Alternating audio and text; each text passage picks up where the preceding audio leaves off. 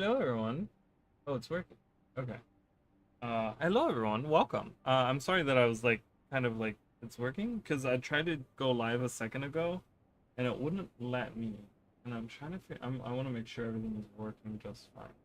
Hello, everyone. I'm gonna kind of wait for people to get here. I'm super early today, but the reason I'm super early is because Kourna is a big region, guys. We're going through Kourna today, and it's a big region, so it's gonna be very like a lot. There's a lot to see. That's all I'm saying. Right? It's like there's a lot going on. So I am live. This is working. Good. Okay. I just want to make sure that that was working because tell you what, sometimes stuff does not work. And I just, you know what? I had to also like, if my sound is different, let me know. Like if I'm like sounding weird or something, I'm gonna check with you guys every so often. Because I had to like restart my computer today. I did some like just regular. I mean, there was nothing wrong with it, but I was just like want to make sure everything was working fine. So I restarted my computer, and then I was trying to do some recordings on uh like on my mic and stuff, like on the computer. And for whatever reason, it was like so quiet, like the recording of it. And I'm like, why is it so quiet? And I'm like, that's some of the setting, and I don't know what my settings were at before, so I kind of changed some of the settings. So I don't know if it's gonna be different. I gotta clean my glasses. But yeah, we're waiting on people anyways. So uh okay, I gotta do that on the right. See, this is the stuff that I'm talking about. It's so confused. Okay, no, I don't need to do that. Here, is that right? Is that correct? No. I don't understand. What do I need to do? Hello? How do I do this on my phone again? Am I live? Am I here? Are people here? I can't go to my channel anymore. What? Holy crap, guys. This is so weird. I don't understand. View channel. Is that what I need to do? See, I'm telling you, it's so weird. Wait, what? Is the stream not live?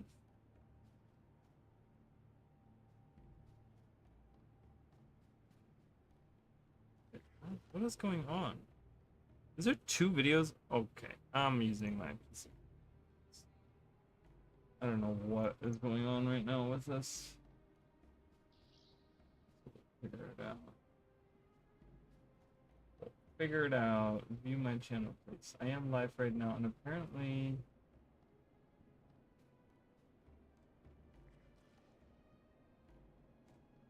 why does it have?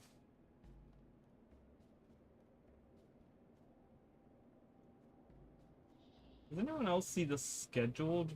The scheduled. Can I delete this? How do I delete this?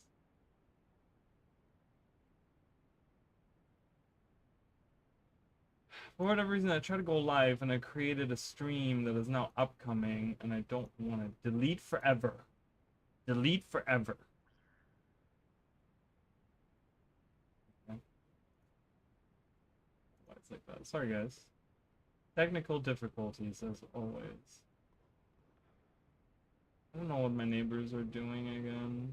They were so quiet, literally until I just hit live, and then all of a sudden there's cars driving around, people screaming, things being thrown.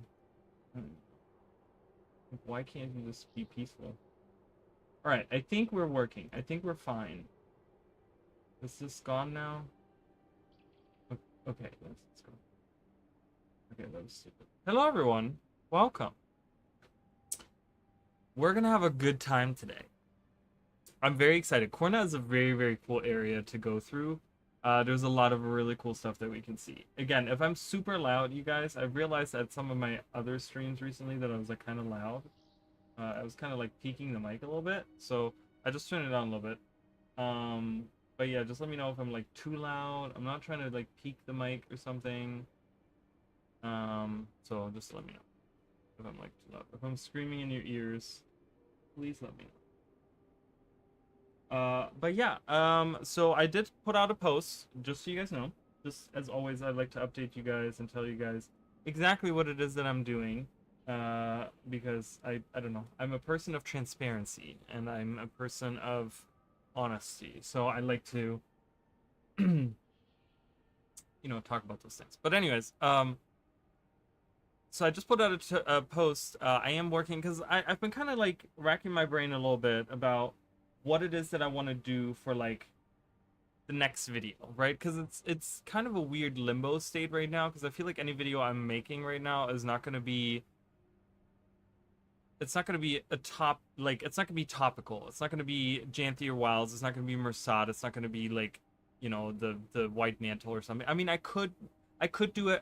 Oh, you know what? That's actually a good idea. Let me write that down. I just had a good idea. I just had the idea of doing a. I used to do like a few videos where I talk about the history of certain things. Like I have a history of the gods, and I have a history of the Ministry of Purity or the Purists.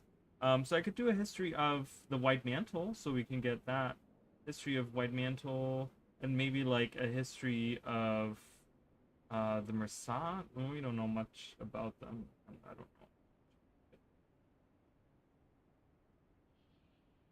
So that's a question. So I want to write those down. But welcome nonetheless. I hope you guys are doing good.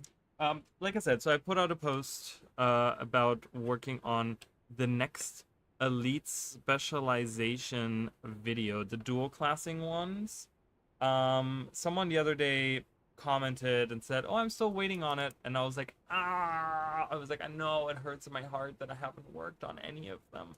I did put out that originally in the original video where I kind of gave the premise of what these videos are going to be like. I talked a little bit about how I don't have a specific like timeline when I think they're going to come out. But I'm like, you know what? This is actually perfect opportunity since we are in this weird limbo state of like, how much can I really talk about Janthier Wilds? Because ArenaNet like one thing that they have, one thing I don't know how much you guys have realized this, but one thing ArenaNet has done is and I don't know really how many people have realized this, but the announcement between Secrets of the Obscure, right, which was the first of the annual smaller mini expansions, versus Janthier Wilds being the second one, the announcements were completely different. Okay, and I don't know if anyone really realized it, but with Secrets of the Obscure, they gave us a lot. Like, they gave us a ton of info. They talked about the maps, they talked about like how they're designed, what's going on, where we're gonna go, blah blah blah, right? We had like all these blog posts and we had all these like things that we could look through and yada yada yada. We did have a trailer, right? But I think wasn't the trailer like accompanied with the blog posts, or maybe they came differently. Maybe they came like on different times. I could be completely wrong on this, but I feel like didn't they come on the like same day? No, they didn't come on the same day because I made like two separate videos on this, didn't I? I don't remember. But I feel like we got like, I don't know, it just feels like Secrets of the Obscure, even with just the trailer, we got like a lot more info. Because there was like info like on screen, there was like text and stuff. And like I feel like I don't know, I just feel like we got like more info, which I'm not saying is a bad thing, like either way. But I'm saying it's very hard for me to make videos right now because we have such liminal information, right? Like, or limited, not liminal, limited information. So we don't have a lot of info. So there isn't much for me to talk about. I will continue making those videos. I'm sure Tuesday we're gonna get. So I'm guessing the way ArenaNet is doing this is every Tuesday they're releasing something, right? And then Wednesday they're releasing something else. I think they did kind of the same thing with Secrets of the Obscure, that they did like two things a week, where they did like, they did like a blog post on Tuesdays, and then Wednesday they released like someone released like an article about them, or they gave us a video on Tuesdays, and on Wednesdays they gave us something else or whatever. Like I think they always had like two things releasing back to back. It was just like I think there was like one day they did like a blog post and the next day we got like a Twitter video or something. I think that's how it was, right? Wasn't that how they did it for Secrets of the Obscure? Something like that. But anyway, so I'm not streaming on Tuesday, just so you guys know. So we're only going to be streaming today and tomorrow because I am working on Tuesday. But I will be trying to get a video out for whatever, because usually they release that info out at like noon or something. So at noon, I'm gonna sit down. I'm gonna see if there's something there. I'm gonna record a short video if it's a blog post or if it's another video about, you know, whatever spear things we have going on. I hope you guys liked the spear video, like the preview of the Guardian Necromancer and the Ranger video that I did. That was kind of super fun to do. I had a good time with that.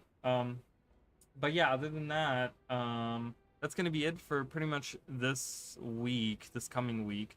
The history of the White Mantle, that might be interesting to kind of make. That might just fit into like what's currently going on. So I might make that because I haven't made one of those history of videos in a long time. And it was kind of I like to switch it up, right? I like to make like this type of video and then this type of video and this type of video and like just change it up and do different things. So I will be looking into that for you guys. Yeah, other than that, I am for the first time trying Squirt. Do not take that out of context. But I have a friend of mine who she's like, oh, Squirt is like the best. And I was like, okay. So I'm trying it for the first time. So you guys can okay.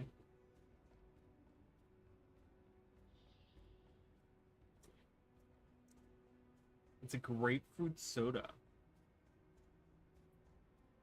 It's not bad. I actually like it. I've never had it before. I want to try new things. The thirst quencher? Yeah, doubt that. That's what it says on here. 190 calories. Jesus. Oh god, and the sugars in that? I eat so much sugar, guys. It's so bad for me. It's gonna kill me one day. One day soon I will no more here, no more streaming with Arali, because I'll be dead from sugar overdose. I'll tell you that right now. Alright.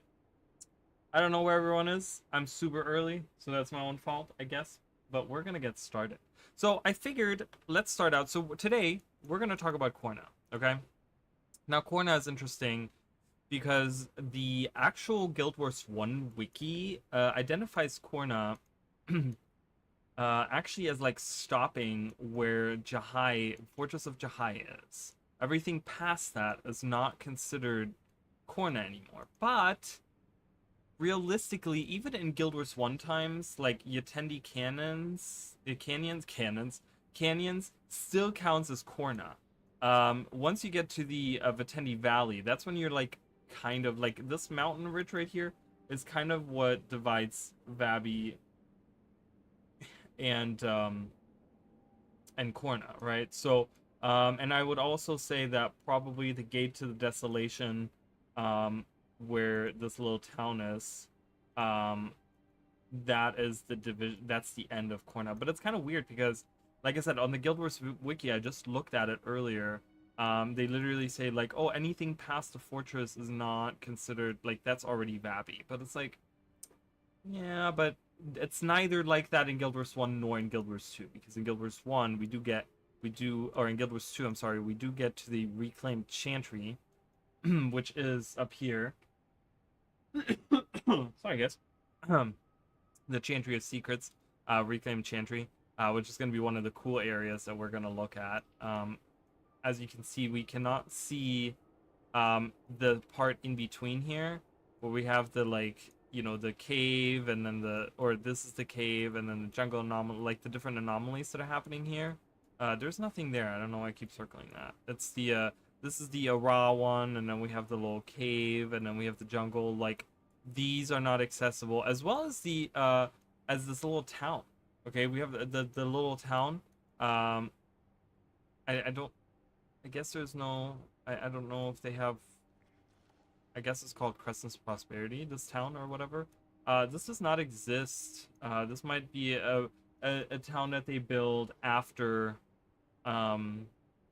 Cormyr like came to power or whatever, and yeah. So but Tourist Procession, you guys can see right there it says Ruin Procession, so that is in reference to the area there. And we looked at that. If you guys are interested in seeing like an overview of the Guild Wars 1 maps, we did do a couple of streams, like what, 4 or 5 streams or something. It was many more streams than I ever figured, but You can kind of see an overlook of these. So, but yeah, we will see those areas. We will see the Jahai Bluffs.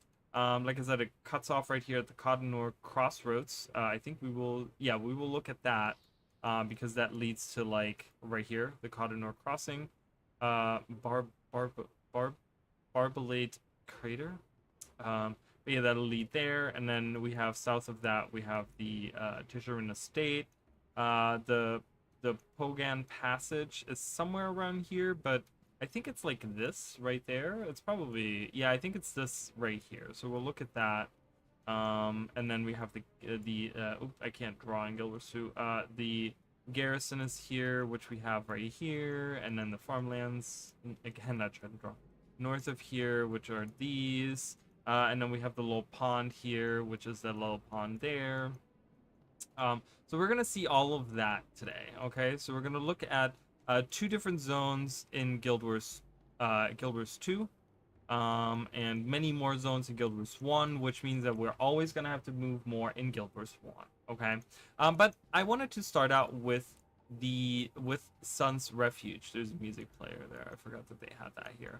But I want to, yeah. So in Guild Wars 1, we have the Sunspear Sanctuary, and the Sunspear Sanctuary is interesting because in Guild Wars 1 you actually get into it from this little town, and I forgot the name of this little town. This is where Milani was born, and the thing is that in Guild Wars 2 you don't actually get to go to any of those areas because it cuts off. The farthest you go is actually like going down from the procession pretty much, and if you draw like a line down, you cut off everything on this side, right? So we don't even get to go to the cemetery. I talked about that. We don't get to see the cemetery. You get to see like right outside of the cemetery. We're gonna see that area. We're gonna look at that, right?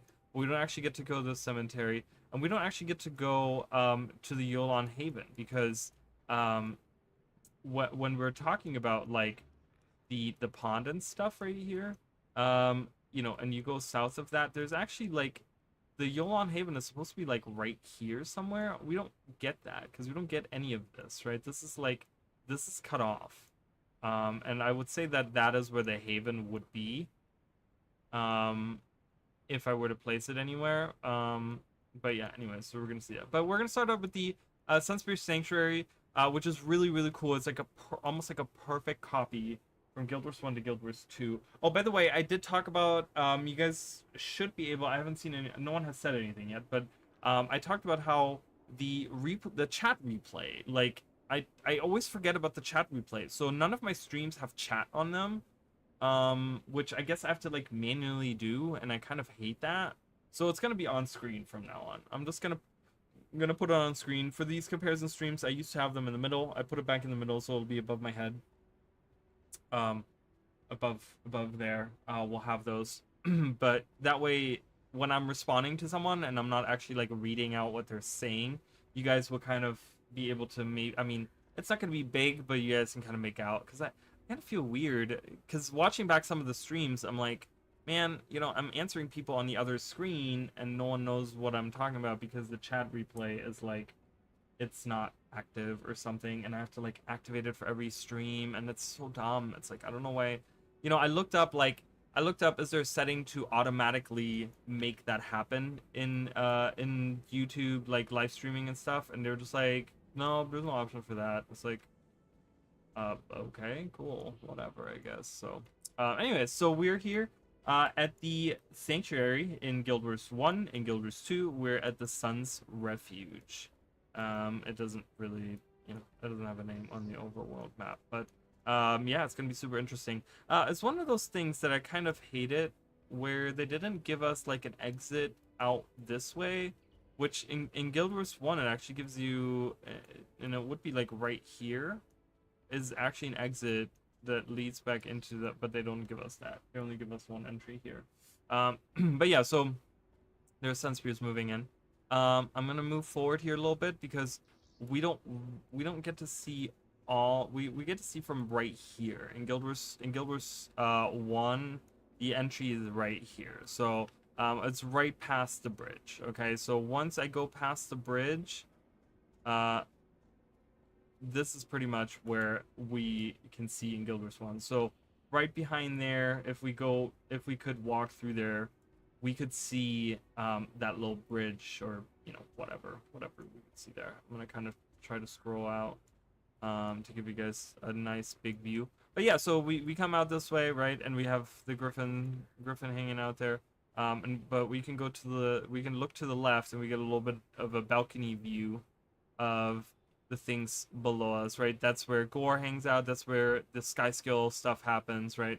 And we can look down. So we kind of have the same little things. There's three of these, right? So we have the same thing here. There's three of them. I can't walk. I can't jump. But you can kind of see it's supposed to be the same thing. I'm kind of zooming out a little bit to show you guys. So Dunkoro is kind of standing across where Gore would be, right? Dunkoro is standing right there at where that tent is, and we're gonna look at that as well. So let's kind of go around. It's gonna be easier. It's gonna be easier for you guys to see once we actually venture in. So let's kind of go through here, and we can get like a nice look at this cavern, right? It's far enough below ground that the brand hasn't destroyed it, which is really cool to think about. Imagining like Krokatoric just moving overhead or whatever, right? So we're down here. We can kind of zoom in and get a look, and it does open up fairly well, right?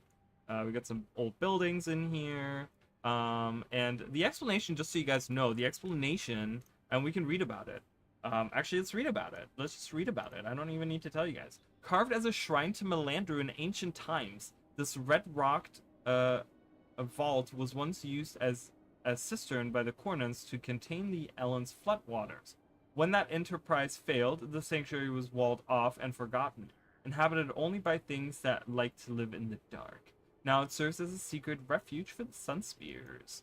Yeah, so it was actually a shrine to Melander, and we do see that not in Guild Wars 1, but in Guild Wars 2. We actually see that because there's the little, you can get the little rune stones, and with the rune stones you can open up the temple, right, that leads to the little thing for Melander and stuff. And we'll look at that as well later on, or in a bit. Yes.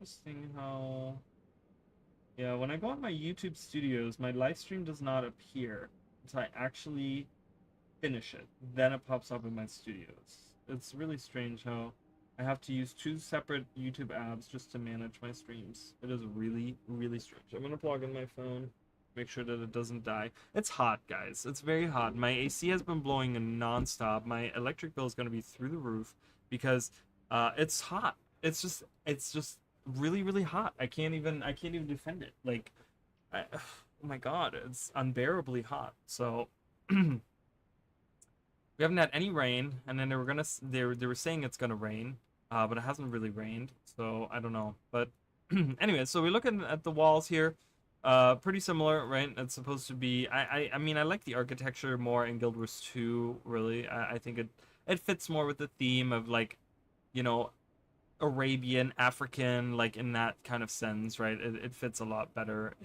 in but they did a good job nonetheless. So, you know, it's like you can look up there, like that's where the griffin would sit, right? We look up there, that's where the griffin would sit right there. Yeah, and then we go around. We have a bunch of NPCs that are hanging out here, but it's just kind of wild. I didn't know Raza got his own spot here. It's wild. Oh, to change his profession. Got it. Huh, interesting. Anywho. So we come down here in Guild Wars 2. I mean, there is people here as well. But not a huge crowd. I mean, there's, you know, a few people standing guard in front of that. Right? We look at that. That actually does lead out to another area. Right? So in Guild Wars 1, so I'm looking right at this little corridor. In Guild Wars 1, we actually get to go through here, and it's blocked off here, right? So this, and we can kind of see, right, it like leads out. This leads to Sunward Marches. You can kind of see that right there. This is where like a bunch of the trading and the armor merchant and stuff are for this outpost here. There's the actual gate that leads out. So there's like another part of this cave system, right? And we get a big tent with merchants. So, perhaps at some point in time, maybe we'll get a mini expansion that takes place over here, right? And we get a little bit more of Alona or something. And they might take some of these like Sunward Marches and the other area. What's this below? Oh, the Marga Coast and stuff. And we could see these being added in like a mini expansion or something, right? So, and then we could maybe ArenaNet could retroactively add a gate that we can go through in Guild Wars 2, that leads out, where they break this down. Oreen has like fixed it or something. In the meantime, right? We didn't see that happen, but maybe it's already fixed or something, and we never knew about it. And they're like, "Oh yeah, this has been fixed for a while. Where have you been?" Kind of thing, So, but anywho, so we go back around and we look at the little lighthouse that we're looking at right here was destroyed by the brand. It was one of the parts that did get hurt by the brand. So we can like look up and kind of see and go around here. So that would be going see, and that's what was destroyed here. And we go around this way, and there's Margaret the Sly, who is the ancestor to Saida. No, is it Saida? Saida the Sly, right? I think is her name. Which we meet in during season 4, right? She's the Corsair lady. So she is the Margaret is the ancestor. Saida the Sly is her. I want to say that's her name. I don't know why that rings wrong in my head, but I think that's her name. Anyways, Zed Shadowhoof right there. He has some quests. What does he have? There's Procession. Yeah, okay. Whatever, dude. Alright, and we can kind of walk around in here. We got some tents, some areas. So if we do the same thing, we walk around here, and Scholar Deck is up there, and we walk around. And we would go down the hill here. We don't really, I mean, I could go around now. And we go down here. Same thing with like these little, we do have another exit this way, which we do have here as well, that goes to the Jai Bluffs. Okay. I wonder if they put the little bridge in, because there's a little, so there's a Porto Hio path. If you go underneath the bridge, you can go to the Pet Tamer and a couple collectors. They collect coin and pendants, and I think they give you armor or whatever. And I think they're like there's like a quest or something that you have to do with them. I don't know if it's a main quest or side quest or whatever, right? But yeah, so that is that area. They do have that available. Explorer Sky is out here. Oh, what does she say? Or he say? She? He? She? He. This hall allegedly contained passages leading to all over Kourna. This one went to Arkyog, but caved in like most others. Yeah, so, well, what other option? Where there must have been awful, blah blah blah. Yeah, so he actually tells you right there that there is actually an access that leads here. I think they're hinting at like that it's supposed to lead here. But I think it's if we're actually looking at the map here, you guys will see that gate right there. That is that gate. Is that not? Oh yeah, because yeah, that is that gate right there. So if I were to go through that same gate, so I'm getting a little ahead of myself here. Let's actually go back to the. I'm just super excited. I'm just like, oh my god, let's look at all the things. So the bridge would be like somewhere right here, I guess, right? Like we could kind of see that the bridge that we're looking at would be like somewhere around here. There's the portals right there. There's Obi. Hi, Obi. Obi-Wan Kenobi. Costo does look around. There's some digging, but we found it. Where does this go? North of Argent Garrison. As soon as the passage used. So yeah, so we can go here, and it leads to, I think right here. Right here, right there. That's where we come out of. So it's funny because this same thing would happen here. We actually come out this way. We come actually out of that hole, and that is perfectly located in the exact same way. You can kind of see this rock formation here. It's kind of like that shape. It has the same shape there. So that's the same little thing with the there's that little statue, which is the like monument of Palawa Joko, where he was trapped under right across. That is in the same exact location. We're going to look at that once we go actually into the zone. But yeah, so that's kind of the area there. So it looks like the bridge turned into like a giant barrier because there's just brand above us here, and there's an anvil there, random anvil, anvil.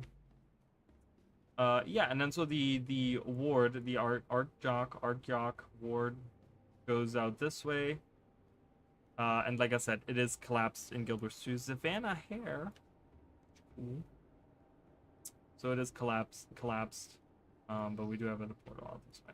So again, would be kind of cool if retroactively at some point they would like open that up and just be like, oh yeah, we're able to dig out of it or something, right? Like I think that would be kind of cool. Connectivity between the different maps, right? I talked about this in a recent video, and I think most people agreed with me on it, where you want to build like you want to make your we already don't have one gigantic world, right? It's already pretty much like zones, right? It's like zoned into different like areas. So and you already have a little bit of that disconnect there, which doesn't it really isn't like that immersive, I guess you could say. So the thing is that like you want to try to connect those zones as much as you can to one another, if that makes sense. So, that's why I feel like they should retroactively just add gates. Like, it's not that much work to just go in real quick and add a gate and make sure that it functions. I mean, it's like, I don't think that would take that long, that much work to do that, and to have that checked or whatever. Because again, I kind of talked about this where recently, they went and like fixed 2 random events in ore, and I'm like, okay, well, someone took the time to do that. Why don't we go and add some gates somewhere? you know, kind of connect the world together. So,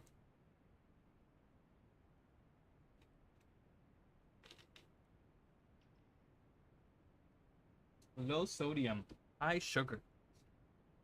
Anyway, so we have the little, the little tents that we have here.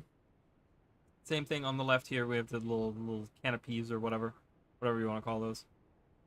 And we go around, and then we get to the actual entrance to the Sunspear Sanctuary. So here in Guild Wars 1, we actually have 2 different zones, right? We have one that's actually outside, the outside area. It's its own zone in Guild Wars 1. In Guild Wars 2, that is not. I can go through the little cave and not have to worry about zoning, right? But let's zone in Guild Wars 1. Ta-da! We're here. Yeah, I saw some player characters. Oh, everyone's left. There was like 10 player characters here earlier. Everyone kind of cleared out a little bit. So, I sometimes hate that they like teleport you way far ahead. I'm like, the gate is here. I want to stand right in front of it. So as we venture into the cave, right, we get the first look. So you guys can kind of see this is the same area we look at. We see the bridge over there. That's the same bridge there. We have the little thing here, which again you can kind of see here. You can see that same pillar, right? You can see that same pillar with the praying. We have seen this many a times, right? This is carried over from Guild Wars 1. The interesting part is that those glyphs, those runes or glyphs or whatever they are, those did not get carried over. I don't think I've seen them on any of these pillars. So it's kind of interesting that that was part of the history that was kind of like erased or something like that. I'm not sure. We see Lonai here, right? Lonai, we know that in the episode 1 of Guild Wars 2 season Living World season 4. She was the awakened that Joko sent out or whatever. She's actually like one of the leading members of the Sunspears in this at this moment in time.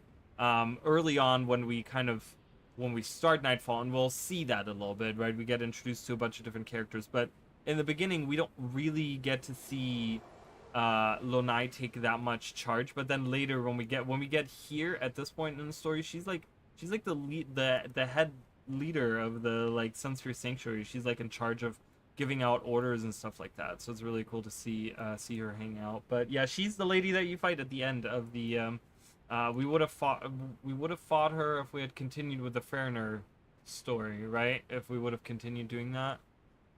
Is that right? Or did we fight her later? No, we fight her later on. We fight her in the second episode. Isn't that right? They show her in the first episode, but then she appears in the second episode, something like that. I don't really remember, but she's the one necromantic uh lady that we like leave out in space.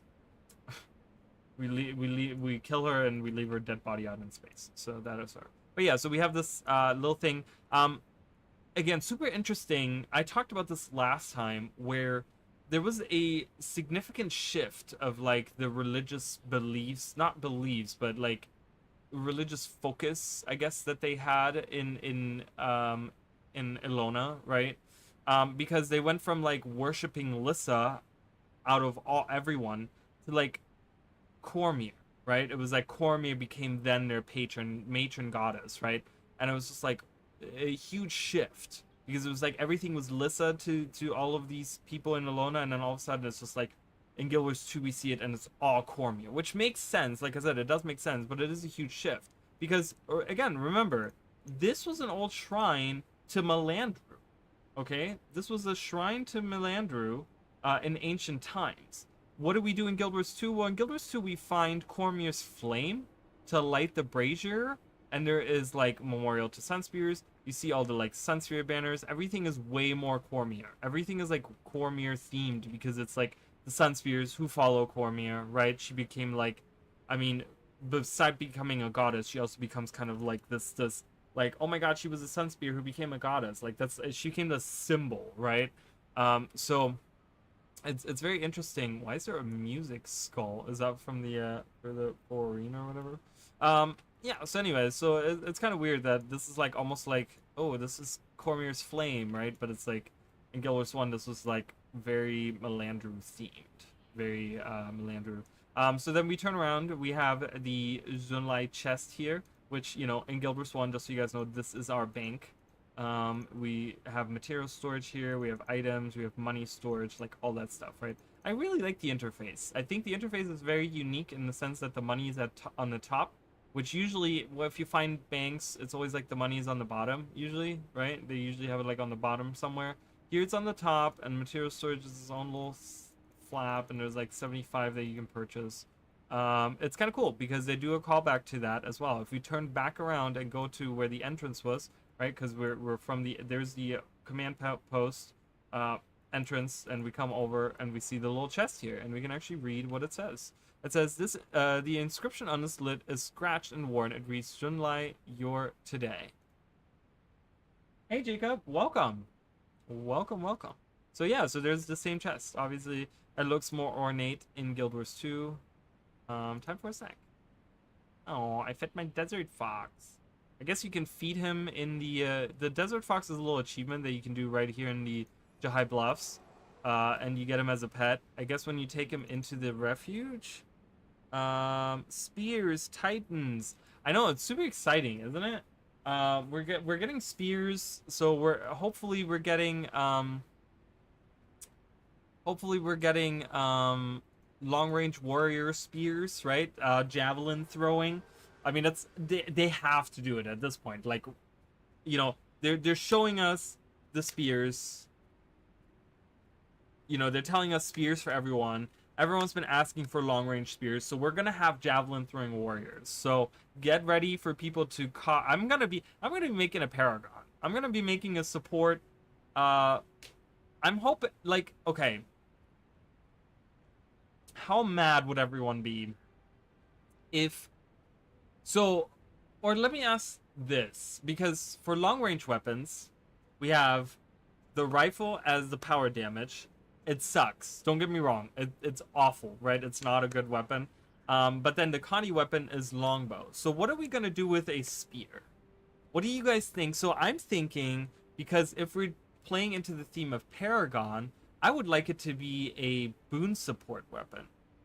Like, not just be, because the staff is pretty much just like a lot of healing. I just want to see a bunch of boons on the spear, right? I want to see a bunch of boons on the spear, and I want to have the burst be us getting golden wings, like we see on the like some of the like the bursts where they get golden wings on the like anthems and stuff that they use. The Paragon in Guild Wars 1, that's what I'm talking about. And you know, and we do the burst and we get like wings and we throw the spear or something like that. But it like gives us a bunch of boons or something. And for Revenant, I don't know. Here's my thing. Okay, and I know you've been talking about this for a long time, and we both agree that Revenant needs another long range weapon. I have a feeling ArenaNet is gonna be super fucking cruel and give us a close range spear just to fuck with us, just to be like, oh yeah, you're not getting that. Like I have a feeling we're gonna get a Revenant short, a melee range. So, but anywho, so then we have I don't remember what's out here. Let's have a look. Oh, this is where the Awakened hang out. We get a little Awakened um, place. It's kind of weird how this is not on the map. Hello. So if I were to go up here, um, we don't quite. There's a ladder that leads to some kind of something up there. We can't actually go up there, so. But yeah, we come in here, and in this little hall, there's not a lot in here. But we do have this little area that there's nothing in. So we do get this little hall. Trying to see if there's anything in the ravine that I can't go into. Nope. There's a stone bridge over there, kind of connects back around, loops around. So that's this chamber right here. I don't think in either game there's anything interesting. I mean, I guess I could have a conversation with these Awakened or whatever. They have their little like altars and shit set up, but this lady is crying her eyes out. Awakened mummy, hello, sexy. Ooh, look at that, beautiful. All right, anyway. And then we come around back to the main room. I can't actually do that. Oh, yes, I can. I lied. We come down here. Whoa. What is that? Interesting. And we have this little thing here. We have these little they do get replaced, these little springs or whatever. But some of them I guess don't appear anymore. So there's one that's missing already. Right? Oh no, that's this right here. I didn't get all the way back to the wait. Is this right? It's so far away I can't see. Oh, I can. There we go. That's good. Oh yeah, I guess that right here. Yeah, okay, that makes sense. So this right here is this what I'm looking at right now. Because you see these old buildings as well. Alright? And you can see them right here. They were there in Guild Wars 1. The exact same buildings. They kind of, I mean, they don't look exactly the same, but obviously, you know, we're talking about same kind of scaffolding. There's a griffin on there. But yeah, so and then right where this thing is, I guess, is where the you know, this looks. I was gonna say earlier, it looks like a fire pit, with like that's burned out. So it's kind of weird because it's in the exact same spot as this fire pit. So that really works out. I mean, that's like really well thought out. They like looked at this area in Guild Wars 1 and were like, fire pit, yeah, we're gonna make a forge here. There's gonna be an armored person here. Like boom, okay, and that's when they made put her here. But again, so these Melandru little shrines, springs or whatever, are replaced with fiery Cormier things. So we have that. And then we go back to the main hall. Down along the pillars. I really love the like magic that's like floating through the air. It feels like it's protected, right? It feels like there's this magical protection happening. Yeah, and like I said, so we come down back to the main hall. Yeah, no sarcasm. Awakened models are so good. They are really good. Yeah. They are really good. There's at least 5 different of human. I mean, not Joker. Not Joker army. They use builders to god statues in alone. No sense at all. Yeah, I know.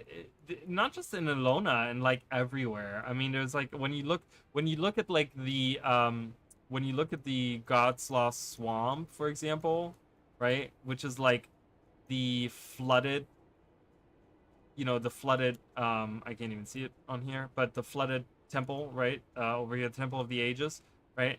They use the Guild Wars 2 models, I think, don't they? I think for some of the statues, they use the Guild Wars 2 models. They didn't use the Guild Wars 1 models of it. It's kind of strange. It's like, what? Like, sometimes when they have, or like the statue of Gren, I just did a short about that the other day, at the Reaper's Gate, wherever that is, right here, Reaper's Gate. That uses, so this thing right here, this exists in Guild Wars 1, right? And they used the Guild Wars 2 model of the statue, even though in Guild Wars 1 it's a different statue. So it's kind of silly. They do that everywhere. It's kind of dumb. But anywho, so we're gonna zigzag around. So we're going back to the main plaza. We're here at the main plaza, and then we turn around and we can look. So we just came down from there. Yeah, so we went up around there. There was the Awakened over here. There was the little armory lady, and we go across the bridge here. There's obviously nothing here in Guild Wars 1. We go across, and we see more of the buildings with another one of those shrines. I really love the little sparkly water effect that they have. It makes it feel so idyllic, the way that you look at these like little springs or whatever. Again, it kind of gives it this magical feeling. But anywho, so we go across, and again we have the same buildings. The little there is some pillars still here. But the brazier is replaced, or the spring is replaced with the brazier. They're the same buildings in the background again. You can kind of see that. So buildings were there. Still not really used, even in Guild Wars 2's time. We got the little Dolyak area. People training. Sun Spears. I love that there is a Sylvari Sun Spear. It's very interesting.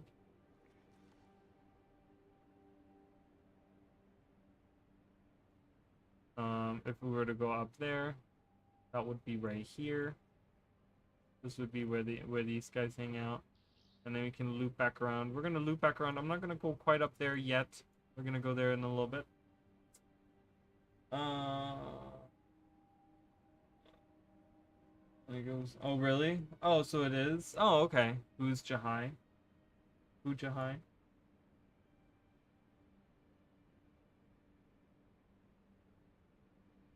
That guy who made it, or the people, should get a raise. Yeah, I mean, I see. That's the thing, is like, it's also an inconsistency if you think about it, right? Because it's like, you did it for one of the statues, but you didn't do it for the other statues, so that's kind of weird, right? So it's kind of silly,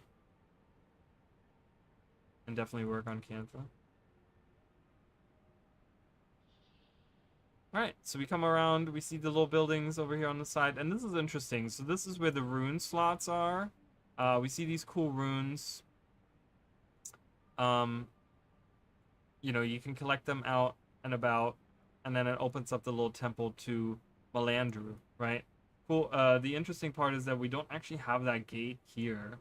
It would be, I mean, I guess it would be like right underneath here.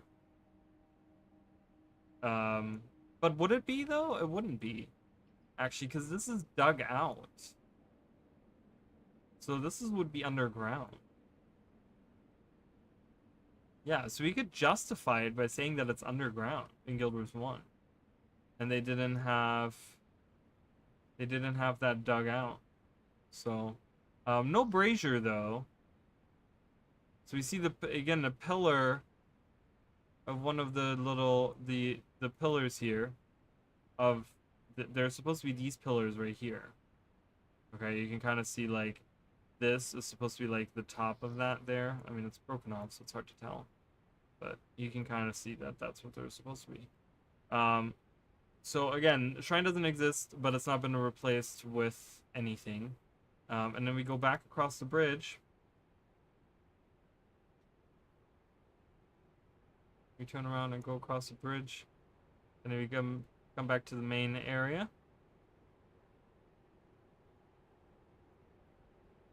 It's a little different, the bridge here, I want to say. It's not quite, is it?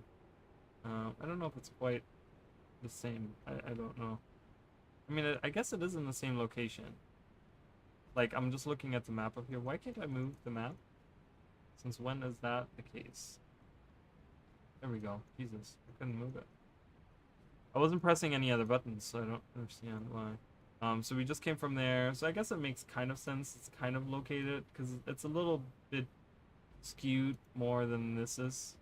But still, I think nice job overall. We do get, it's interesting because we do get another bridge here. With the waterfall to the left. Refugee taking a dip. We don't get this other bridge. So this is like a bridge that does not exist. To like a whole different area. So that's what I'm saying. Like in Guild Wars 1, the bridge that we're looking at is like in between here. So, but in Guild Wars 2, they created like two separate bridges. Because we go to this area. Okay, from this bridge, we go straight ahead, right? And that's what I'm saying. Like, if we were to go this way, like, they have a bridge here in Guild Wars 2, and then they have a bridge over here in Guild Wars 2 as well. So, but if we go straight across that bridge, once again, we have the buildings in the back with the brazier in the front. So, boom, right here. There's some merchants there. Same kind of here with some tents. We get that library of different things. Yeah, and there you go. And we see those. And then we kind of go around the back. I don't know how far we can actually go around the back. Oh, this does lead somewhere. Where does this lead again? This leads to... Oh, this leads out to... right over here, doesn't it? Yeah. This leads out to, like, right over here. We don't actually have that exit in Guild Wars 1. So right next to the building, they have an exit here. This does not exist in Guild Wars 1. So that is a new addition. But we do get the back of the...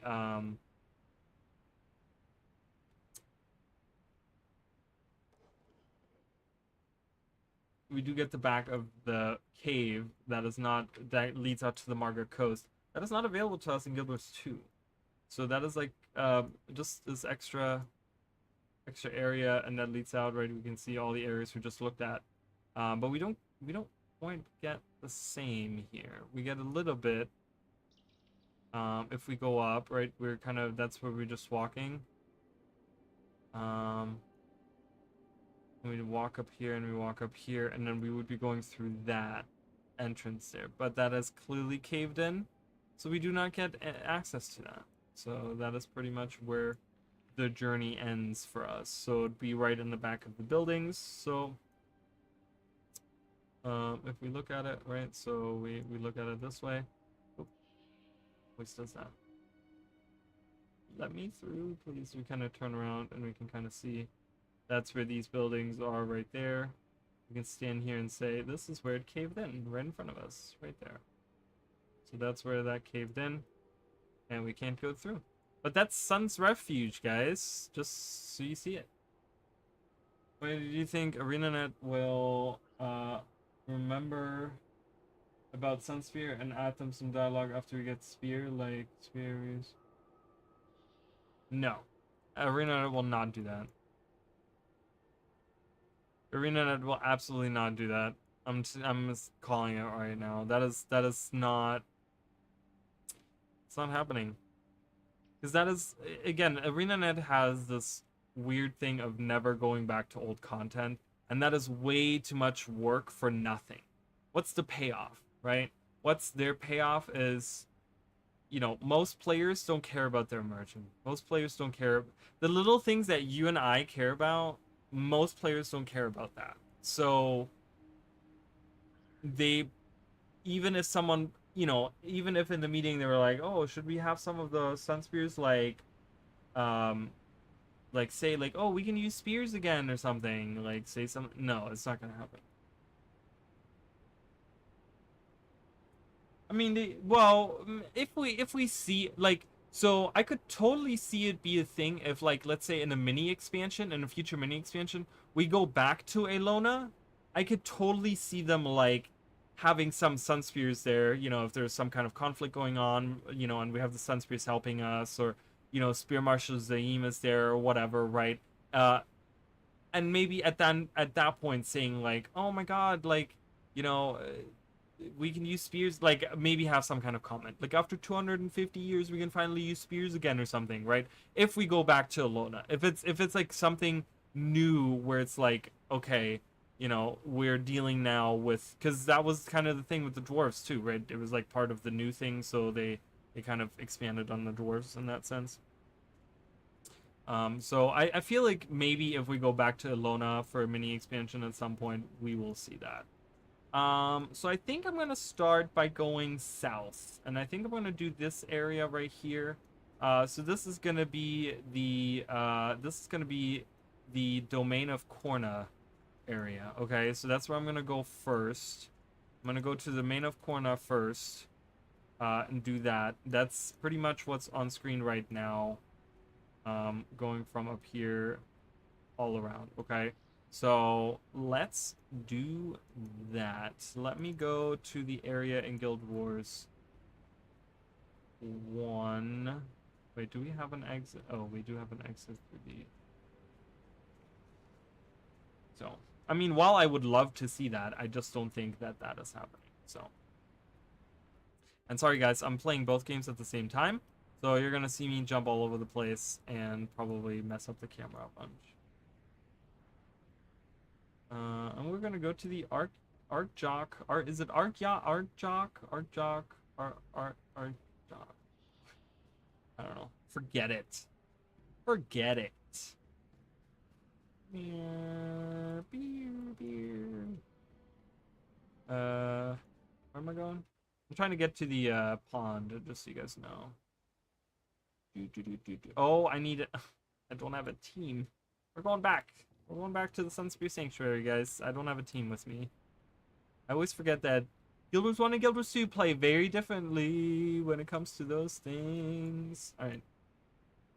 Let's build a team real quick. Doesn't have to be anything fancy. Oops.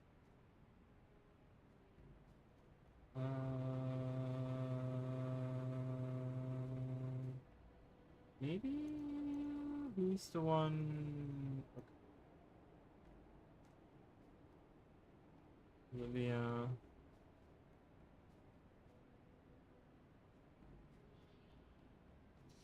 Olivia, we'll take with you. We'll take you with us.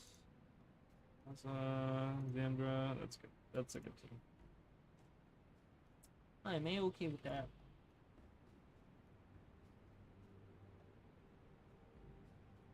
Biggest Guild Wars line where we never fight alone. Oh my god, I love that saying too. It's like every time like Cormier says that to you in Guild Wars 1, I'm like, yeah, you never, and remember, you never fight alone. And they don't fight alone. They like fight together but like separately. In Guild Wars 2 at least. Which however much sense that makes. Alright, so let's go down here. Let's find a semi-decent safe spot to this pond. I'm just gonna sit on this island.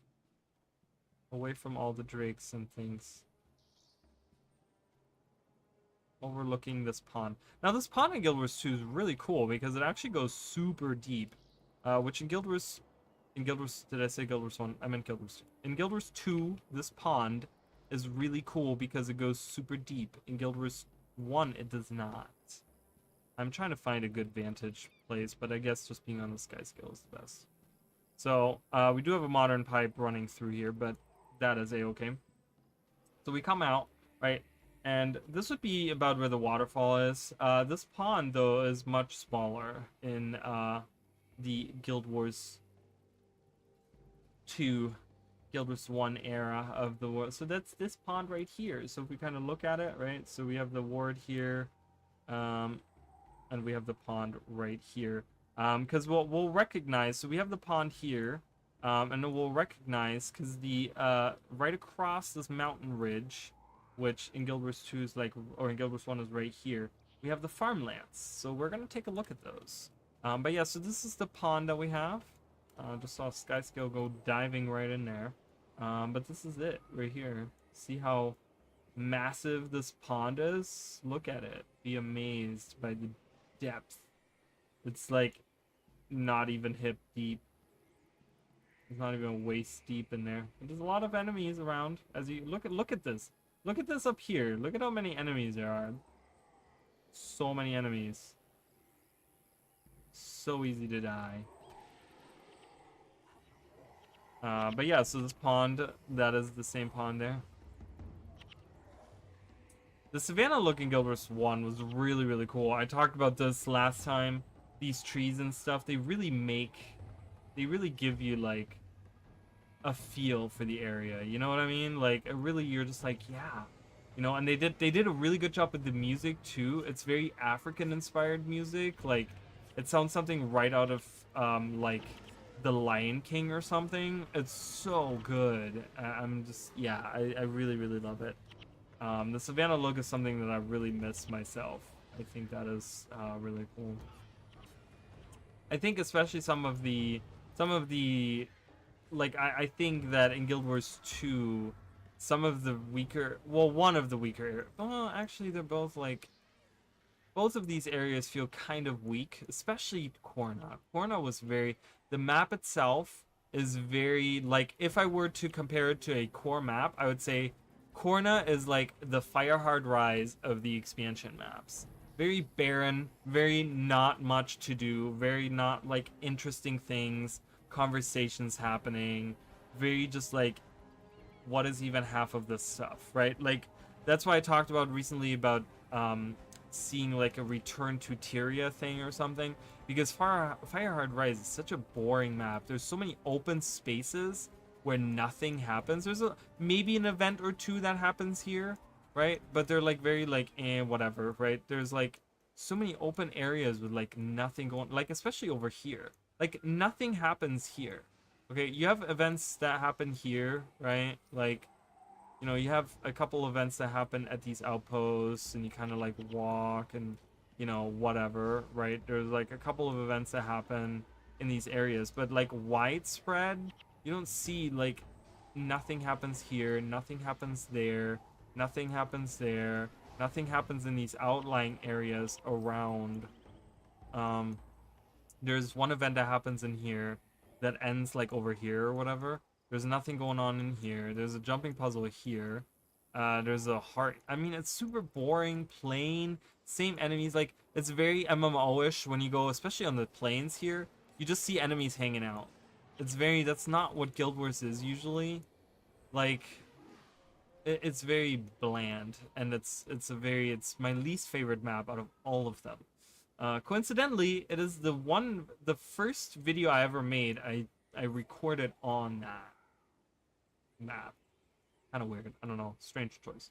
But anyways, so we're moving along. I cannot go across the mountains directly because I can't fly, jump, or mount. So I'm excited for this next expansion to come out. I'm excited to hear more. So my prediction, what did I say? What did I say? Oh no, I don't remember what I said. What did I say? I'm gonna have to go back. I don't know what I predicted with the next one. I think I said warrior. Did I say? I said warrior. What the next ones are that they're gonna show. What did I say? Warrior, elementalist, and thief?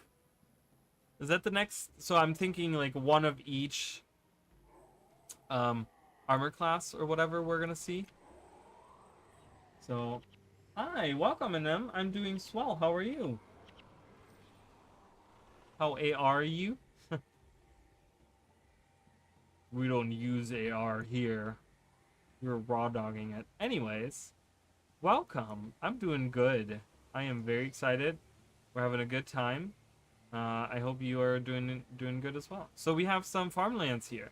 We get that cool. We saw that little windmill / watermill combination thing that I talked about during the map streams, which I thought was really cool. But we have all these farmlands here with like this irrigation system. There's like waterworks happening. They're pulling water out of the lake, or something. I mean, I'm guessing they're pumping it from the lake over here, right?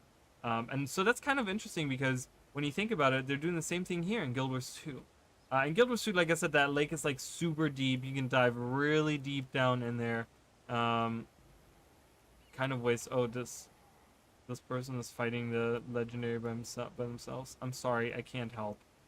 I apologize. All right, so I'm gonna take the. Is there? There was a jackal portal. Where did that go? There it is.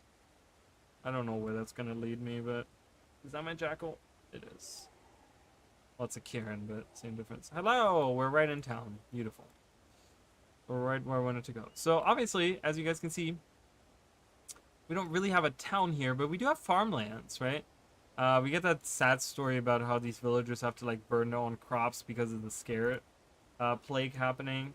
But this is it, right? We do get a little bit of like buildings and stuff that people I'm sure live in. We have an or we actually this leads to Jahai Bluffs up there. We do get some buildings. I mean, I guess they could be living in this. This is like a huge water mill, right? Like water and windmill. They could be living in there. Maybe they're just working on it. Yeah, we do have some farmers here. We do get a little village with different crops stuff happening. Statue of Melandru. I don't know if they have the statue. They probably have the statue destroyed. Right? Like it. Where would it be? It would be like right over. I mean, there's statues to Joko everywhere, so I really doubt that they would have that still. But yeah, again, so we kind of cross over the mountains, right? That's what we did in Guild Wars 1. We're going to cross over the mountains and arrive at this village with the farmlands. And so we have the same thing going on here. We have these little farmlands out here with a little village. And then it leads to Jahai Bluffs up there. But yeah, we can actually go further through the town, maybe, see if there's anything. I really found this part of the story like really sad, right? Because we see a lot of really depressing stuff during this story step, you know, so it's kind of sad. We see the big statue of Joko there. Obviously, we wouldn't see a statue of Melander anywhere because they would not let that happen. I'm telling you guys right now. But yeah, so here we are. There is that. I was really impressed with Path of Fire in general, of how everything lined up in 2 games. I have to admit though, it was a bit disappointing. Yeah, Domain of Kourna is very disappointing to me as well. It's just very like it's just so empty.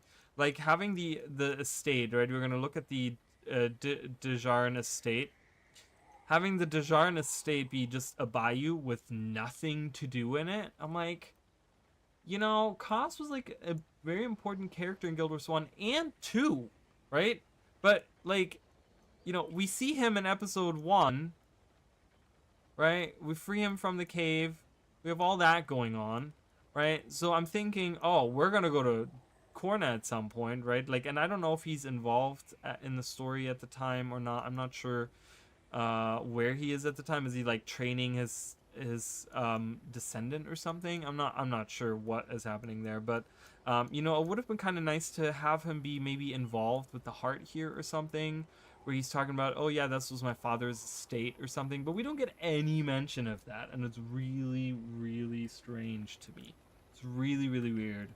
Anyway, so we have the farmlands here. We get a couple of bridges. There's a lot of water. Obviously, there's some water on the side here, but we don't get any like in the middle of the town. But yeah, so that's pretty much it for you guys on this little farmland. I do love the little irrigation system that they have. I think that is pretty sweet. I guess it comes from up here. Where does it come from? Oh, it comes from the pipe. So like I said, they're taking the pipe. Remember how we looked at that pipe in the lake, and I guess it leads right to here. And they're using that to water their crops, which is pretty modern and pretty cool, pretty stylish. I like it a lot. It looks very good. I like the way the town looks in Guild Wars 2. Such a shame that it was, you know, kind of underused or whatever. I mean, we did get a couple of story steps here, so. But anyways, I'm gonna be right back, guys. Give me 1 second. You guys can just hang out.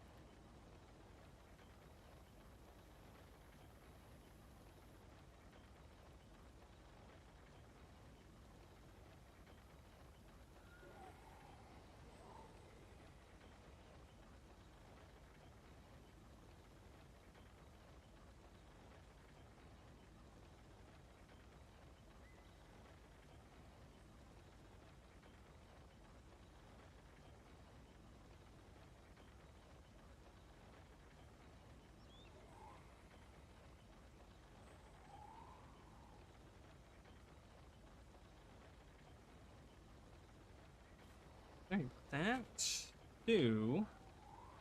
Let's. Oh, someone was killed over here. I see some corn and I see coins and corn and tunic hanging out. So if we go, where are we gonna go? Oh, we're gonna go. We're gonna go to the garrison now. Okay. I'm just gonna hit like going to each of the areas. I mean, like down here. I mean, you know, it's kind of strange. I mean, I could go there first. We can kind of look at that. Where, because I've talked about this, right? It's like we have the pond available, but then we have the area where, in Guild Wars 2, I'm going the wrong way.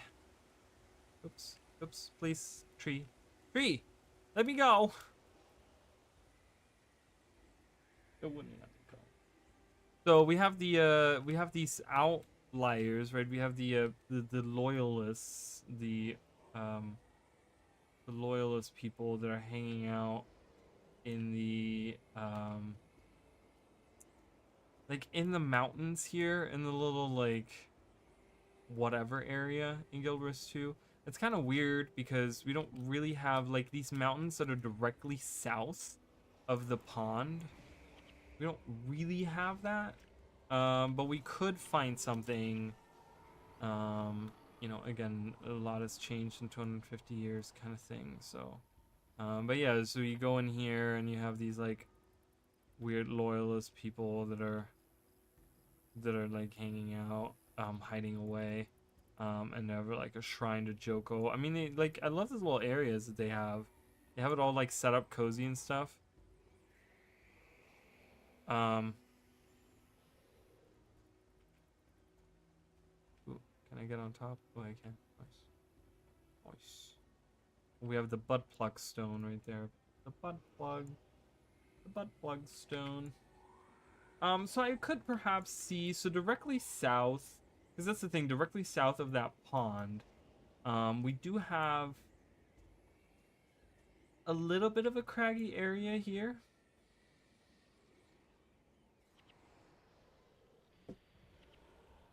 A little bit of a craggy area with actual buildings, right? There's like a couple of buildings here, but it's not very like, it's not like a canyon.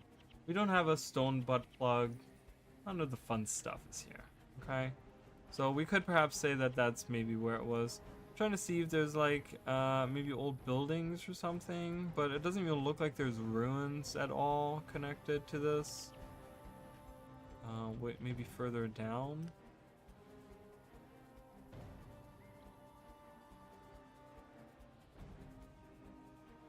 No, I don't see anything. So, again, not really anything, but I would say that's about the area that we would be at right now, is like these ruins that are in between this rock and stuff in here. So that is probably where we are, because we're like directly south of the lake. And there's some craggy areas. There's even more if you go further, like to the side. Okay, we have some mandragores attacking. Stone flesh mandragores. We don't have mandragores in Guild Wars 2, do we? I like them. I think they're kind of fun and enemies. I would like to see them in Guild Wars 2. But we have titans coming in. We have like weird like. We have weird, so, and I don't know if people understand really, like, it was weird because I saw some discussion on Reddit and Twitter and stuff. Sorry, I'm trying to get comfortable, but I don't know what a good position is. Comfortable. But yeah, I saw some, like, I saw some discussion on, like, enemies and stuff, and people are like, oh, we're gonna see titans, and it felt like to me that people were assuming the enemies we saw in the trailer for Janthia Wilds were titans. They're not titans. They might be a different kind of titan, but they're not the titans that we saw in Guild Wars 1. The only titan I think that they officially have confirmed is the big enemy, the big shadow that we see right at the very end, where Malice says, "False God," or whatever, right? Like, that is the titan that we see. We see, I think, the meta event / convergence / raid boss is going to be one big titan that we're gonna fight. I don't think we're gonna see many other titans. I don't think we're gonna see titans all around. I don't think that's gonna happen. Um, so I kind of felt like a lot of people didn't really make that connection. A lot of people were thinking that the little enemies that we saw were titans. Those are not titans. They're like little wood elementals or wood or like bark elementals or something. Like that's I'm telling you that's what they're gonna be. They're gonna be some kind of weird. They might be commanded by the titan, right? They might be like controlled by the titan or something, right? But that is not they're not actual titans, those guys. So I don't know. But hey, whatever. What do I know? So alien looking. The jacarandas and the bogos, most important to me.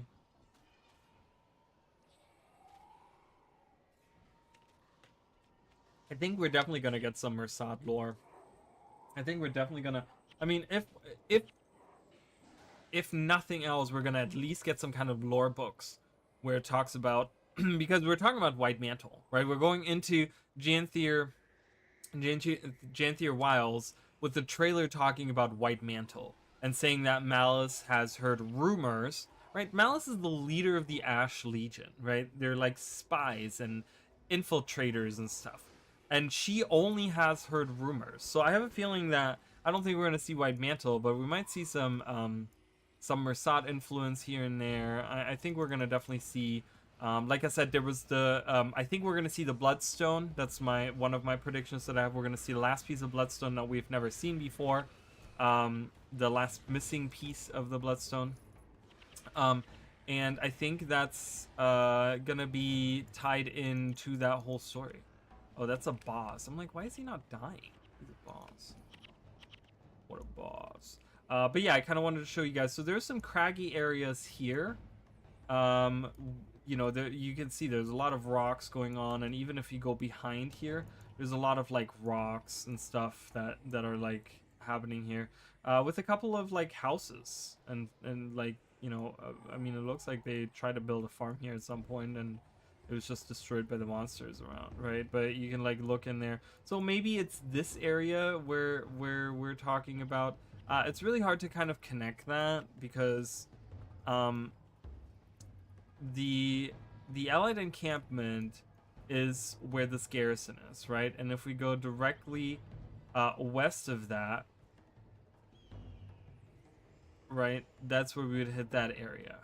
And if we go northwest, then we hit that other area I just looked at, right? So if we look from here, we go west directly over, we'd be somewhere over there. And if we go northwest, we'd be like somewhere right here. So it's kind of like right in between, which right in between is just open here.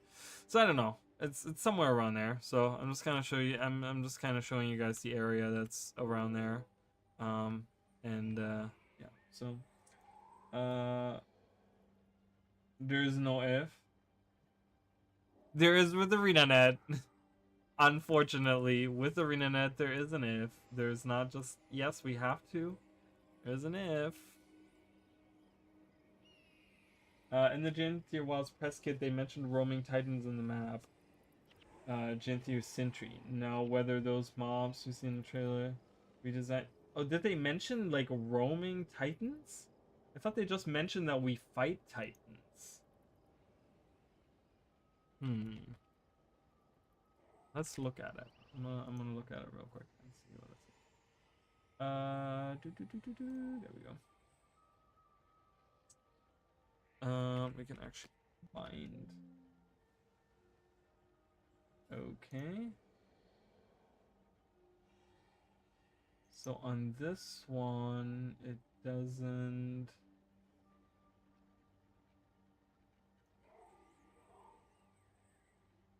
Say it. Does it say it on here?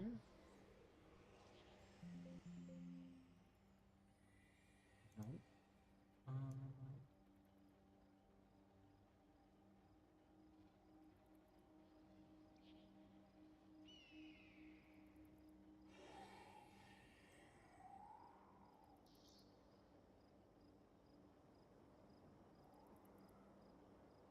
want to see, where's that article that they have? Who did the article? I don't remember. Was it MMO? MMO. Oh, what was it called? MMO. Does anyone have a link?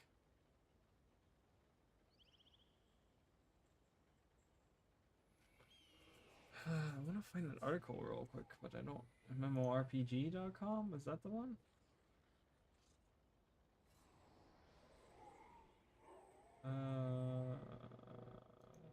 Yes, maybe? Oh. So here, this is on MMORPG.com, the article that they did. It says, at launch, expect 2 new maps in set, what? In set? Set in and around the islands of Janthier, with a third to come in a future update. The Lowland Shore, a rocky area that is home to the Lowland Coden, and the Janthier Sentry also features titans and storms to contend with. There's also some creatures you may recognize if you're a fan of World vs. World, Warclaws. So I see that. So they talk about titans that are in the map. Yeah, so... Oh, okay. Including Lowland Shore, home to the Xeno's Rocky Shore's Wandering Titans and Mystic Storms. So it's gonna be more than one Titan now, we see. Okay, interesting. So I am incorrect, and we're gonna see more than one Titan. That's gonna be interesting. I like I said, they don't look like traditional Titans at all, and they're not even made out of same, like Titans in Guild Wars 1. Like I mean they range in the way that they look, but they were usually like fire based, right? Like I think there's some icy variants or something, but they're not like the bark elementals that we see, the tree elementals. So I have a feeling we haven't seen the Titans yet. I think what they're gonna do with the Titans is they're gonna do the same thing they did with Hydras. Do you guys remember how like in Guild Wars 2 they did the Hydras and they did them like super powerful and big and stuff? I'm hoping that's what they're gonna do with Titans. I'm hoping that they're gonna be like bigger enemies and they're gonna be like veterans that are like walking around in the map and stuff. And you only see a few of them around. Like, that's what I want to see. And maybe they haven't even shown them off yet. That's my hope, at least. So, anyways, so we're going to be moving to the garrison now. I need to go north. Not to Vabi, but not quite to Vabi. We're going to be going to Vabi next time. But not today. Oh my god, there's enemies everywhere. I hate this map for the enemy amounts. There's so many enemies everywhere. Like I said earlier at the pond, there's like 75 billion enemies on the map. It's kind of wild. So interesting, but yeah, so there's gonna be multiple Titans. I think they're gonna be part of like events and stuff probably too. It's gonna be interesting to think like what the driving force is behind the Titans, right? Because the Titans were like Abaddon created them, and the was the foundry of creation or whatever is where they were created, and then they were sent out to exterminate the Mersat. Well, the Mersat are no more, so I don't know. It's gonna be interesting to see the Titans in action. I'm gonna throw my spear right in its eyeball. I can't wait to throw spears, guys. I'm excited. And it aligns perfectly, because what I'm probably gonna do, so I've kind of thought about this. So there were some really rare bark Titans in the first game too. I think they were called rotting Titans. It'll be interesting. Really?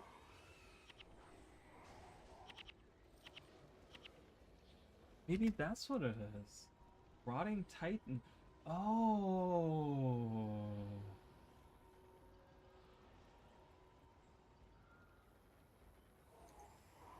You're right. Oh my god, I haven't done these missions in so long.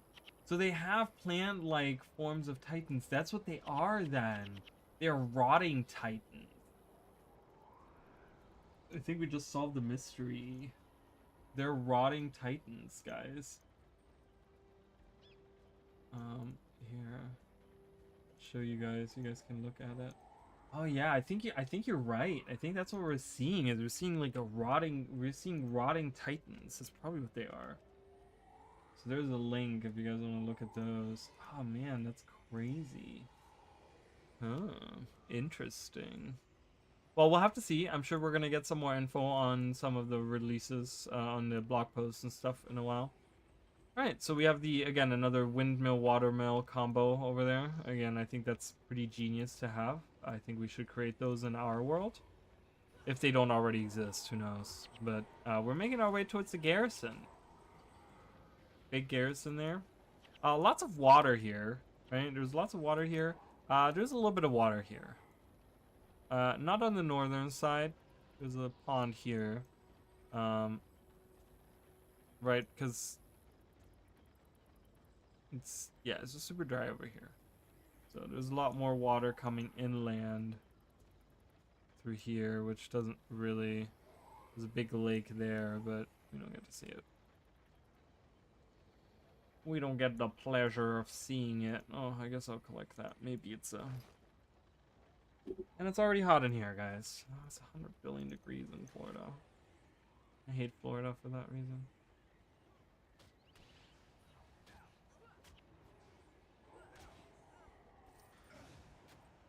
Alright, let's storm the bridges and get into this. They're gonna be firing siege at us. I'm not gonna play Guild Wars 2 right now. I'm just gonna focus on Guild Wars 1. Are they firing siege? I don't hear anything. Look at all these enemies too. All the Kourna that we're fighting. I mean, my group is pretty good. I have a pretty good team.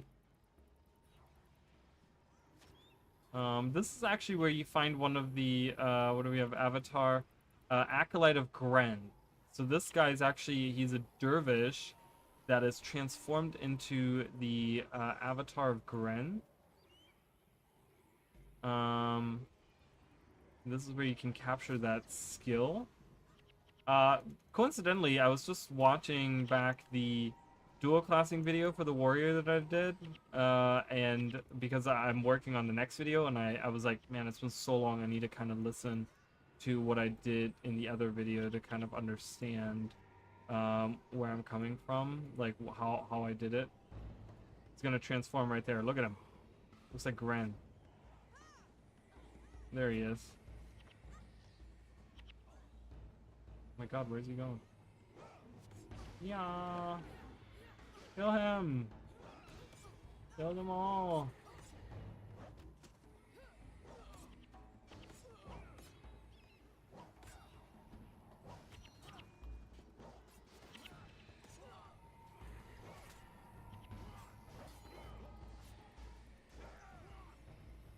Goodbye. He's dead. Hanging out by the docks. Alright, garrison, it's ours. We have taken the garrison! We have saved the Kourna people! But yeah, so this is actually a garrison of the army in Guild Wars 1. Now, if we're looking at Guild Wars 2, pretty much that big building, would be this building right there. So the main building is right there. So that is the main building of, the outpost as well. Again, I don't think it looks very... I mean, it doesn't look like a garrison. But this is the exact location of the garrison. So that is definitely... After 250 years, I guess they decommissioned as a garrison because the Kourna... You know, the Kourna military doesn't exist anymore. You know, it's like Awakened have now... You know, Joko has taken over and the Awakened are now the police. And the army and all the things. While I love the look of the new mobs in the trailer, if they're indeed Titans, I kind of prefer the monsters' three-legged appearance in the first game instead. Those avatars of the gods, so cool. Yeah, so about the Titans, so even if they're calling them rotting Titans or something, if they're, I have a feeling we're gonna see one of those really big Titans that we saw, like one of the the main ones that we see. Like on the Fire Island chain and stuff in Guild Wars 1, and during the side missions and stuff, like the huge ones. that is probably going to be the big enemy. That's probably the one that's at the end of the trailer. That's what's approaching the characters that are like they're looking up at him or whatever. Probably Arena is going to take some kind of model and make, and kind of put that the three-legged one. That's going to be the enemy that we're going to be fighting. It's probably going to be that one of the big ones. I have a feeling. I feel like that's what it's going to be. That's just, but I don't know,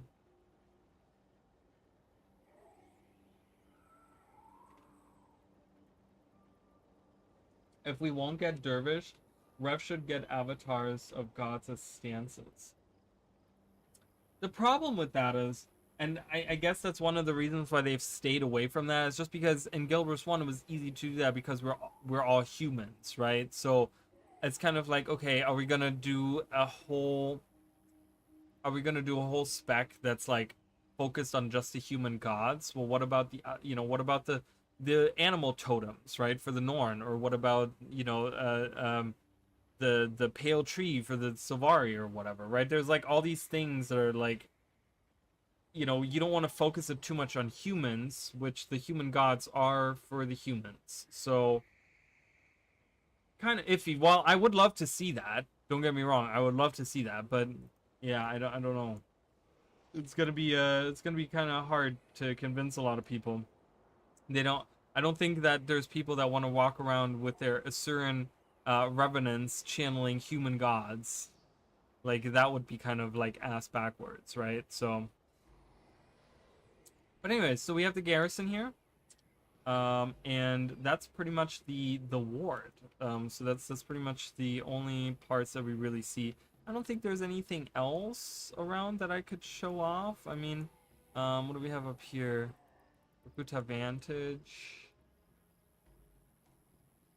Yeah, I don't think we can even go to those islands. I mean, we kind of hung out at the water there, but I don't think we can even go there. Um, this is where the estate already starts.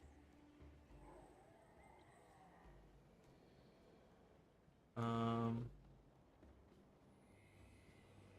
Again, I mean, that's the problem with this map, right, in Guild Wars 2, is like it's so empty. There wasn't anything in Guild Wars 1 either, but in Guild Wars 2, the problem is just that they have done such a good job with most maps and filling them out and doing interesting things in all the corners, right? Here, I mean, look at all this open space where nothing happens. There's no events that happen out here. There's no reason to come out here. Right? Like, the only reason you would come out here is to look for Kourna chests.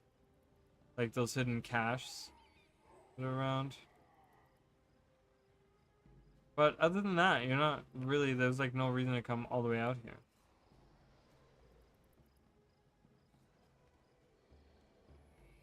Which is unfortunate. Like I said, it's kind of a waste of an area in that sense. Because even here, I mean, it's even here, like there's all that down there.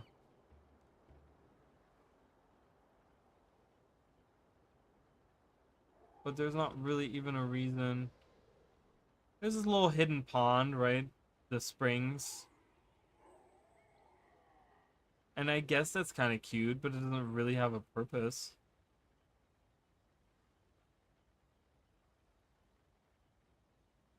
It's not like we see NPCs hanging out or anything like that, with conversations or whatever else.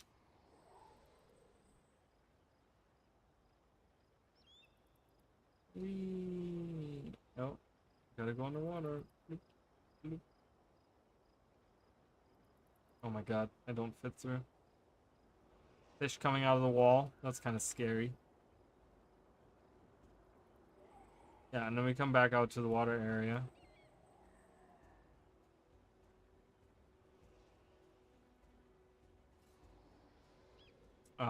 But that's I mean, if you look at that, that's like all the way in the, there we have that leads to the Jai Bluffs. So that would be probably that connector over there. I mean, I feel like that's not really places that we can go. So it's gonna be, that's pretty much it, because it doesn't go any further there. So we've kind of already seen this map. So hey, they could repurpose the racial skills as avatar skills and just have them as cosmetic alterations purely for purposes. I mean, I guess they could do that. Yeah, I mean, they could. I still think that there's something with racial skills or something that they could do. Because I get the idea that you don't want race to influence, like, one is better than the other. But the problem is, the issue that I have with it is we have this whole set of racial skills, but they all suck. So what's the point of having them in the game, right? It's like, then just remove them, because no one uses them. They're awful. So I'm kind of like torn, where I'm like, I get that you don't want influence people on, like, oh well, Char have the best racial skills, and you want to use a Char because when you're leveling and you only have those in the beginning, those racial skills are way better than anything else, right? You don't really want that. But I think if we get a little bit of balance where they are actually usable, I don't think that's gonna break the game. Like, I just feel like I would like them to be usable. Same with the, like, transformations for Norn. Like, if you guys ask my opinion, what they should change about Norn, as like a playable race or whatever, they should take away all the elite skills that let them transform, and have the transform be a toggle. Like, hands down. Like, I just want, like, almost like a tonic, right? Like, give me a tonic that transforms me into a Norn bear. Okay. Like the new Kodan that we see, kind of, right? And I feel like that's what's gonna happen. A lot of people are gonna, like, RP, like, if we get the like lowland Kodan tonic, like a combat tonic or something, like, you can then actually play Norn, because Norn, we're supposed to be, like, able to transform into the bear, and not into any other forms either. Like, I feel like they kind of, like, I don't know, it was weird, because they always talked about, like, bear form, and that's what they could transform into, and then in Guild Wars 2 was like, oh, they can transform into any of the four things, and then it was just like, oh, well, we don't need that anymore. It's fine, they're just big humans now. And it's like, well, at least give me the option of, like, permanent, like, it doesn't even have to give me any buffs or anything, right? Just, like, have it as a toggle where I can say, when I go into combat, like, when you, like, go into combat and you see, like, you're like in combat or whatever, I automatically transform into, like, my bear form or something, right? Like, I feel like that would be better. The orange sand, I think it was the entire domain of Kourna to make the map more distinct. Yeah, the red sand, that's actually a good point. That does look cool, doesn't it? Yeah, and it looks pretty unique too. The orange sand. I think we're gonna see more. Yeah, we're gonna see more in the. I don't know why it's just here. I mean, we do see a little bit here and there, but it's like just the northern part, and then, like, we can't even go there, right? Like this part. It's kind of weird. So, but yeah, I do agree. I do like the orange as well. It's such a wasted area. I don't know what I would do to change it, but it is like the whole map is just like blah. There's like nothing going on. There's no events happening. Like, you can dance with the choyas. It's like, okay, cool, but that's like the only event that's happening in this entire area. Like, in this entire area, I think you get like a champion fight out here, and you get dance with choyas, and that's it. And then, of course, if you have like a bounty or something, they might, like, pop up somewhere around here. But, like, the only events are like those. It's kind of weird. It's really not a lot happening. Get a little oasis. But yeah. Except for Melandru for whatever reason. Yeah, that's true. Melandru's the one that's missing, right? No. See, and there you go. So that's pretty much your, those are pretty much your avatar forms for that, right? Like, we can already cosplay the human gods, so we don't really need them as forms. You know what I mean? So if you wanted to, you could make a staff wielding um revenant and put on a Duena outfit or something and color your skin blue, you know, with like an infusion or something, and then boom, there you go. You got it. You got it going on. Anywho, anywho, anywho, we're at the Kourna crossing. The Choyas have left. So we're going to the Kourna crossing. Bam, here we are. Do you love it? I love it. It's great. So, it looks to me like this building right here is probably that building right there. Oops, that building right there. I'm guessing. If I had to take a wild guess. But is there a building across? Oh, there's a building across. How does this line up? Building, building, building, building. Building to the south. And building to the north. The building, oh, big buildings over there in the mountain.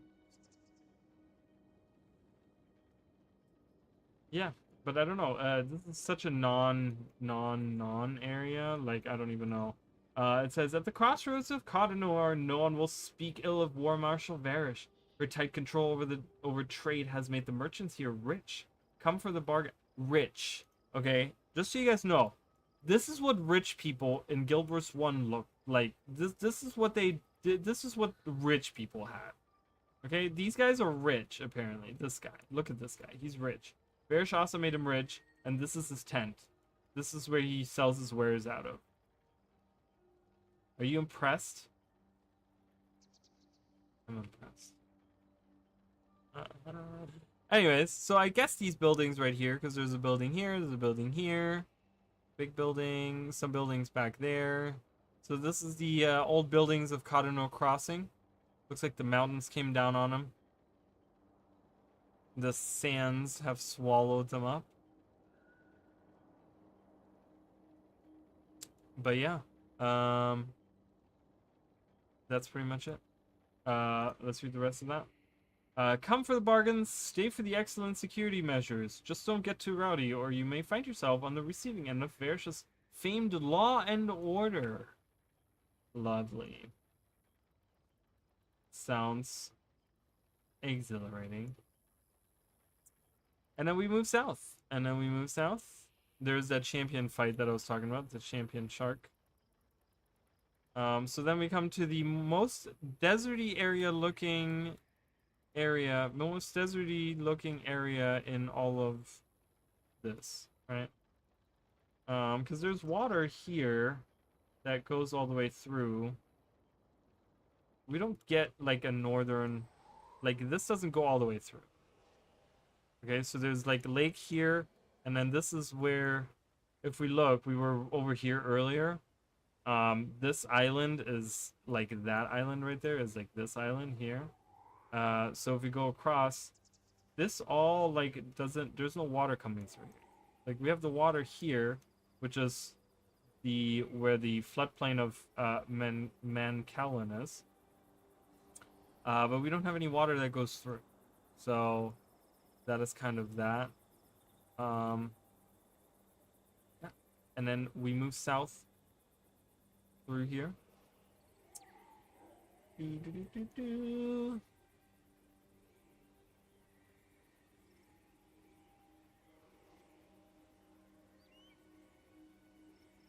gonna go to somewhere where we can actually get something going. What is this called? Okay, this is what is that point of interest? I don't have that. I wonder if there's something that's named or something.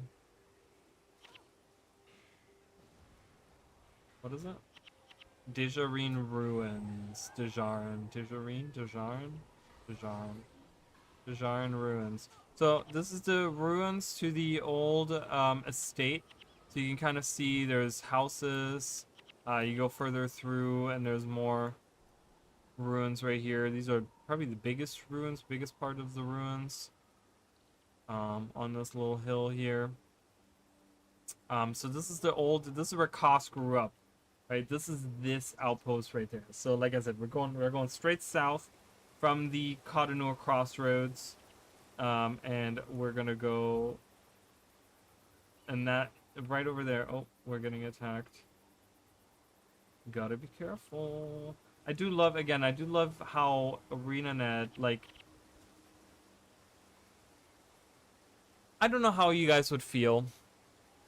I still think that ArenaNet could get rid of the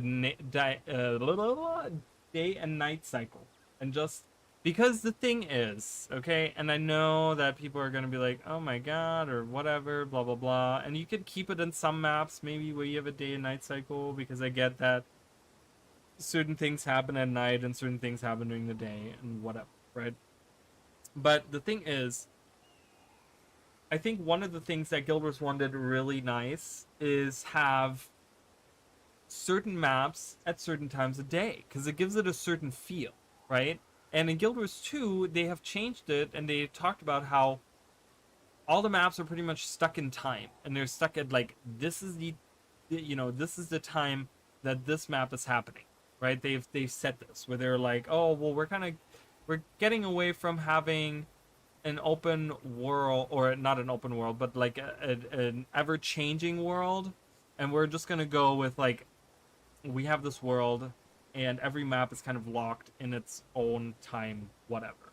Um, because when you look at this map, for example, it's like evening, right? It's like this evening, and it gives it like a certain atmosphere.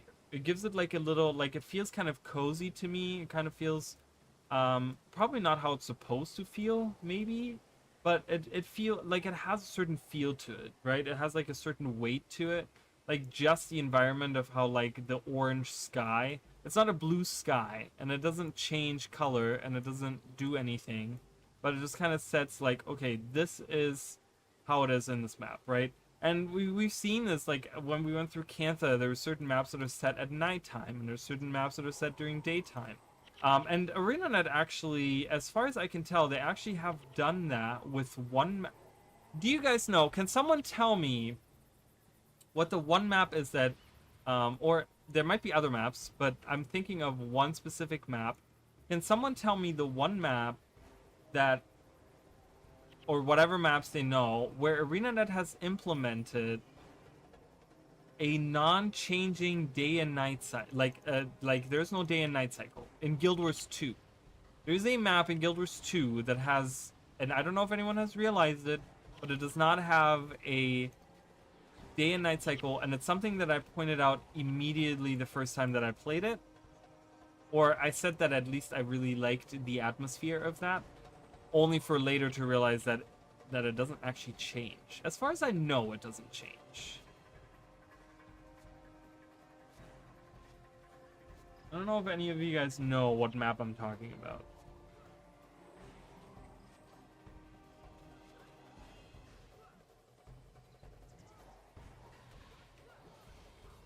And there's the avatar of, or yeah, the avatar of Dwayna attacking us right in front of me there.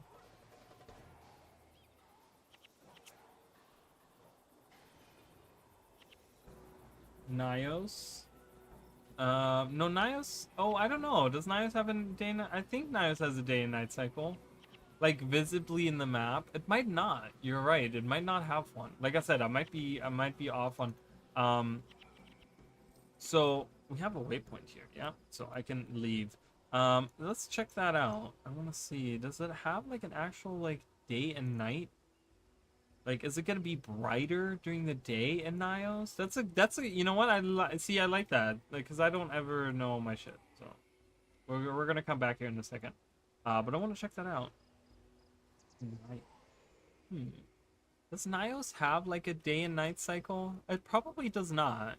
You're right. So there's multiple maps. So I stand corrected, actually. There's multiple maps. Because I think it always looks like this, doesn't it? Even like like it's nighttime now.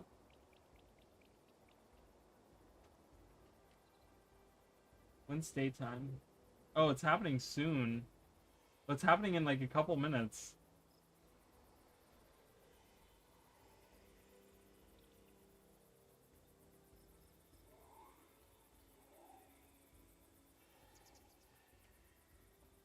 I know if Dragons has a different day and night cycle, but the core Tyrion day and night cycle is gonna change soon. I don't know if that's gonna affect.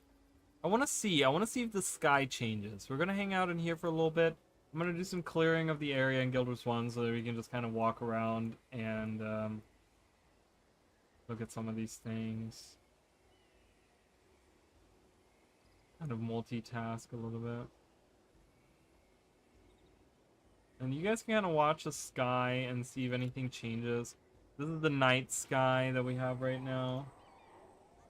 Draconis Mons. Well, see, so Draconis Mons is an interesting one because we don't actually see the sky. So we don't know if there is a changing day and night cycle, right? But as far as we know, it doesn't. So you're right. Actually, yeah. I mean, that would fit as well, right? It doesn't have a changing day and night cycle. So we have 3, because I'm still thinking, there's still not the one that I'm thinking of. But yeah, you're right. Draconis Mons is an interesting one because it's all underground. So again, so Draconis Mons doesn't have a changing flavor. See, we have dawn now. Has anything changed? Has anything changed in the sky? It's dawn right now. Oh, you guys can't really see, but it's dawn right now.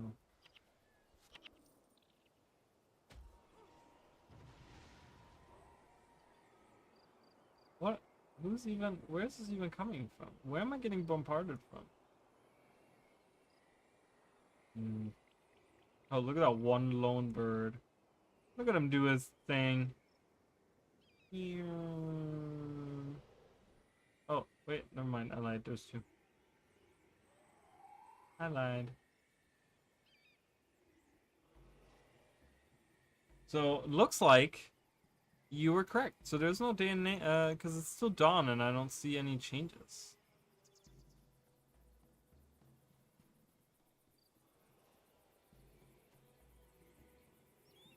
Does anyone else see the flickering? Or is that just my screen, like, giving out on me or something? It like, has a weird flickering going on. It's like giving me a headache looking at it.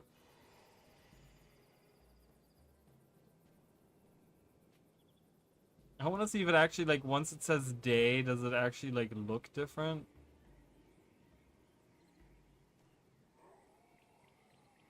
Because it changes for the meta event. When the meta event is happening, right? Like, when you go to Zakharos, it changes, like, the sky changes. There's, like, swirling energies around and stuff. Oh my god. I'm trying to get to the other side. I've got friends on the other side. When is day? I still have the website up. When is day? Day is in 3 minutes. So 5 minutes of dawn. Has the sky changed? Has it gotten brighter? Or is that just me? Is it less purpley and more whitey? Or is that just me going crazy? It's so hard because of swapping, looking at, like, different things. Ooh, we have a field commander and a spotter here. Siege.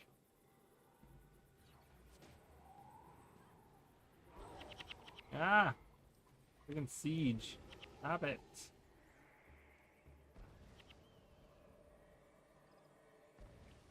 There's a reason why I'm coming all the way out of here, by the way, guys, just so you know. It got a bit brighter. Okay, so there is a... Yeah, you know what? Now that you say that, it looks... See, because, like, on this side, it's less purpley. So there is a day and night cycle on Niles. It is ever so slightly, because ArenaNet does not know how to make dark maps without making it feel weird and, like, I don't know. I don't know if there's, like, engine limitations on how to make it feel.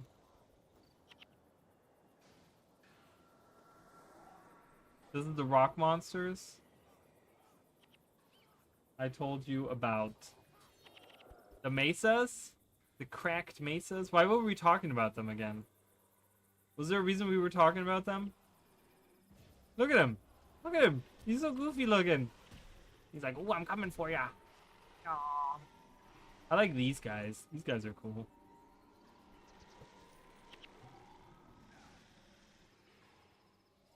Sinks into the ground immediately. Didn't even look at his head. Bloop, bloop, bloop, bloop. Sink into the ground. Do it. Yeah, look at this. It definitely got brighter. Look at how white it is now. It's not as purpley and pinkish. So Niles actually has a day and night cycle, guys. Very interesting. Alright, here we are. Finally. Jesus. Yeah, so it definitely got brighter in here. So that has been proven now. Yeah, so Draconis Mons does not, because it's all underground. So even if it did have, you couldn't see the difference, right? So it has a certain feel. So Draconis Mons, whenever you go to Draconis Mons, it always has the same feel to it, right? But the map that I'm talking about is actually in Cantha. Yellandell. Let's go in, and I could be wrong on this, and I just want to double check. But yeah, why were we talking about those elementals? Oh, there is a day and night cycle in here. So I was wrong. But as you guys can see, so there is a certain when it's daytime, so there okay, so I was wrong. So we only have so far we only have one map that so every map has a day and night cycle. But when you come here, see how it's like orange, just like here, right? And it gives you kind of the feeling. The first time I came in, there's actually like this because when the sun is out, when there's actually daytime, and we're not going to see it because daytime is going to be not for another like 10 minutes or something in Cantha, like 8 minutes or something. There's actually like you can see the sun. It's kind of like it's almost like the setting sun. So you almost like I remember the first time I came in, and you guys can go back to that stream even where I came in, right? You come through the whatever gate, whatever this gate or something, or over there or something. I think right through here. Yeah, and I remember coming into the map, and I remember like looking up at the sky. I remember it so vividly too. I remember like looking up like, oh, that looks so cool because you see like the sun like setting behind the jade, and it's like all orange in the sky, and I was like, oh man. That's really cool. I'm like, I really love the atmosphere of that. It really set the tone for the whole area for me. You know, I really felt like I'm like, ooh, I'm going into the Jade, like in the evening, right? It had like this certain feel to it. And I really liked it. I really thought that was cool. But I guess there is a day and night cycle here because there's stars out and you can't see them usually. And there's no moon, which is, well, maybe the moon is like, oh, there it is. There's a moon here. So. That was wrong. I love them. They're not in Guild Wars 2. They look a bit like the one in JNT. Is that right? Draconis Mons is stuck at 9. Is that 9 p.m. or 9 a.m.? Didn't know that. Well, that's cool. The more you know, huh? Draconis. Is that like a trivia thing? At all times. Interesting. So it doesn't even get a day and night cycle. I wonder if there's other maps that don't have a day and night cycle. Because like I said, right now, as far as we know,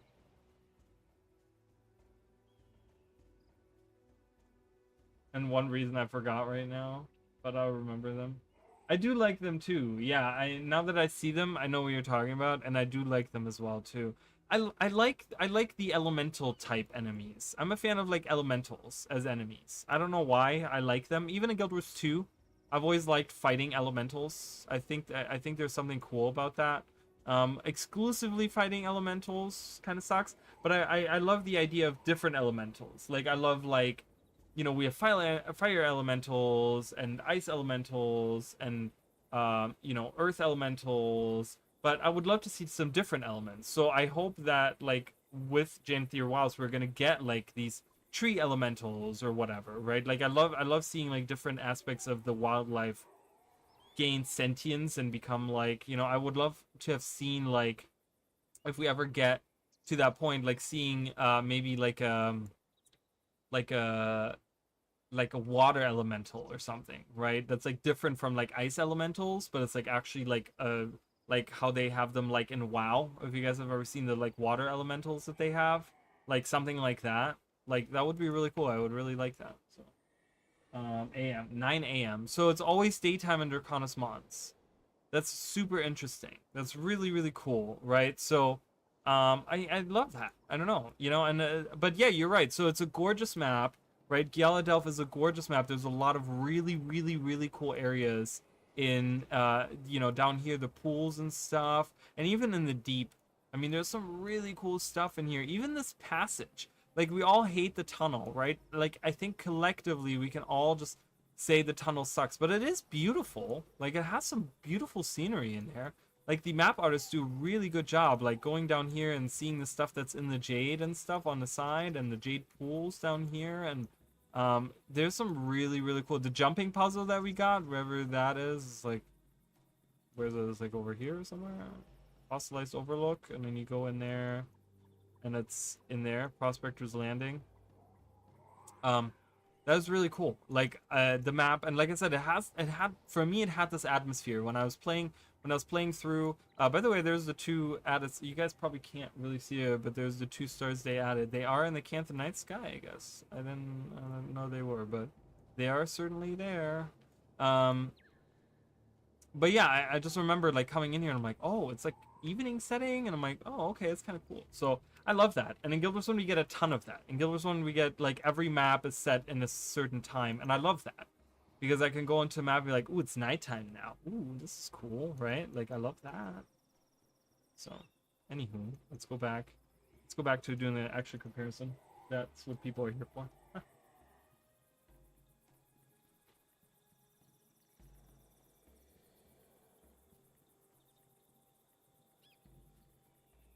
It looks like walking Stones Mountain land. Yep. By the way, I've done 100 Lonely Towers. Strike either.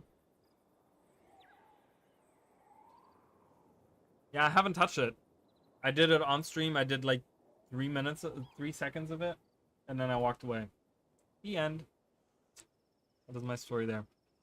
So the reason I came out here is because the entire estate, right? So we saw this is the main area of the estate. We've seen that up here, right? So then we have farmlands to the north of it, which they don't. None of this exists anymore, right? We have the Veldrunner drifts, which, just so you know, that's named after a centaur from Guild Wars 1. There's a or I think that they're a tribe. Are they a tribe? The Veldrunner tribe or something? I remember there was like one specific guy that had like that as a last name. So that's definitely named after like centaurs, because during in Guild Wars 1 in this area in the Dejarin estate, the centaurs were held captive here. That's the mission. We're gonna do that once we do the Nightfall playthrough. You guys are gonna see all that, but they were held captive here, and one of them was the guy, the centaur guy. He was named something something Veldrunner, and he was here, so that's what that's named after. Because I have a feeling that probably after he was freed, and stuff, like maybe he came back here or something and was wreaking some havoc or something. Who knows what happened here, right?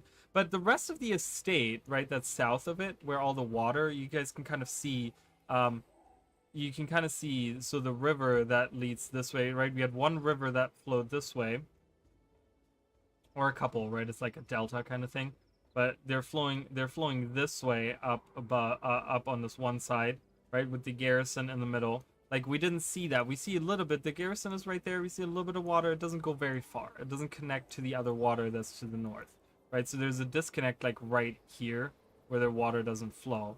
And then we have the disconnect again here where there's like a land bridge now, which is right where the bridge is here, where we came down from the Kourna crossing. And then we have the estate that is south, that is right here. Is the main estate, main buildings of the estate are right here. But then to the south of it, we have all this water, right? We have all this water, and that's part of the bayou, the Bitterfly Bayou, right? That's all this stuff here. There's in Guild Wars 2, there's nothing in the bayou. There's just these cool trees. I really like these trees with the glowing orbs on them. I really love the feel of the bayou, but there's nothing here, so it just kind of sucks. And they have these like weird swarms of whatever flying around. There's basilisks hanging out, fireflies, and whatever. But that's the old. That's the part where I am. And it's interesting. So we actually have Hecates here. Hecates are the um oh my god, what's the name? The Hylic, right? They're the Hylic of the area, the Hecates. And this is what they look like. So these are Hylic enemies that we see in Guild Wars 1. I think even this might be even the first time that you see like Hylic in the area is like Hecates, right? I don't think we see them before. Maybe do we see some of, I think we see some of them on like on the Istani Isles. Um Maybe, I'm not sure, but I could be wrong. I don't know. But yeah, so it kind of goes to reason that, you know, these guys have taken over this area after, you know, whoever destroyed this old estate, right after the Dejarin family kind of died out, because we have Hecates here. So they look different, right? They do look indeed a little bit different to our brethren over in Tyria. They have like these big teeth. Uh, the regular Hylics in the core Tyria don't have those big teeth. If you guys have ever noticed that, they have those big shark-like teeth. I don't think the core Tyrian Hylic have that. Do they? I don't think they do. So, and that's kind of the Hecates do look like that as well. So.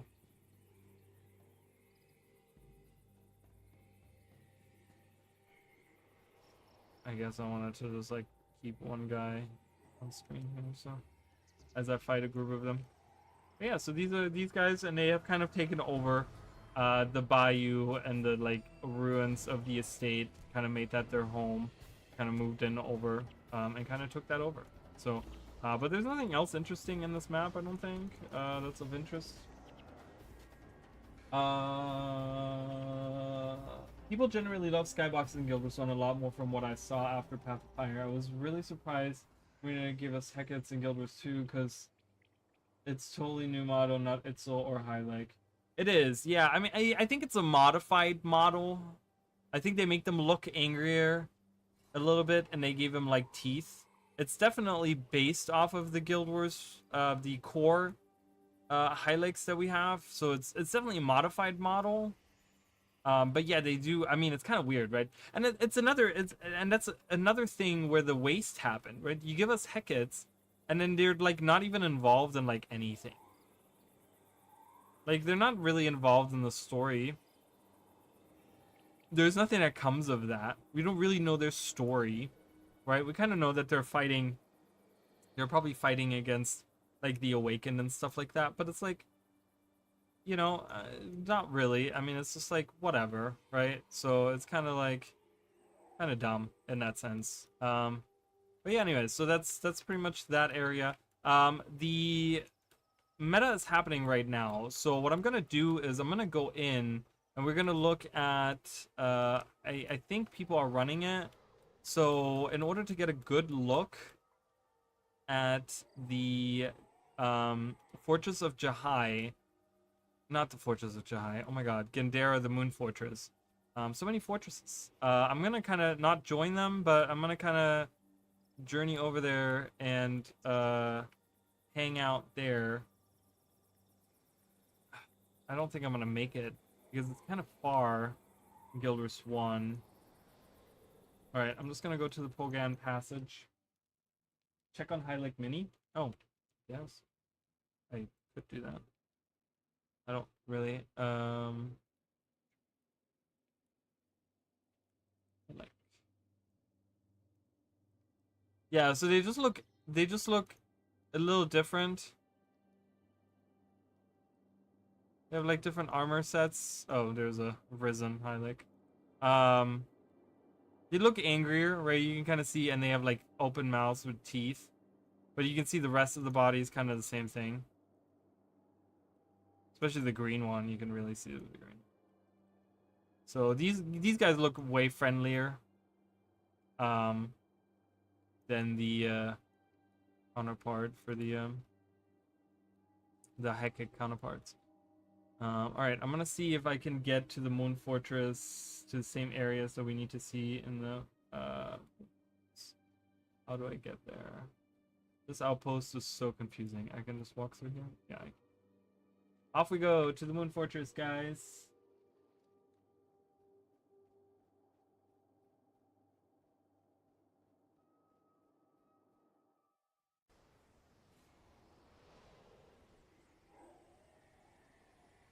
So I'm not really going to do any comparison right now because I can't quite go in yet. But what I'm going to do is we're going to play a little bit of Guild Wars 1 here to kind of clear out the area. So that I can freely walk around. Oh, does that gate open?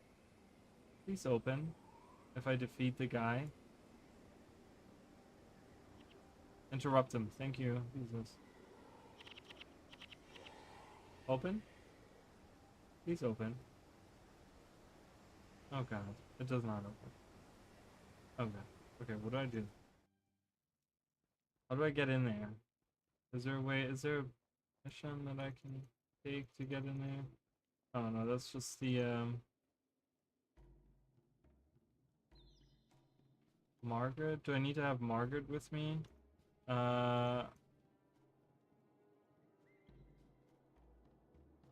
Margaret, I don't even know what your build is. Oh, you have something. Whatever. I don't care.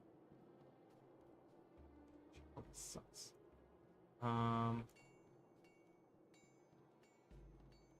Let's see here. Let's see what this mission does. Is this a timed mission?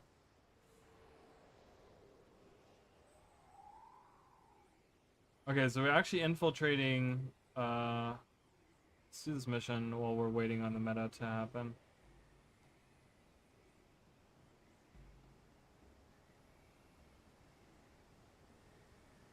I'm actually disguised as a Kourna right now. We all are.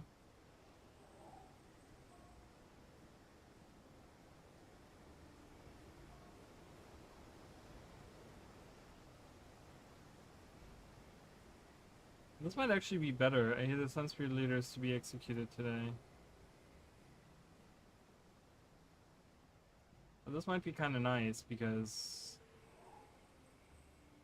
we actually get to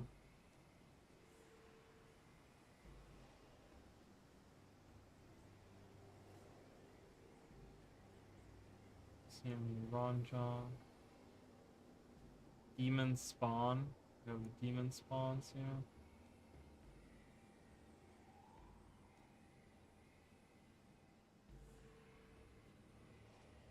Kill that.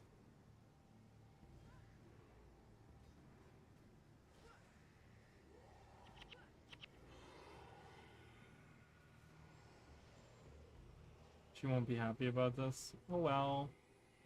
Did I fail one of the missions?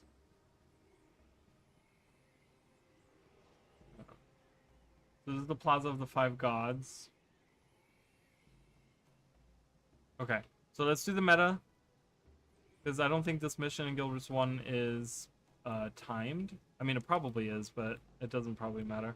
But let's help them out with the meta event here. I thought the commander would be doing it, but he's fishing, actually, so... let's help these guys out. And then, once we get through... Oh god.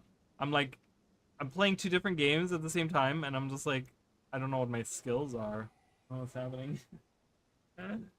I hope you guys are doing good. I hope you guys are excited for, Janthier Wilds.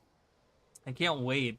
I don't think we're gonna get any info tomorrow. Do you guys think we're gonna get something tomorrow, or is it gonna be Tuesday? Do you guys think Tuesday they're gonna release like another blog post or something?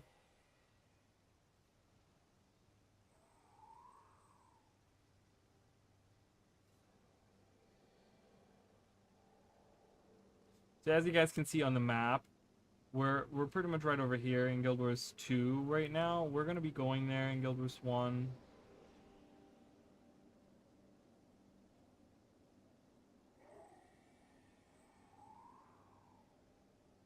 Unfortunately, we can only go, I think right here. That's the only place we can go.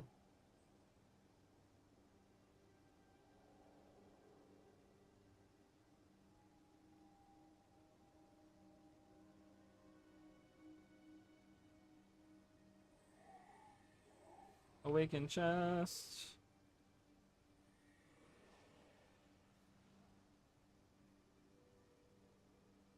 This meta event is actually kind of hard. I mean not hard, but you know what? I don't even know nowadays. I haven't done it so long. At least they look like Guild Wars 1 highlight. That's true. They did a good job with like making the highlight look. I really love the like floppy little feet that they have. They look really cute.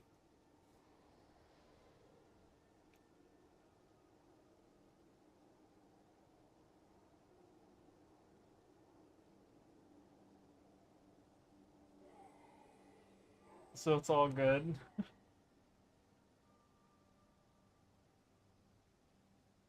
Yeah, well the problem is it's a little scary right now with how like the last fractal was such a mess, right? And it's like if you think about the last fractal, what was the fractal before this last fractal? What was before that?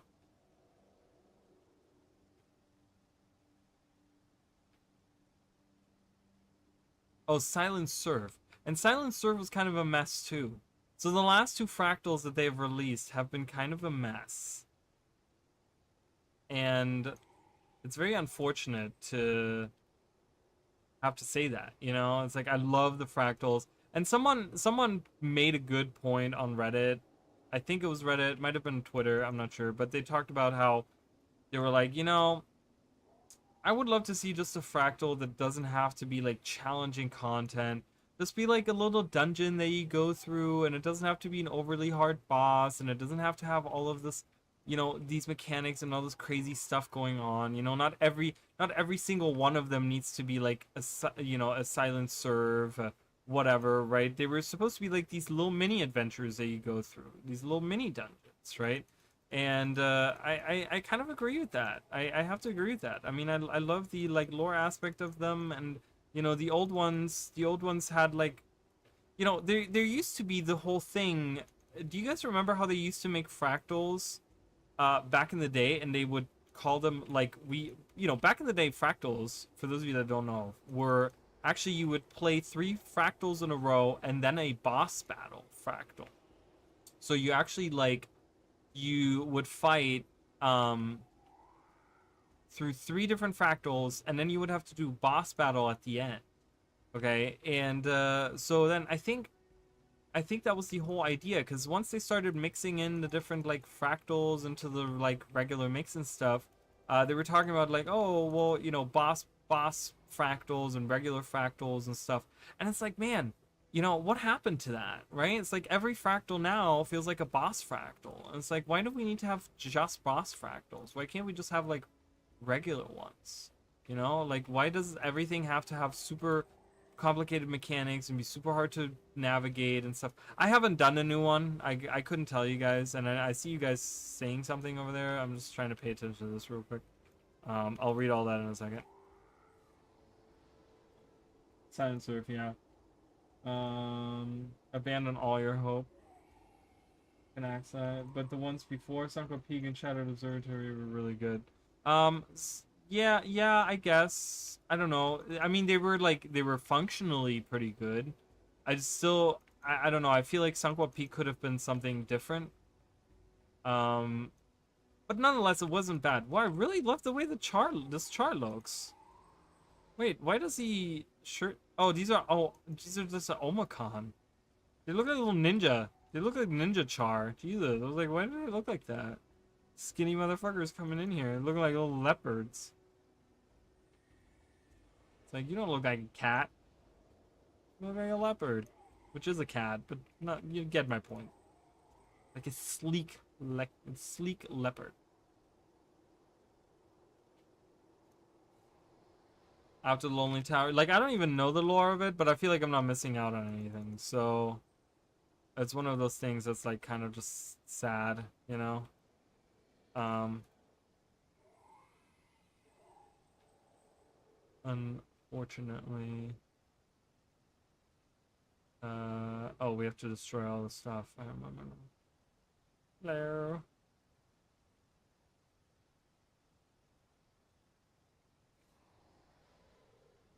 It's a general issue with the lack of consistency. They work on a crunch, and then some content come out really good or catastrophically bad.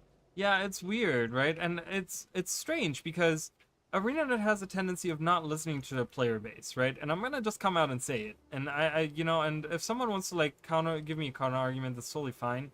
But I just think they have a tendency of not listening to the player base because the problem is that they sit there and they're like they release all this stuff that no one asked for, and then they're like, well, fuck, well, no. So they release all the stuff that no one asked for, and then the player base complains about it, and they're like, oh, well, I guess we're gonna have to do better. It's like, no, why don't you do what we ask for, right? Why don't you take what your veterans that have been playing for 12 years are saying, and you make what they ask for, okay? No one needs to have a constantly super hard, super complicated, overly complicated mechanics, and, the floor is lava kind of gameplay on every fractal. No one asked for that. We asked for fractals, but you can design them differently. It's really strange to me, where it's just like, I don't understand that. I don't know. It's weird.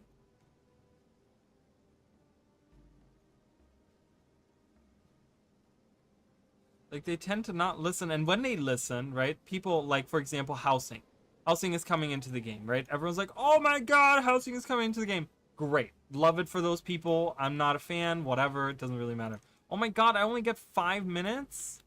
It's not long enough. Show it off. Where's the entrance to the thing? Do you guys remember? Is it in here? Where is it? Is it in here? It's in here, isn't it? It is. I just want to get the secret thing. What do you mean access denied? I have a card, you dope. Right there. Oh, I gotta consume it. Well, I'm the idiot now. Who's the idiot now? You are. I just want to get my rewards, my due diligent rewards. Alright, we're leaving. Alright. So, let's show it off. So you guys can kind of see, there's a lot of like, I just got to do this real quick and we'll go back to that discussion in a minute. But anyways, so if we go to the same area that we see, is it this way? I guess it's this way. Let's go this way. We don't have any enemies here right now, so that's super nice. Oop. My mouse was like all over them. And wait for Mesmer portals. Yeah, I do remember that as well. So we're on the far side here, right? So, but as you guys can see, this looks very different. We can't go oh, I guess we can. Wait, how do I get, hello? He said we'd be Vault Master. Where is this guy? Let's go. Let's go talk to this guy. I love these little chests. They look cool.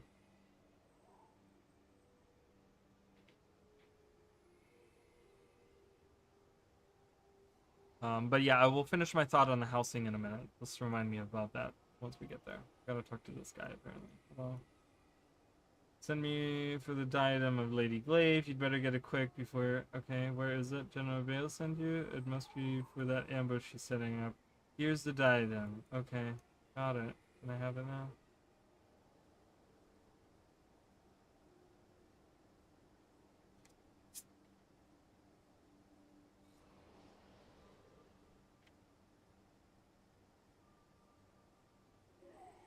Let's get out of here. Okay. So will they let me in there now? Because I really gotta go in. I have 3 minutes left. We're under crunch here. We only get a set amount of time in this freaking Moon Fortress. So as you guys can see, we only get to have the small little corridor. We don't get to see the rest of it, unfortunately. Okay, let me in. We're fully authorized. We are. So as you guys can see, we don't really get to see the actual corridor that we fight in Guild Wars 2. I mean, if you were to say, yeah, it's this and then down the... Because what it looks like on here, it looks like the corridor is below us. So there's actually like, it's almost like there was a bridge at some point or something that connected across to the other side. It just looks very different because this little side corridor here, I mean, I don't I don't know if that's supposed to be like this area over here. Like it doesn't align. That's what I'm trying to show you guys. So Gandera is one of those things. It's like it's the same thing, but it's really not, right? Because you guys kind of see this is where we can walk around, and it doesn't look anything like this. So it's kind of strange, um, to me, you know. Where it's like kind of like okay, um, how everything is kind of different. But anyway, so we go across the bridge, right? So when we go out, and I'm gonna leave here now so that we can not die, and we go. It's also weird. So you guys can kind of see we come out of the gate, and it's way above. We don't have any stairs that we come to. Do you guys see what I'm saying? Like it's kind of strange how that doesn't align perfectly at all. Um, I see a ship out there. We see a ship out in the same place there. We go across, and we actually go um, to the prison island. It's called the Bokos Prison Ruins, and that's what this is the Bokos Prison. And I think, am I in a safe area now? I think I'm in a safe area, right? Like I think the barrier for the thing happens right over there, so I'm safe. Let me just finish. What is? Oh, it's a dead shark. Let me just finish the thought before we get into all this other stuff. The housing thing, right? People are like super excited. Housing is coming to Guild Wars 2, right? Great for them. But the thing is, ArenaNet themselves admitted that people have been asking for this for 5 years. So it's just like it takes you 5 years to listen to something that people like. We've in 5 years we've seen like 2 expansions, and we're now on the third expansion. Okay, because like 5 years ago was 4 years ago was End of Dragons, wasn't it? 2020, 2021? No, wasn't it 2022 that we saw End of Dragons? Anyways, we saw End of Dragons, we saw Secrets of the Obscure, and now we have a third expansion, and now you're listening to the play base. You know, if you're going by 5 years. I think there's been people that have been asking for it since like day one with the player, like with the home instance, okay, where people were talking about, oh, let us decorate it, right?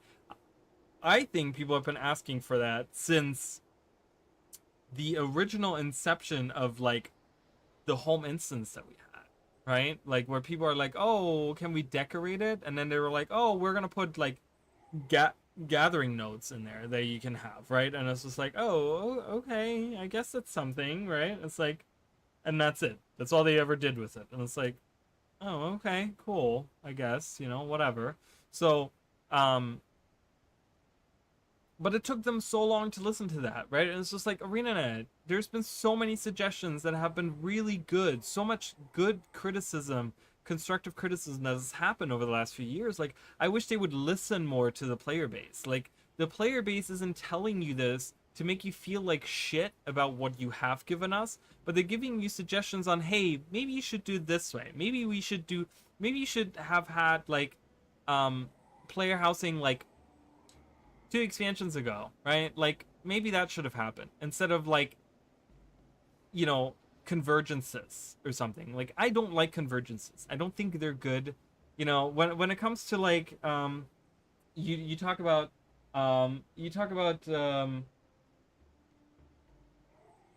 I feel so NM says, I feel with Endgame many players glorify super hard content, and while I really enjoy CMs, difficulty doesn't make a good encounter. Interesting mechanics and phases too.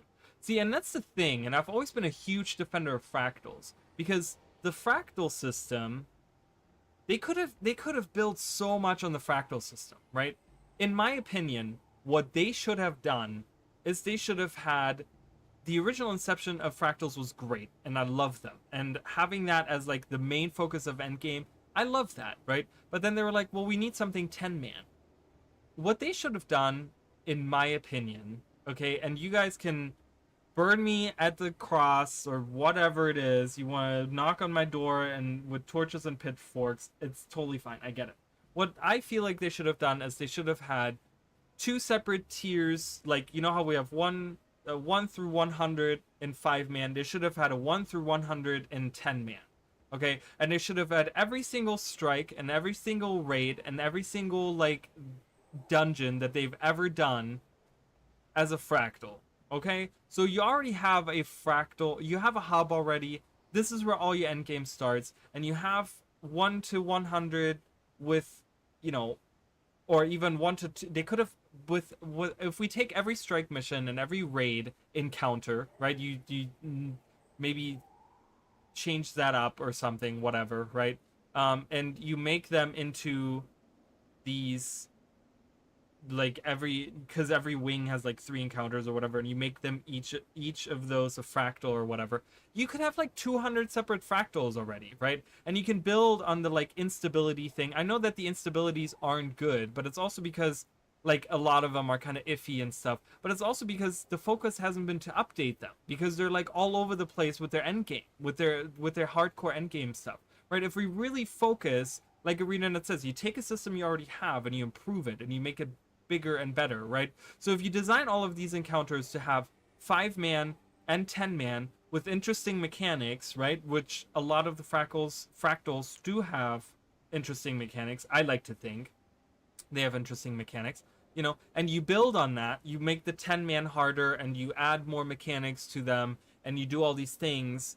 You know, you increase the instabilities and stuff. You already have a tiering system where it increases in difficulty as you go higher, and you get more rewards the higher you go. So you don't need things like, oh, we're gonna do like an easy mode and a hard mode and like a CM mode and a legendary CM mode. Like, you don't need those things, right? You just increase the tier level. You're just like, oh, level 200 is not hard enough for you guys. Well, we're gonna increase it to 300, and we're gonna have like another 100 fractals for you guys where things are even harder.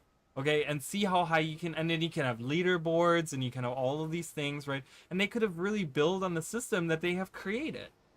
And I really think, like, I love that the raids have, you know, there's like side stories to the things that are happening in the world, right? Like the raids for Heart of Thorns are alongside the story of like the White Mantle, right? We deal with the bandits and we kind of find out that the bandits are in cahoots with the White Mantle, right?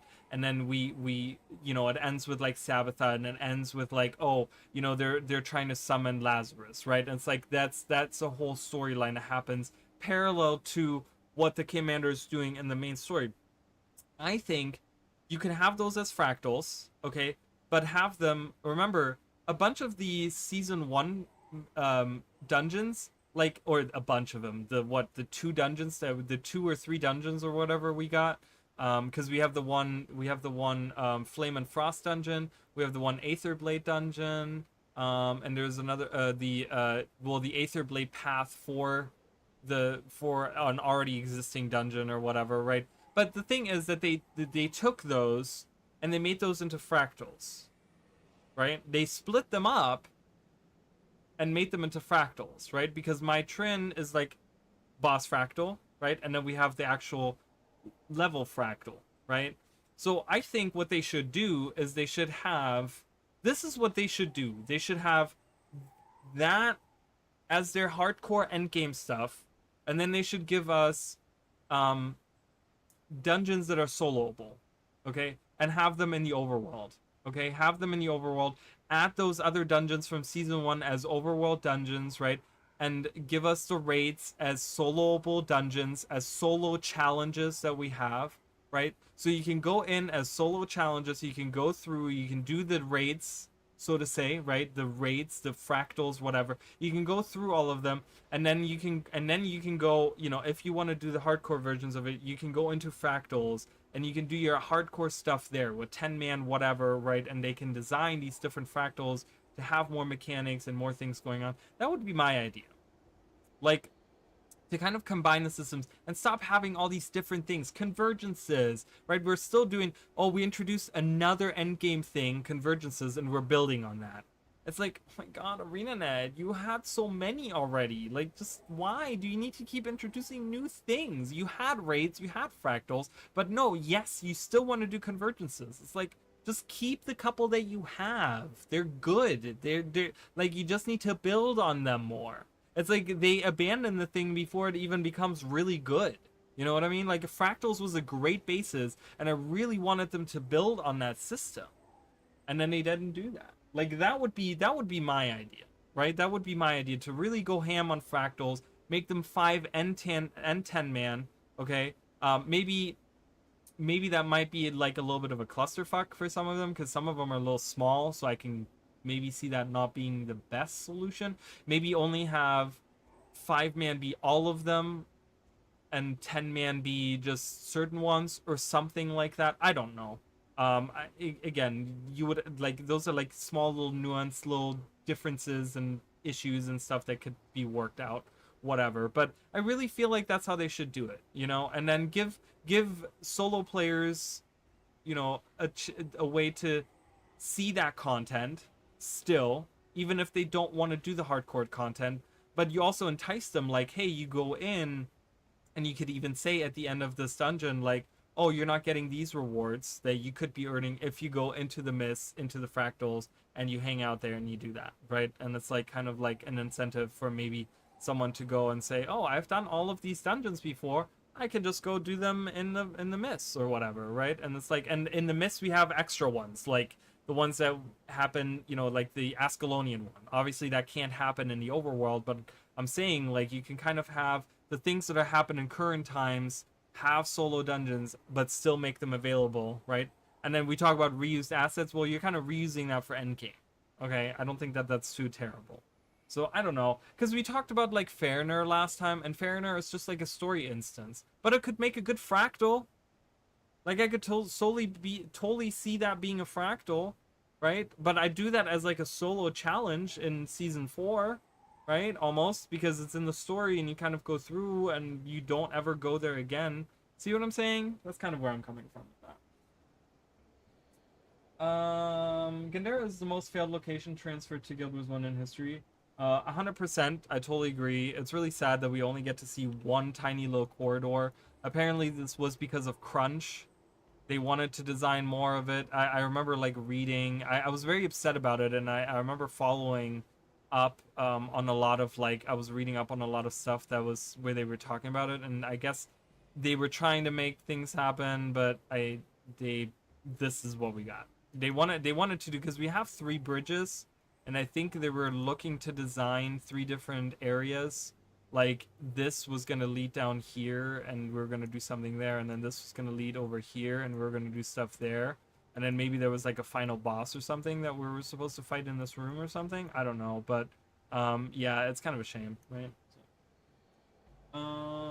People waited 5 years for raids too. See, that's another thing, right? Or like even expansions, right? ArenaNet was like, people are like, oh, when's the first expansion coming? Oh, we're never doing an expansion.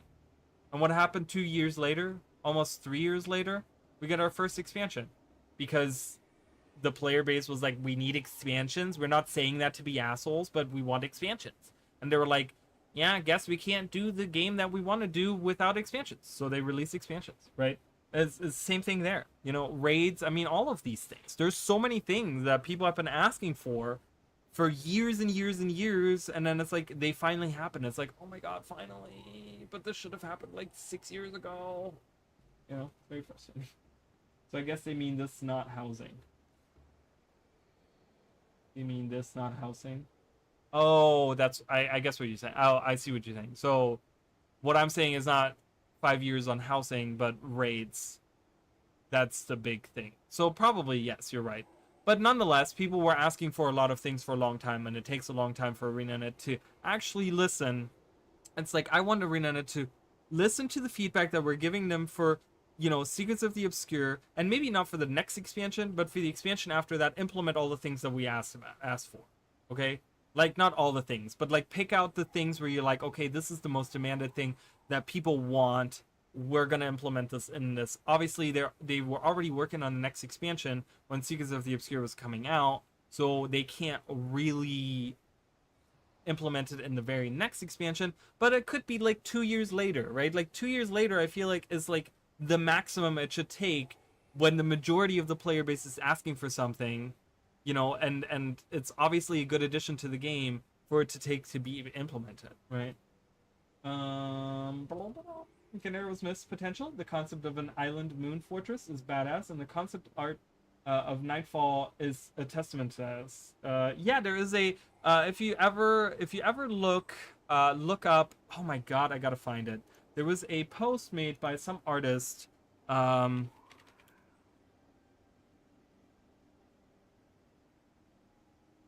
and you guys will know exact. Some of you guys will know exactly. Is this it? This is it. This is it.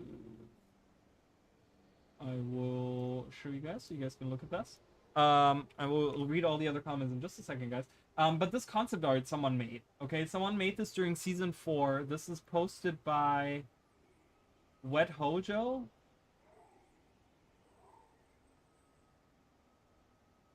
Oh, yeah, I think that's how you pronounce it. But this is before we got to fight Krakatorg. This was like, I think this was made right after Istan or something was really, or right after Path of Fire or something.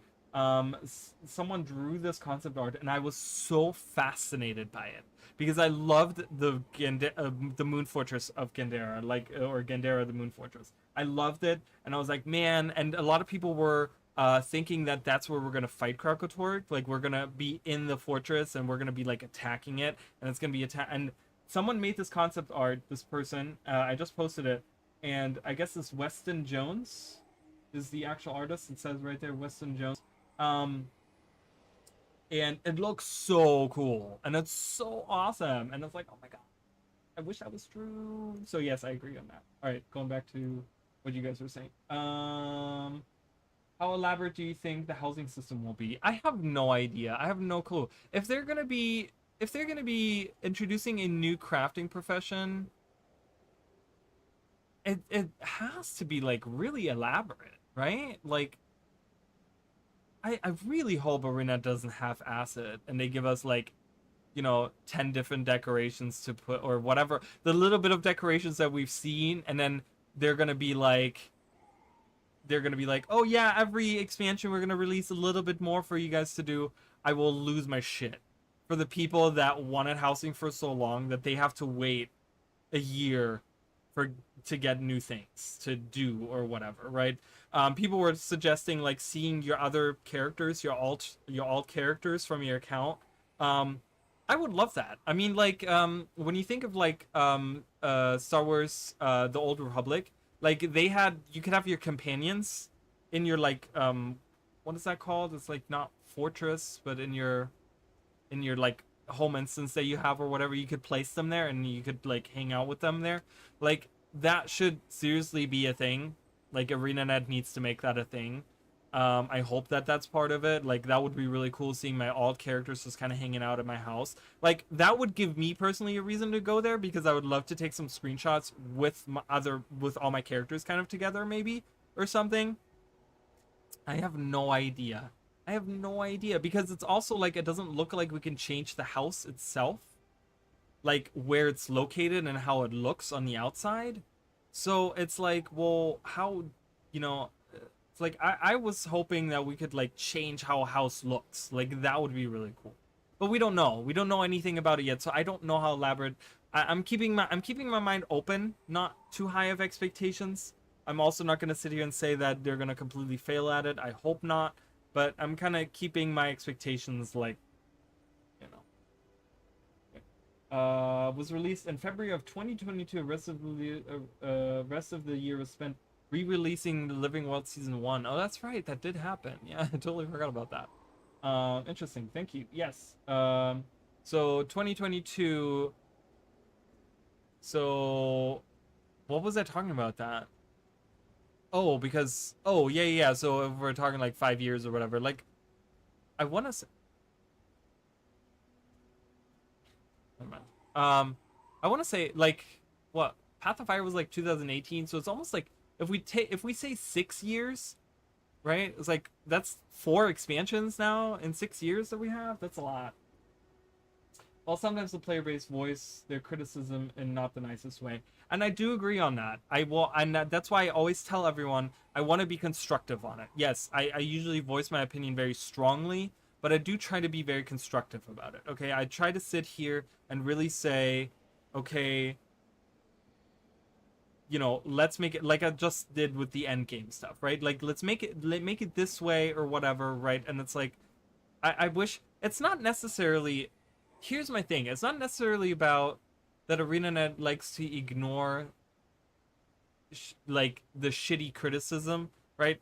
That's fine. I understand that, right? It's like we don't know what it takes to work at ArenaNet. We don't know half of us. 90% of us probably don't even know what it takes to be in uh making video games, right? We don't know any of that stuff, right? So it's totally fine that they sit there and they say, well, we're gonna ignore this. You guys don't know what you're talking about. We know better, right? But in my eyes, it's also disingenuous to then say, oh, we want to listen to the player base, and our player base is so important to us, and we have the best community, and we want to be transparent, and we just, all the stuff, when that's not what you're doing. Then you're blatantly lying to me, and I don't like being lied to. Like, you see what I'm saying? Like, I'm not trying to be an asshole, but I'm trying, like, if you're gonna say something, if you're gonna do something, then stick to it, right? And like, don't be like, oh, we're so transparent with our player base. We tell them everything, and we just want you guys to understand everything that we're doing. We don't know what you're doing because you're not telling us anything. So we don't know what criticism you're even. And that's another thing. If we were to see, and I'm not just talking about, oh, this is what we're doing, but I've talked about this before, where I want ArenaNet to maybe address what criticism they have taken to heart and say, hey, listen, we saw that a lot of this criticism, right? And it's like, okay, we're gonna do like and like I always say, specifics. Give us specifics. Give us specifics of, not just like, oh yeah, we heard your guys' feedback about Secrets of the Obscure, and we've learned a lot of things. We've learned a ton of stuff we've learned, and we're gonna do better. Okay, well, I'm gonna need a little bit more than that because I don't know what that means. You know what I mean? Like, so it's kind of weird how the dynamic is with ArenaNet and the community, because they praise the community so much, but then they don't like to engage with the community. Like, I remember when season 3 and season 4 were coming out, they would always do AMAs on Reddit, and there was like genuinely good feedback that ArenaNet was getting from the people. We barely ever get anyone like even engaging any of like I don't even see any. Once in a while you'll have like a random person from ArenaNet like answering something on Reddit, like some random stuff where it's just like, wow, there's a whole long post made out of it, and you took like 3 sentences out of it, and that's what you're answering. The rest of it is completely ignored.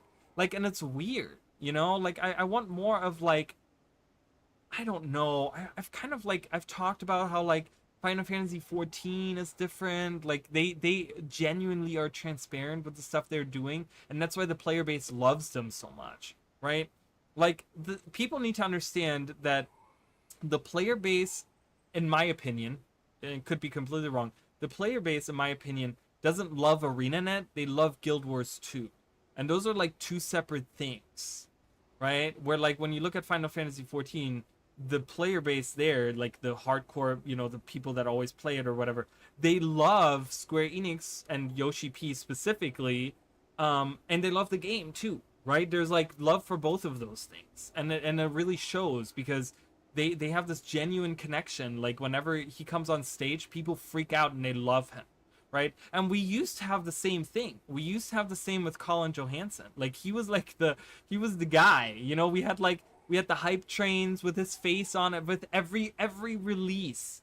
He was like, people would post the pictures of the hype train. Do you guys see those pictures anymore? Does anyone make them anymore with like his face on the train and like all the characters from the game like sitting on the train? We don't see that for Janthia Wilds. People are just like, oh yeah, their expectations are tempered. They're like, yeah, this could be like a really good expansion, but there's no true hype. You know, there's no like. That's why I'm saying like I feel like there's a kind of a disconnect nowadays with ArenaNet to the community, where they're like, we have the best community, but we don't really interact with them. We like to keep them at arm's length, but they're cool. We like them. They're cool. It's like, thanks. Kind of weird. Hope we get statues like the. Oh my god, you guys! I love you guys. Hope we get statues like the hum ones for homes. Oh, where you can like display different things or whatever, and it shows like, yeah, that would be kind of cool. Endgame content outside of overworld meadows is a mess. It's just all over the place, you know. It's just like ArenaNet for so many years has focused on different things, and it's like, and then they finally were like, we're going back to fractals, and then the last fractals really sucked, you know, and it's just kind of like, okay, okay. And then they're like convergences though, we're doubling down on those. It's like, yeah, we've heard that before. We'll see how long that lasts. Will we see convergences in the next expansion? Who knows? We don't know. Right? Like that was another thing because it's like I feel like most people didn't really like convergences. Like they weren't like the be all end all where people are like, yeah, but ArenaNet is doubling down on it. It's like, are you listening to the criticism or are you not? Because you make us you make it sound in your blog post like, guys, we're listening, we understand, we're gonna do better. But convergences though. What? What? What? ArenaNet will never add mounds. Oh, that's right. ArenaNet will never add mounds. Another one. Great example. Right there. Took to second expansion that we finally got mounts. They were like, oh, we don't need mounts. We don't need mounts. We don't need mounts. Boom. What do? They put it in the game, and it's now their main selling point. I'm telling you, every ad that I see, they advertise their mounts. They only added mounts because we, as the player base, kept asking about mounts. We kept asking for mounts. People wanted mounts for years and years and years, and now it's the main selling point of Guild Wars 2. I would have loved to have seen mounts with Heart of Thorns because we had Mordrum riding on raptors and stuff, right? Like, you know, we had High Lake riding on beetles, right? Like, that was already a thing. It's like, you know, I don't know. I feel strikes and raids could be the same system. So do convergences, Marionette, Battle for LA, Dragonstorm, Fractals, and Dungeons should be unified as a different system, though. Strikes and raids could be the same system. I mean, that's fair. That's fair, and I get that, right? I you know, and that's totally fair, right? Like, because I said I just threw that out or whatever. I just like the tiering system of the fractal, and that it has like an increase of difficulty like every 25 levels because you get more instabilities and you get more agony and you get more of those things, right? And so you have like almost this like difficulty without having to specifically go in and change the difficulty of each encounter.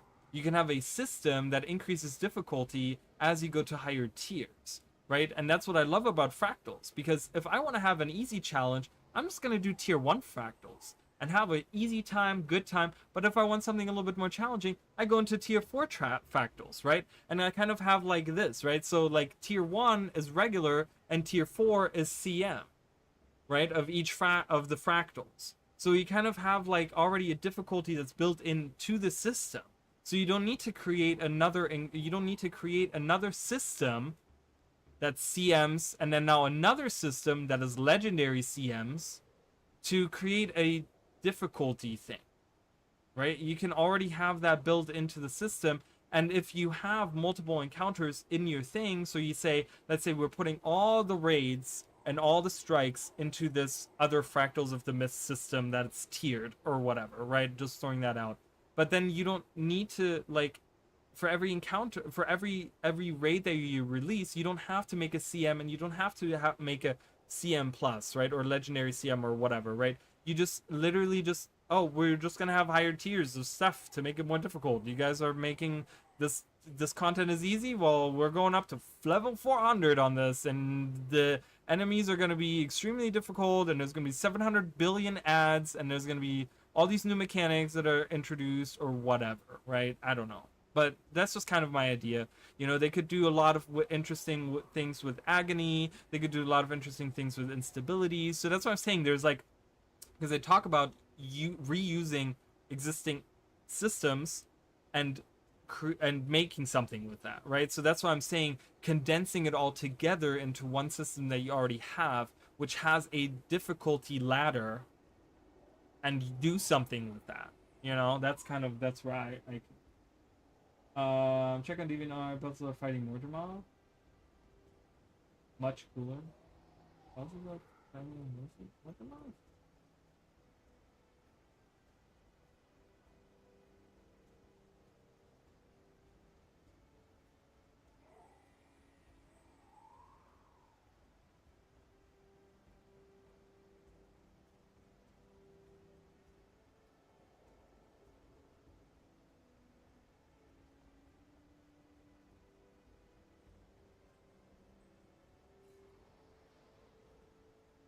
Oh, I can't find it.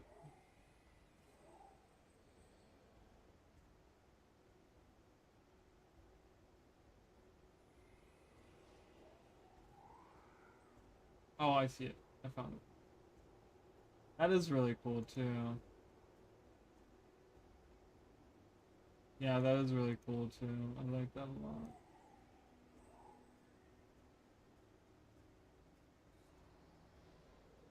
Oh, what? What the fuck?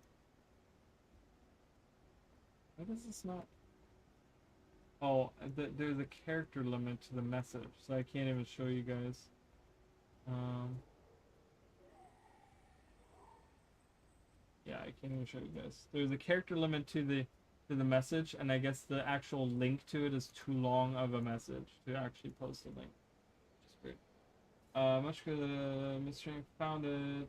I saw the developer from Sims 4 working on the housing system. If you could dye the furniture, have a menagerie for minis, mount stables, armory, and a library for all the books, it would be great. Yeah, so the library needs to happen. Definitely. And the menagerie, not just for minis, but also for pets. What about ranger pets? Right? I talked about this, like, you have a menagerie in Guild Wars 1 for the pets. What about that, right? Like, that would be kind of nice to have in there as well. So I think that should definitely happen. We should definitely have like your pets roaming around in there or something. You know, maybe not all of them, but like maybe pick and choose which ones you want to have roaming around. You know, in the different pens or whatever. I'm guessing since Homestead is a personal instance, they will sell instances in the gem store. Maybe bundles with themed furnitures and decorations. Yeah, it'll be interesting to see exactly what they're gonna be gem storing out of this, right? Because the only thing that they can really like market for gem store stuff in in this expansion is really the housing stuff. So I'm gonna be really curious to see what they have to show for the housing stuff in Guild Wars 2. Like I'm gonna be really curious. Not for myself, but for all the people that want to have it. Because I'm telling you guys, I'm not a housing kind of guy. I'll probably go in there a couple times and then be like, I don't care. So, but you know, it'll be definitely I'll be going in there at some point. Anyways, let's continue this. This was like an hour of me just blah blah blah blah blah about whatever. Anyways, so here we are. So this island, this is the what did I say? It was the name of it. It was the Bokos Prison Island. So you go over here. It has like a little entrance thingy, which is I guess this right. Like we're looking right at this building there right in front of us. We can go around. We can go to the actual prison part around there. And it will go whale hunting with the housing system. Oh, 100%. 100%. They're gonna be doing wait, oh I have to go this way? I guess yeah, they're definitely doing that. 100%. So kind of this is like the main building. We kind of just walked around it. And that is the same here. We kind of walk around the main building, I guess. Again, this is not really the same thing, because there's no actual like prisons and stuff. Like it's all like collapsed, you know, and it's kind of just like, is this really like the same island? Because like I don't know, there's not a lot going on here. So I guess this right here would be like where that is. or something. Oh, I guess we're fighting the Kournans. But we're dressed as Kournans. We're letting out Cormier, by the way. Shahai the Cunning.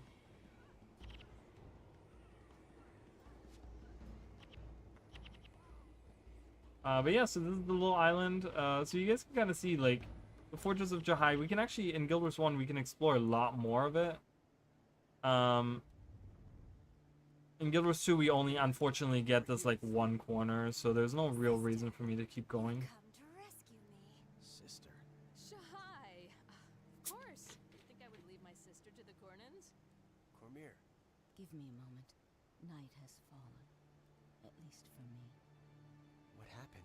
Our hosts were less than gracious. Varish's demons blinded her. They have a taste for eyes. So the hunger ate Cormier's eyes. That's why she went blind. And we find this out in this mission when we go to rescue her. But yeah, so that's pretty much it for that part. And then we can, you know, we kind of leave. Oh, we only have a set amount of time to escape. Let's do it, guys. Let's go. Oh, I guess I'm going the wrong way. Whoopsie. So from this point on, Cormier becomes completely useless because I don't think she even attacks anymore. She's just blind, a blind, helpless old woman. But guess what? You never fight alone.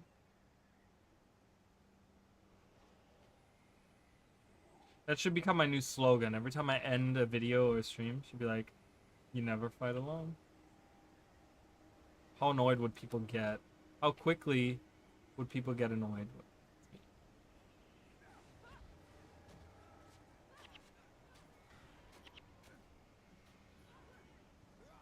But yeah, so we're gonna escape here.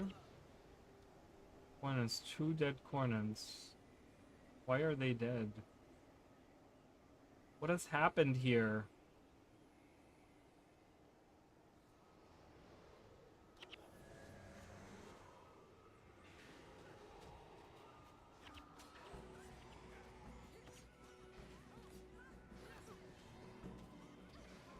Oh, the priest. Praise Abaddon. Hi, Emily. Welcome. You've missed a lot. Were you doing, like, raiding or something? Busy with life? Not like me, the lazy bum. Guys, I cannot tell you how excited I am that I started writing. I haven't written an actual script for a big video in like a long time. The only scripts I've been writing is for my shorts every week.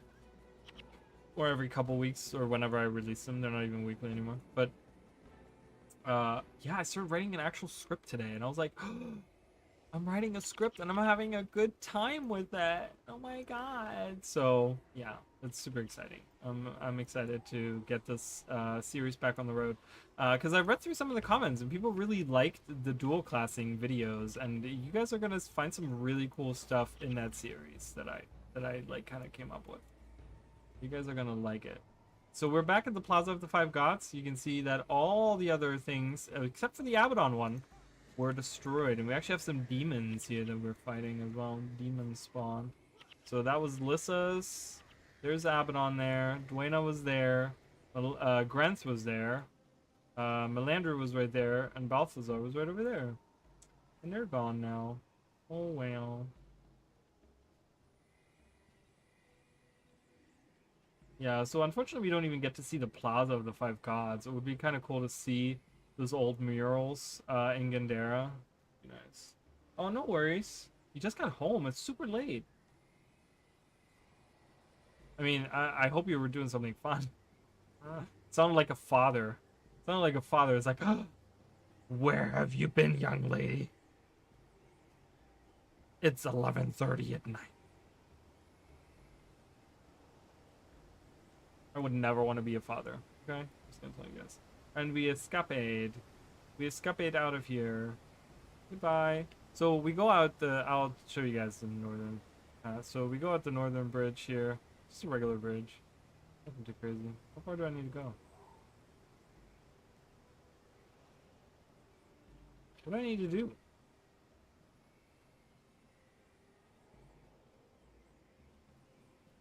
It's been walled off. Hello? Did I go the wrong place? Was I supposed to be going somewhere else?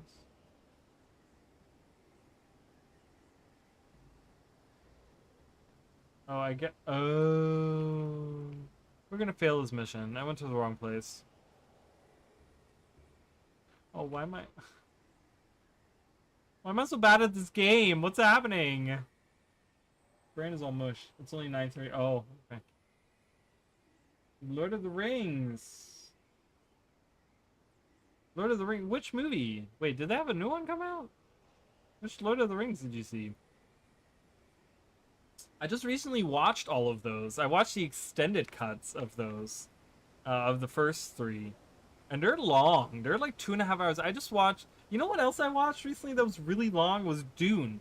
Dune Part 1 and Part 2. It's like Dune Part 1 is like 2 hours and 18 minutes or something. And Dune Part 2 is like 2 hours and 44 minutes. I'm like, hello? I have a life. I literally had to take a day break in between each movie because I'm like, I'm busy. I have things to do. I cannot sit here longer than an hour and a half watching a stupid ass movie. It was really funny. I was just like, okay, I'm going to work now. I'll watch it when I get back. And then I didn't watch it when I got back. I watched it like the next day, but I did it on both of them. Both of those movies. Alright, well, we're going the right way now, guys. We're going to see more of Gandera. So here it is, guys. Well, look at all the Gandera.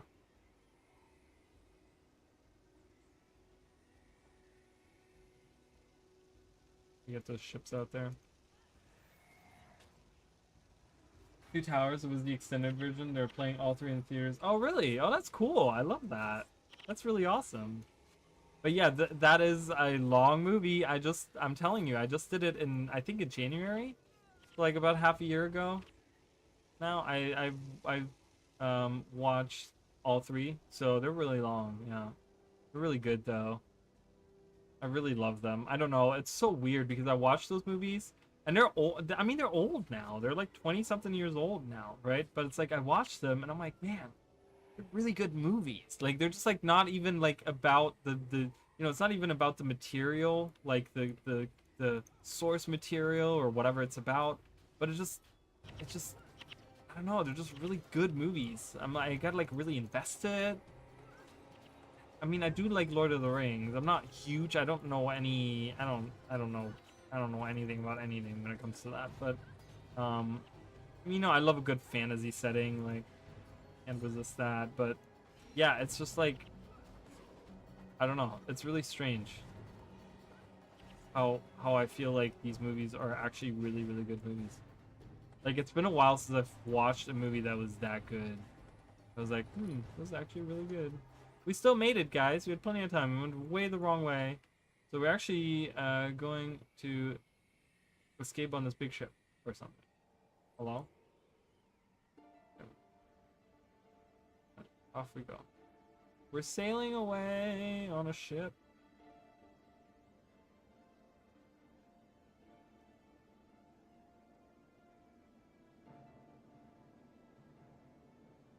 Cormir, we're going to get you back to Istan. Istan? No. You need to go north, to Vabi. There's no way to get past the fortress of Jahai. There is another way. There is a passage at the back of the waterworks of Mankalam. You told her about that? So I took a risk. The passage leads to an old smuggler's cave. The cave will lead to Vabi. You need a healer's attention. I can get Cormir to safety. And I can take you to the passage, but we'll have to be quick about it. Very quick about it. Yeah, so they hear the horns or whatever. So that's our ship over there in the distance. That's us there, and that's the Hunger, the demon that ate Cormier's eyes, and he's alerting. He's on the prison island, and yeah, the prisoner has escaped. The one touched by Abaddon. I'm not a long movie kind of person. My husband is going to all three. I told him I'd join him for one, and that was my limit. Aw, that's sweet though. That you're like, I'm gonna sacrifice my evening, my 3 hours of my life. That's what they are. They're like 3 hours long or something. The extended versions. So bad.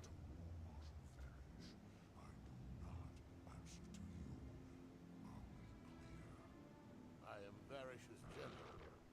You should respect. Varish does not need generals anymore. She needs us. Do not make her choose. We are partners at best, until all your sun spears are slain. And then? Then, we will renegotiate. I know where these sun spears are going. Follow me.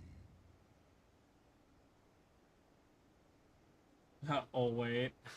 I haven't watched those. I haven't watched any of those movies. I've only watched the main series, like the main three ones, and then I watched the prequel story like show that they recently had. So I did that. I did watch that. So all right, let's go to Pogan Passage. Again, this is another one that's set in perpetual night, I want to say, right? Isn't it? It's like dark, isn't it? It's like dark. Yeah, there's the moon out there. So this is at nighttime out here. So it's really cool. I really love that. I'm gonna go back out into the Fortress of Jahai area. We can kind of walk around in there a little bit more. So the Pogan Passage, right? Obviously, this is just like a random passage. Let's read about it real quick. This area is dominated by one of the many heavily manned garrisons that dot the Kourna countryside. However, the landscape around the fort is marked with caverns, chasms, and natural bridges, which the local merchants use to escape the ever-vigilant eye of War Marshal's minions. So there is a garrison out here, right? But they're a lot of the smugglers and the thieves and the whatever, right? They're kind of escaping through these like tunnels and chasms and like all of the stuff that's around here. I'm trying to see if there's like, so there's the garrison right there. You guys can kind of see it. That's the garrison down there, with the moon fortress like in the back. To north, to Vabi. Look at this arena net. This is how demons should look like, not like Sylvari. They're fleshy Sylvari, the Cryptus. That's a good point. They're fleshy Sylvari. But anyway, so this outpost right here would be right where we are, right here, right? There's the bridge, and right north of that, this is this bridge right there. We're gonna look at that in a second, but this little outpost right here, I don't think there's any reference to Pogan Passage here, but that's what this area kind of is, right? We kind of get like a crevice here, and we get some rocky stuff around with the bridge on the far side. So let's actually go back into Gandera. I kind of wanted to show you guys the inside of it with the prison island, and we were able to do that. So let's check that out.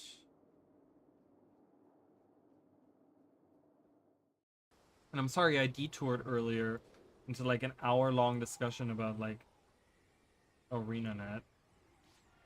Whatever. Alright, so we can kind of see the fortress here again. So that's the prison island over there. There's another island. It's really cool, right? Because we see another island. We can't actually go to this island right there. Okay, we see this little island. If we go in Guild Wars, whoops, wrong way. We go to Guild Wars 2. We actually have that little island as well. And I want to say, is there ruins on it? Is that what that is?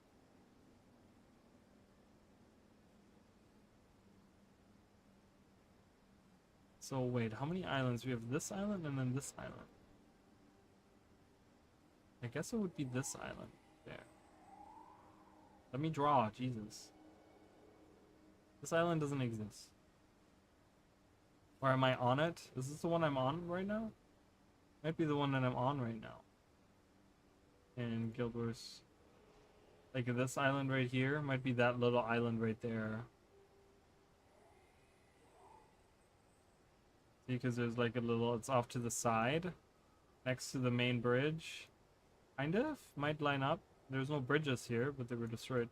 But then that island, and then the prison island. So there's that island there.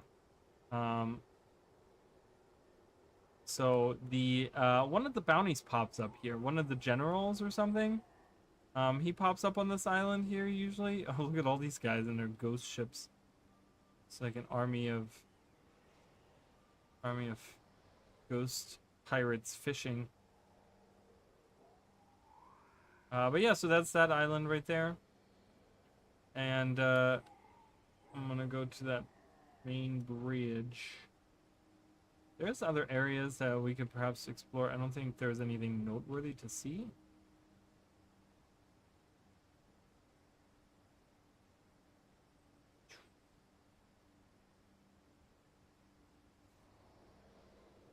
So, there's the main bridge. As you guys can see. See, there's obviously no tar around, right? There's like water coming straight out. And you can, you know, if you can kind of, I mean, like now there's tar coming out of these, right? Where water was coming once out. Really? The siege? They can hit me from all the way over there? Rude. I guess it's because of the spot.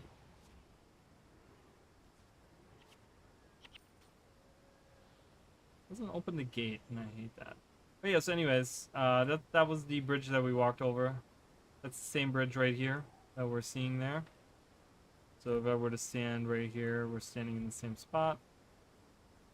Obviously, it doesn't look the same, but that's the same bridge right there, and then we can go further down around this way and go to the other bridge. I think in Guild Wars 1 we can actually go, and you can see where we can walk in the water. Alright, leave the scales alone. So as we walk,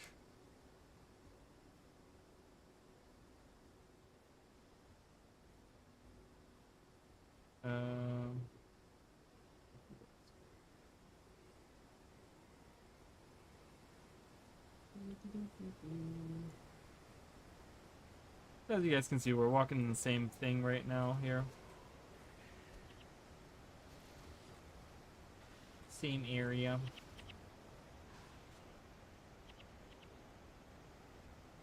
The Savannah look is very important, very nice. Again, it's set at a like time of day. I don't know. Looks like almost like a midday. Almost. I don't know. The different rivers coming out here as well. We do have that, right? We have 1, 2, 2-ish. Is that, yeah, that's not really a river running through there, right there, but it would be like 1, 2, 3. Where it has 1, 2, 3, right? Because the bridge is before the third one, which is the same thing here. So they kind of align that pretty well. I guess that came crashing down at some point, and that's why that river doesn't connect anymore to the other side there. Whoa. Oh. Get him! It's such a shame that Gandera looks so underwhelming, ugly, because they did it with the other seasons. Yeah, I know. I agree. I know they did a good job. But like Thunderhead Peaks and stuff, I did a comparison video of that. Didn't I do a comparison of that? I think I did. And that was like very like, oh yeah, I think I did. I remember doing that. So, but yeah, so we can kind of look up here. There's the other bridge. So if we were to go in Guild Wars 2, we would go across here. We were going up here. And then we kind of, there was like another bridge on the other side or whatever, but we turn around that way. Obviously, all bones and whatever, but kind of stand at the bottom here, down here, and we're kind of looking in the same general direction there at the mouth of the river. Let's see how far we can go in there. Can we see the Corsair little outpost here on the far side in Guild Wars 1? I don't know. I've never gone that far in Guild Wars 1, I don't think. I don't think I've ever vanquished this area, so couldn't tell you, but we're gonna find out. Oh, Narashi is here. Interesting. Indeed, interesting. So there's a town out here. Oh my god. Hello. The rest of the column will be marching to Jahai perhaps to invade Vabi if we do not bleed their strength. Interesting. I didn't know. Oh, okay. There's no cave down there.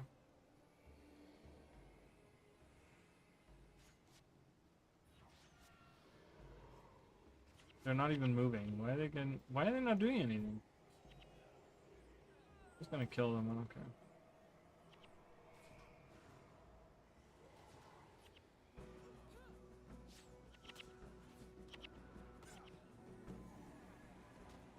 Yep. So we would be going along the beach here. Going down the beach. And there's no cave here. Well, sorry guys. There's no cave out here. Just the endless ocean. The big ship in the back. Looks very scary when you just see an outline out there. You're like, what the hell is that? So I guess the cave would be somewhere down here. Right, it would be like... I mean, that's the cave down here. So, that would be that last area right in front of me. Down there. It's a little... is there an... oh, this leads to Yolan Haven, I think. But there's a little town out here in Guild Wars 1. So people used to live here. I mean, you can't... You know, there's nothing here in Guild Wars 2. No housing here. Helena, what does she collect? Oh, hi! I was just thinking about bears. Godless killing machines without a soul. If there's any animal that hates freedom, it's the bear.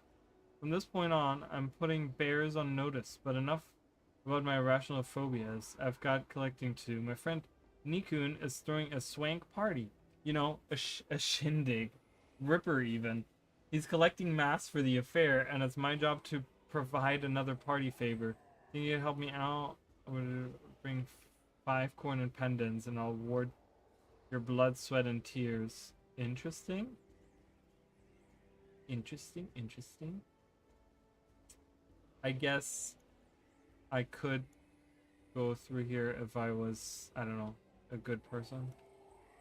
I don't know why it won't let me go through, but it'll lead, it would just lead to Yolan Haven, I'm sure. But yeah, so that's kind of the Moon Fortress there for you guys. Again, nothing crazy, I don't think. Nothing too wild, but it's kind of cool to see that. And that kind of completes the southern, that's the southern half, right? That's kind of the southern, we looked at that, we looked at this, we looked at Kourna, we looked at the pond, the farmlands, we looked at Pogan Passage, Gandera, the thing. So that's the southern half, right? So that's the southern half of Kourna. So let's make our way Sun's Refuge and go north. That's gonna be interesting, right? One thing I found interesting with the expansion trailer was the lack of eyes. Secrets of Obscura had so many eye references. I'd realized not actually going to do anything, and there's none. So that's the thing, right? Like, I made a whole video on the eyes, and I know no one watched that video. That video had like the least amount of views that I've had on any of my videos in a long time when I released it. But I thought there was really something significant about the eye symbolism and the amount of eyes that we saw, right? Because not only did we get the eyes all throughout Nios and stuff, right? But we saw them in the rifts, and we saw Ceres had the like the eye of Ceres. Isgarin had an eye. He had, you know, his relic cast eye of Isgarin on someone. Then we had the all the Astral Ward armor. There's all eyes all over the Astral Ward armor. Like, there's so much eye symbolism everywhere. And yeah, I guess no one cared to watch the video. I want to see how many views I get on that video. Like, no one really gave a shit. Yeah, I got 254 views on it, so no one really cared about it. But I gotta say, like, I do agree. Like, there's something really interesting about that whole, like, the eyes. You know, there's something very, very interesting where I'm like, I wonder, you know, I wonder what the heck is going on there. Like, all right, so we're gonna go to tourist procession.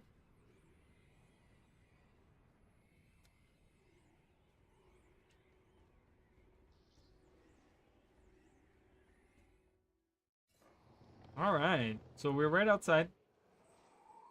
This is the same area. You will see. This they did a really good job. So this rock right here is actually perfectly translated to this rock right there. Okay, you're gonna see like even rock for rock. You can see the old statue here, the resurrection shrine. There was a resurrection shrine. It's Balthazar too. It is, again, the statues don't align. This is the Guild Wars 1 statue. In Guild Wars 2, Balthazar's statue looked different, but whatever. The old temple is here. You have the Awakened Memorial. I really hate that that's there because I would like to not have that there, but that is a-okay. So the little pond down there. Look across. You see those buildings there, right? So, you can't really see them. Oh God, really? Ascalon is here?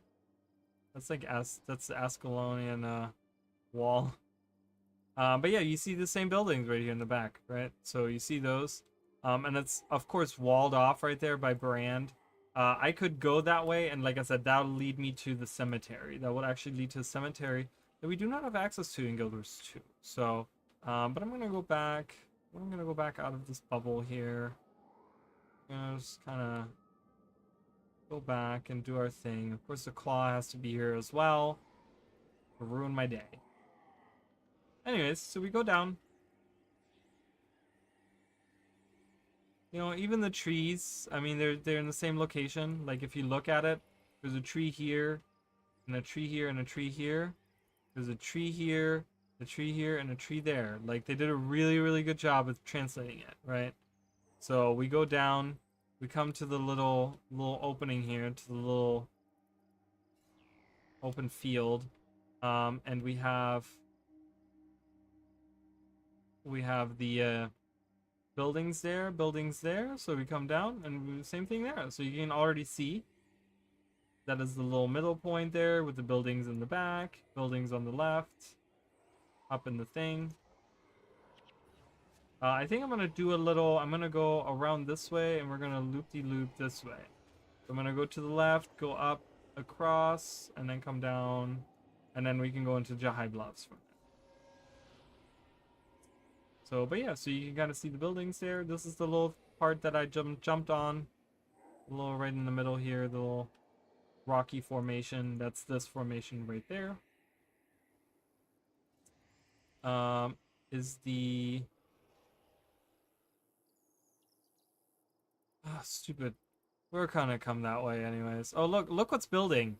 So, this is really cool. I think this is after the event happens or something? Or is it after the claw comes through, but you see all the volatile magic kind of pop up? I've seen that before. It's just like, oh my god. Alright, so if everything wasn't trying to kill me, I would just walk on foot, but let's walk on foot.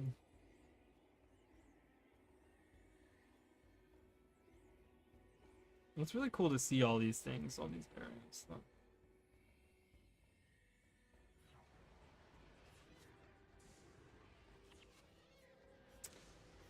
Freaking elemental.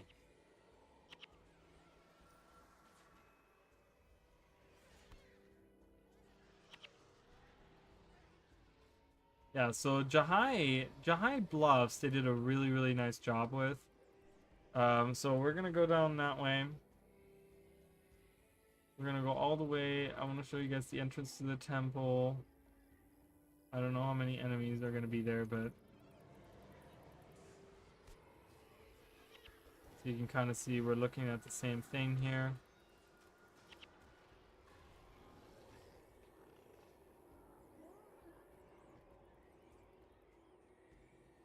I mean, even the trees are almost in the same location. Obviously, we have these extra trees right now because of the bubble. Bubble has been gone, but I feel like the trees are still hanging out, which they're not supposed to be.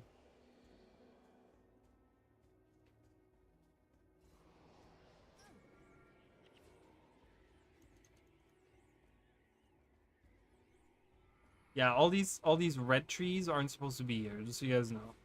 They're part of that like bubble event thing going on, and I guess they haven't despawned or something. I'm not sure. But yeah, as we get closer as well, again, I really like that the resurrection shrines, they're there. I mean, they have them, right? Like I always love that when they have those exact locations, and we don't look at all the griffins. Look at them. So annoying. But yeah, and then if I went down that pathway, I would go to the cemetery there, which I can't do in Guild Wars 2. Like I said, that's blocked off there. And we go back north.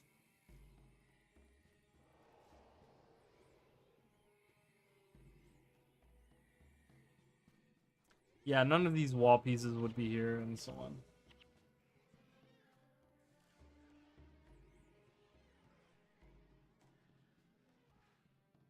We're gonna go a little bit further north, where we have these buildings. Again, they did a really nice job. This part of the map, like the Jahai Bluffs, they did a really good job. Wait, roller beetle. Yeah, so we have these like cool houses here.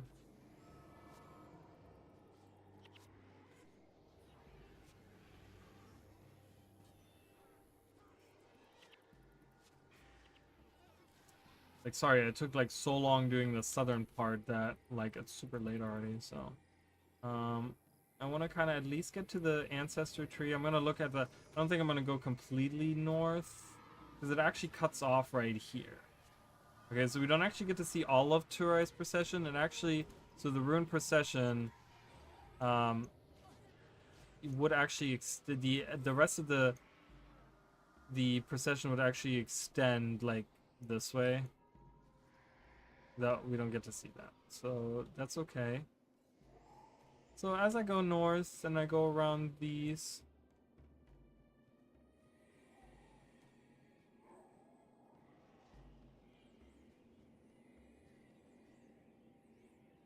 there is a little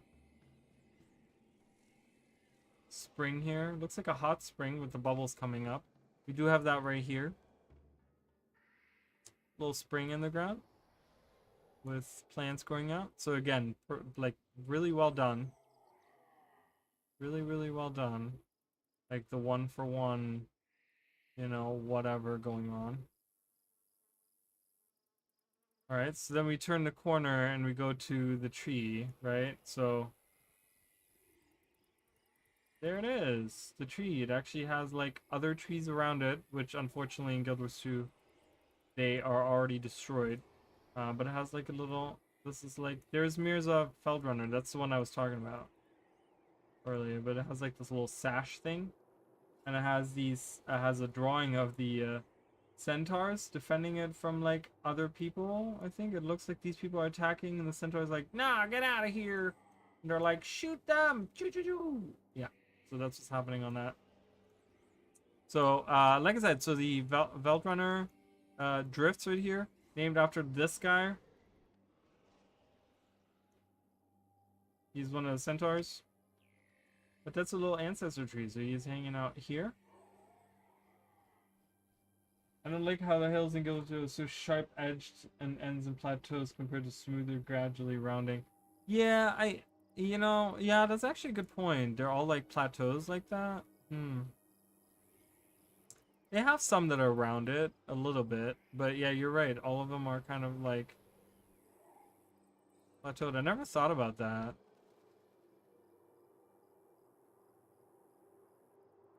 That's interesting.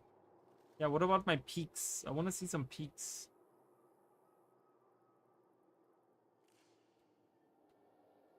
Alright, I want to see. Oh, sorry, guys.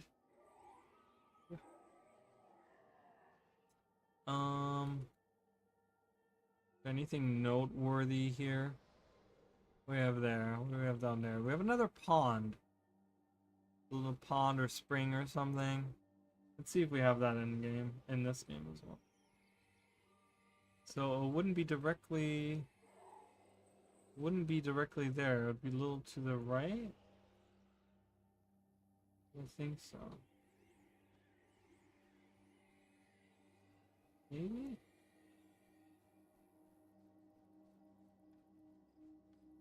Oh my god, we do have it! Look at it, guys, right there. A little pond right there. It's like I said, so that's where it ends. You see this mountain range right here is where it ends. You can kind of see the color change as well. It goes from mostly orange down here to being like more yellowish up there. It's like right where that is. Okay, interesting. So we have that there, and then we move over. We have another pond on the other side. See if there's another one on the other side. Let's see if they've done a good job. Season 4 blows my mind. We were getting new mounts, raids, lengthy story, amazing maps with decent events and new systems. The dev must have been so insanely overworked. I mean, yeah, I guess, right? Like, but my question with that is, if they were so insanely overworked, like, I don't know. It seems strange to me, because Season 4 wasn't just like one release. It wasn't just like 2 releases. Like, this stuff was going on for years. You know what I mean? So, like, were they really overworking their staff for, like, years on end for these releases? Like, that seems kind of crazy to me, you know? I mean, I don't know if it's true or not. I have no clue, but I'm just saying, like, it's kind of weird to think about that, in my opinion.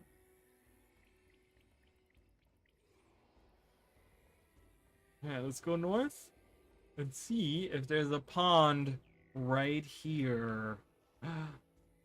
Oh my god, there is. Look at that, guys. Look at that. Champion the Tooth hanging out. That's where Champion the Tooth hangs out 250 years from now.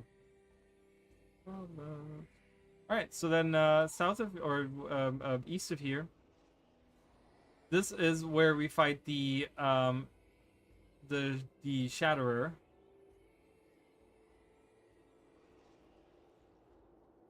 Right here, so we would, like, you know, go around the corner right here and just be like, hello. So these mud buildings, these mud huts as they're called, I just downloaded the picture for the thumbnail for it, and they called them mud huts in the Guild Wars wiki. So these mud huts, they don't exist, unfortunately. They have trees here. So I don't know if these are like, they were like, oh, we're not gonna put the mud huts, but we're gonna put trees here, because they look like trees are growing out of them. It looks like someone took mud and attached it to the trees to build a house or something. So I guess it could stand to reason that after 250 years, the house part falls apart, but the trees still stand. So that would be those. Big field here. When we turn around, we can see big field. I don't think we see like a leftover temple or resurrection shrine or anything. It would be somewhere around here.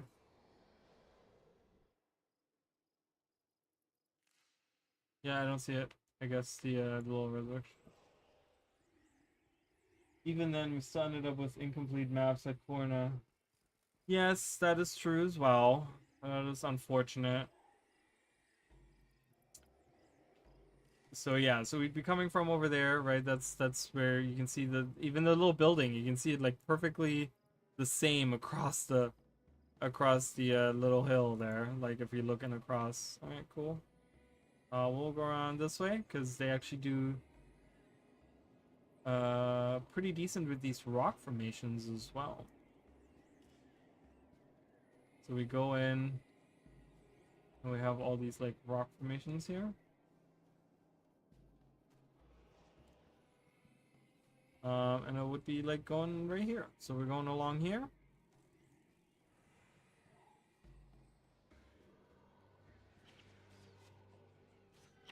See, so we had that right there, that pillar there, and then we go underneath the stone slab here. So there's a pillar there, stone slab here. Right? Already really, really good. Already. I mean, they've been like I said, this part of the map is really good. So you come out, you see some trees on the right, in front. We don't have any directly in front, but that's okay. There's a rock formation right here. Same place. Right here, rock formation. You go around, you go to another giant, like, this looks like the Lion King, kind of like Pride Rock, whatever. Fighting Hecats. Of Riven? Cover art Riven.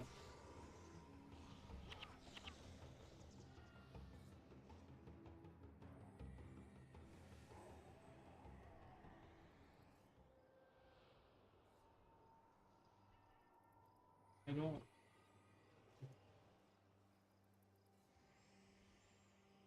Oh, the sequel to Mist? The little. Oh, yeah, okay, I can see that. Yeah, okay. Yeah, I totally see that. Yeah, because it's almost like, I mean, they're like, it looks almost like I can't really tell what it is, to be honest. Go back. I can't really tell, but it looks like it's like a mud ball house with windows on top of a tree. So yeah, I can totally see where you made that connection there. For sure, I do agree with that. Okay, so yeah, so we go under this rock. Sorry, I just turned off my. Oh, I just turned off my AC. So yeah, we go further. We go under this rock. Same rock slab again. Pride Rock right there. So again, like I said, this map they did really, really well on. You know, it's like if they, I mean, I guess it's not always about having it be always 100% accurate and stuff. I get that, you know. So I mean, I understand. Right, so that's pretty much that. That's Two Eyes Procession.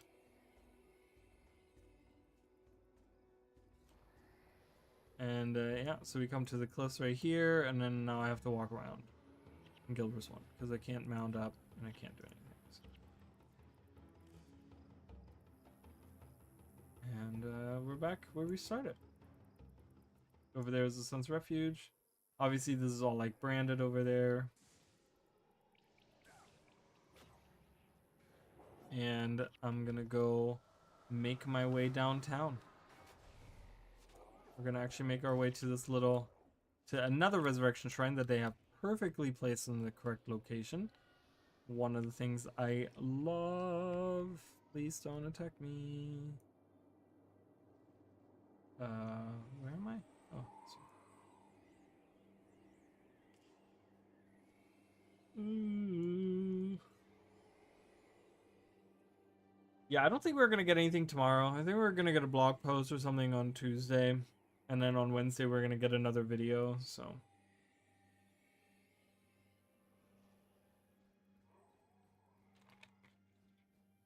Now we're going to go into the Gilbert's Wanja High Bluffs.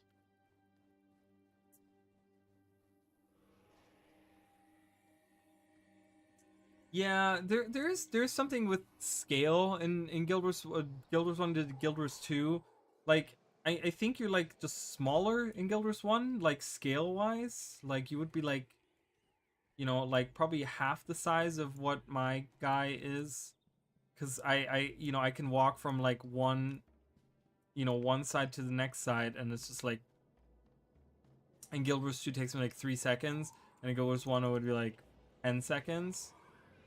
So it's just kind of like, oh, okay. You know, it feels like kind of like that. There's something with scale going on as well. Which I'm sure was kind of hard to, you know, perfectly translate over or whatever. So.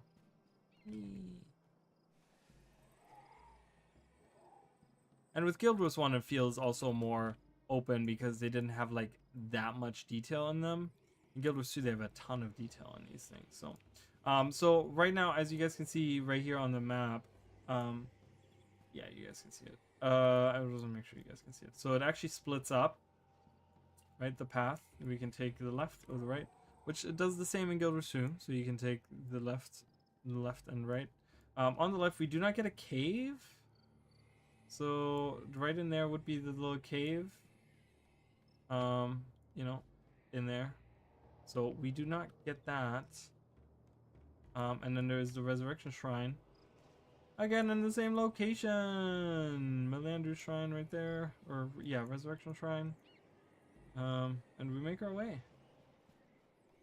We're going along.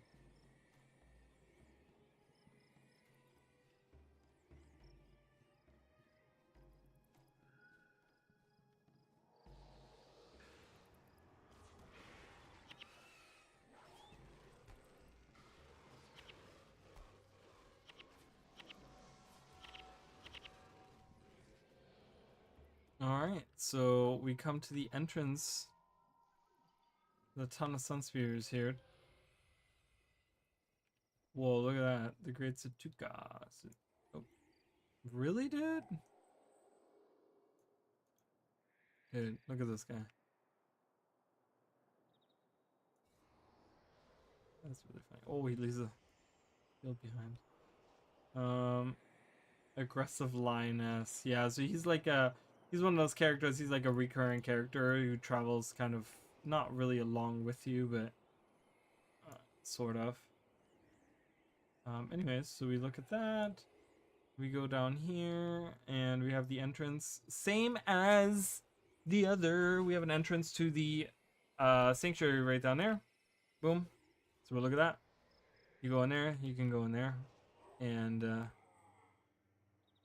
the right, there used to be the Resurrection Shrine right there, which I think is what these blocks are supposed to be.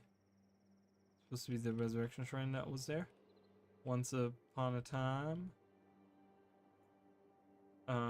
So that Resurrection Shrine, and then we go across. We go across to the monument to the defeat of Palawajoko.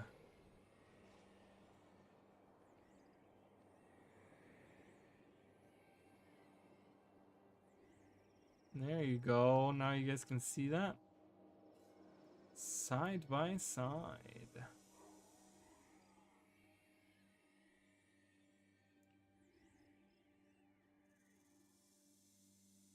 There you go. So this is where Palawajoko was imprisoned, and right here it says, this monument commemorates the defeat of Palawajoko at the Battle of Jahai. After 100 days of bloody battle, Tuare Asa and his elite troops defeated Joko's undead forces of grey giants and undead creatures. Yet, despite attempts made with magic, blade, and even darker means, Palawajoko could not be killed. Almost knocked over my drink there. Could not be killed. Tuare Asa's elite forces chained him by magic and bound him deep in the earth.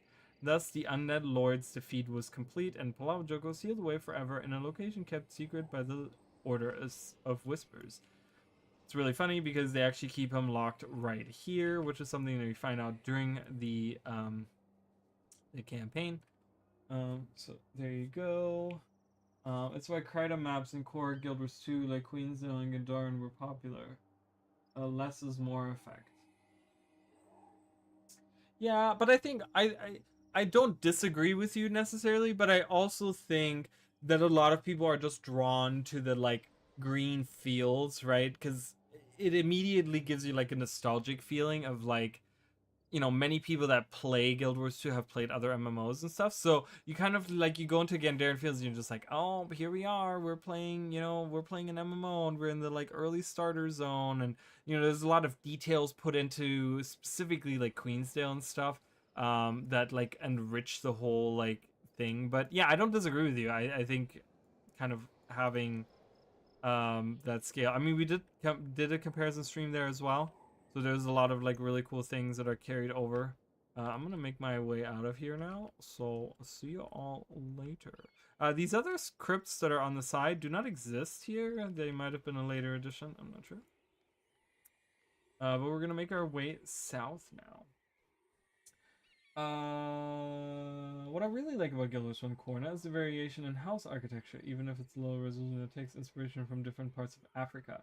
Yeah, I know it's very Africa inspired, like so heavily in Guild Wars 1, right? Like it's super heavily, and then of course you get a little Arabic, architecture too, which we see a lot more of when we go to Vabi, stuff like that. All right, so we're going to the immolated Jinn. Oh, the treasure chest. Let's open that. You can only open that once a week, I want to say. Hello, I'm here to take my money. Ooh, I got a portal staff. Nice. Lucky me. Oh boy. Let me just clear this out and then we can...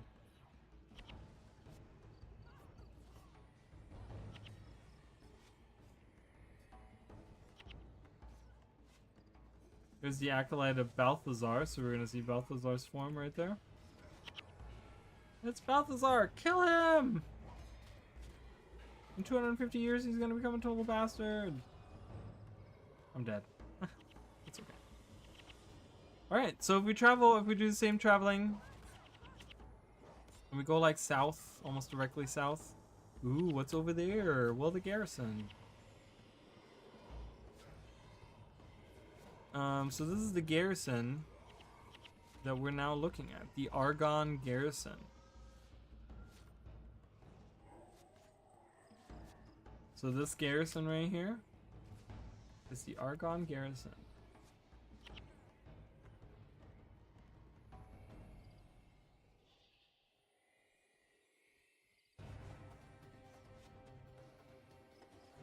Now in Guild Wars 2, we obviously have that whole field to the side that has all the stuff going on with it. Like, where you have to defeat what's-her-face, Saphira and stuff. We don't really get this like courtyard looking thing. Like this is almost like a walled in, because this is not it. This is too small. So it would be like further out, but we don't really get that. We do get that same bridge though. Let's get that resurrection shrine in case Mankut dies. We do get that same bridge. I wanna say, right? Where is that? Isn't there like a... Isn't there a bridge here somewhere? Maybe not. I thought there was a bridge. I thought one of them has a bridge. But it doesn't really lead over a chasm, right? Or I mean it leads over there's no bridge, but there's obviously chasms where the brand is happening. And oh my goodness, I can't figure out my life right now. So I would say that that's probably where the bridge was. There's just skeletons down there. Animals fall down and die. The end. There's that. Yeah, I don't think there is there. Oh yeah, there's the resurrection shrine right there. You can see it. So we're exactly at that spot here. So, yeah. So this courtyard on the side of the building, is a lot bigger in Guild Wars 2 than it is in Guild Wars 2. The wall almost comes right to where the shrine is, which it doesn't do that here. So, but that's that little garrison for you guys. There's a garrison there. Garrison there. With the resurrection shrine there, So if we follow behind, we go behind where the resurrection shrine is. Let's see what's down there.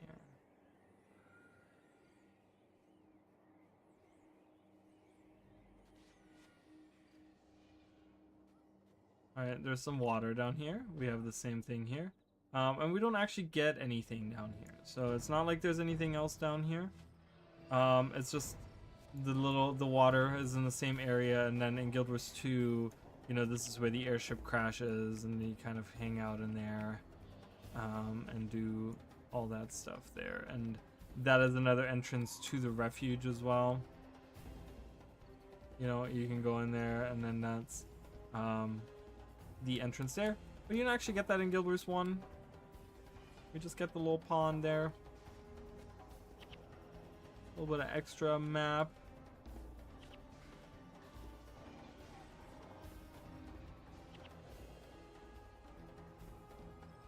Alright, let's go a little bit back over that way. South of the garrison. And we will be going north to the fortress. I'm gonna kind of loop around. That's what I'm gonna do. I'm gonna go around this way. We're gonna go down here. Actually, I'm gonna go down here, right? Because this whole area. Oh, we're back at the garrison. So this whole area, then we're gonna loop back around to the village here, and then from the village we're gonna go into the fortress. This I'm gonna leave out because again, that's not accessible to us in Guild Wars 1, so I'm not even gonna bother with it. And then we're gonna go up to you were going up the canyon to the reclaimed chantry, and then that will be the end. We'll be done with that. So we're at the last final stretch here, friends. Morocco mud houses. Looks like Morocco. I don't know what Morocco mud houses. Morocco mud houses. Morocco mud houses. Let's see. Oh yeah. You're right. That's exactly what it looks like. Yeah. Totally. Oh my god, so much. Oh yeah, definitely. That actually looks kind of cozy. I would like to live in one of those, like a modern one that has like electricity and working toilets and.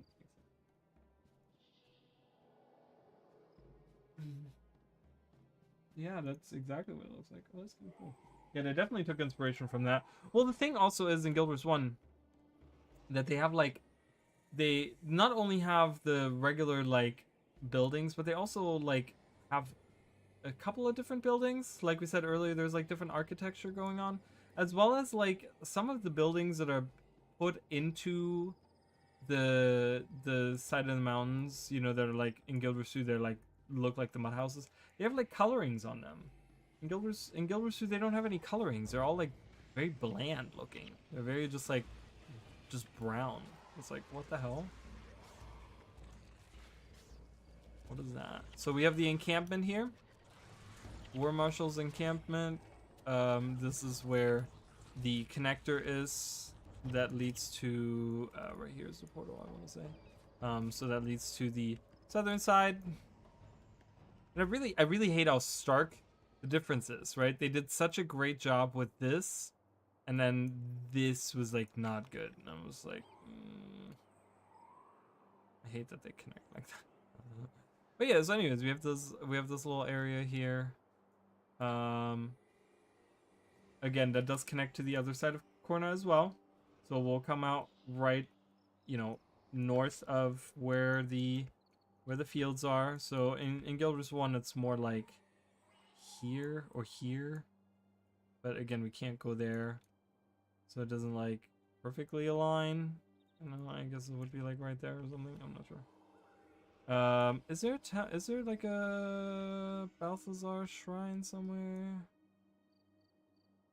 It's like laying about destroyed. Are we gonna find all of the shrines? Oh, this might be it right here. Oh, that would make sense, right? Like Joko would put it right on top of a different god statue. He would put other, but yeah, so he put his statue, or someone did, right on top where Balthazar's shrine was. Right there. Yeah, but this little town right here becomes the little worm outpost. Kourna soldiers. Kill them.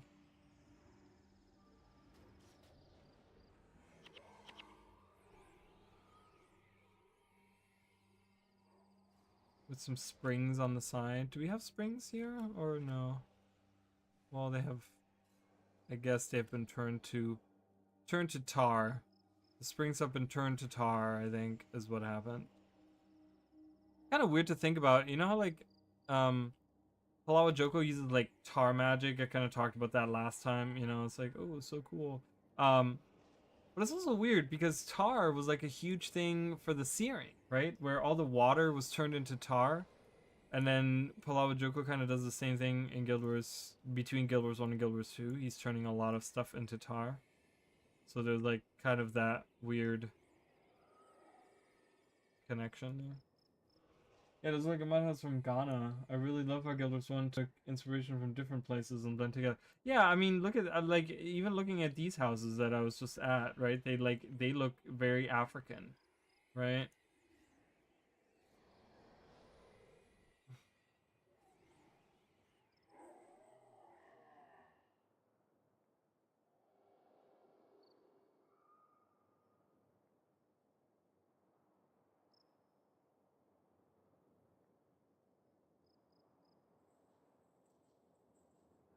Yeah, they're little hut houses. Yeah, it's very African. Very African inspired all around, I think. It's really, really cool. So let's go across this way. Let's go to that resurrection shrine right there. Again, let's see if it exists. This is a whole nother resurrection shrine. So far they've been pretty good about having all of them available. So that would be, oh, it is, it's right there.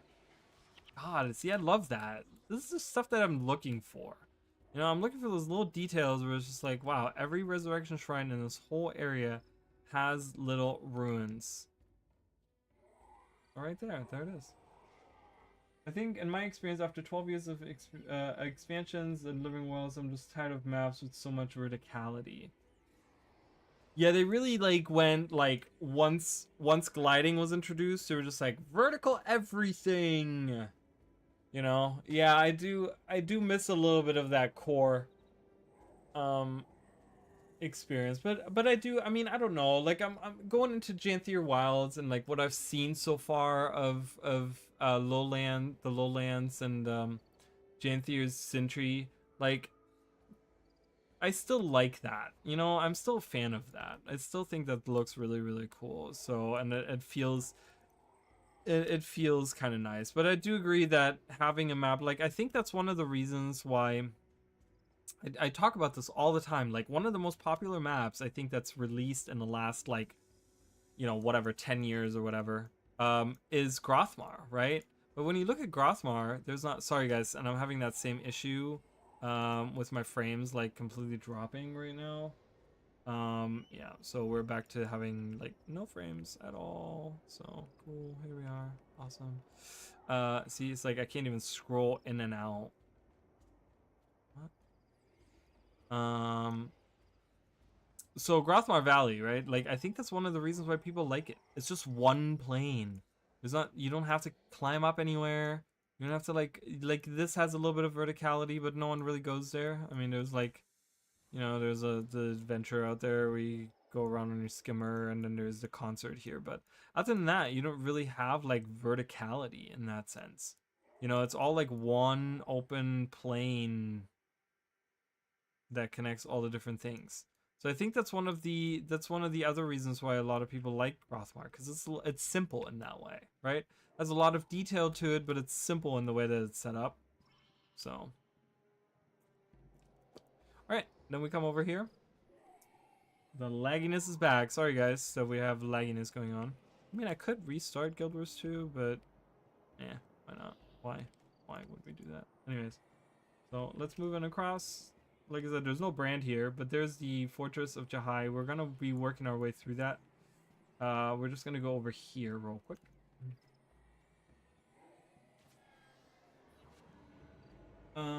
Guild Wars 2, on the other hand, doesn't mix different cultures together. Like, look at Kanta, for example. Now it's just Korea. It's probably a decision out of respect and fear not to offend. Yeah, I don't think it's necessary. I don't think it's just that, but it's also because it's NC soft, right? And they have such a presence over there that they don't, I guess they don't want to like do something with their market over there or something. I don't know. I have a feeling that it's something NC soft, because I feel like ArenaNet was like, at some point they were like okay with it, but then NCSoft was just like, nope, because they had the, you know, the pavilion, right? The the Crown Pavilion, right? That used to be was originally supposed to be the Asian Quarter, and then they had to, like, before release, demolish the whole thing and put a giant hole in there. Yeah, and I have a feeling that was probably because of NCSoft. I'm guessing. So there's another resurrection shrine there, which is, again, guys, another resurrection shrine right there. We come to this little town. This little town is really cool. You know, we get all these houses and whatever, right? And Guild Wars 1, the interesting part here is that we don't get to go to the other side. Like, I think I can get to... Yeah, it'll let me walk down there. Like, I can walk down there, I think. But that's it. I can get to the, like, this area, and we see the houses, right? And we see, like, the bridge would be, like, right over here connecting together. And we have this, like, little... But we don't get to actually go there, right? And the fortress is actually accessed from the other side. And we can't really even see it from down here. So if we were to go here, right, we'd go along here, and I don't have to really... Let me just restart real quick. This is so annoying that it's doing that right now. Alright, come on.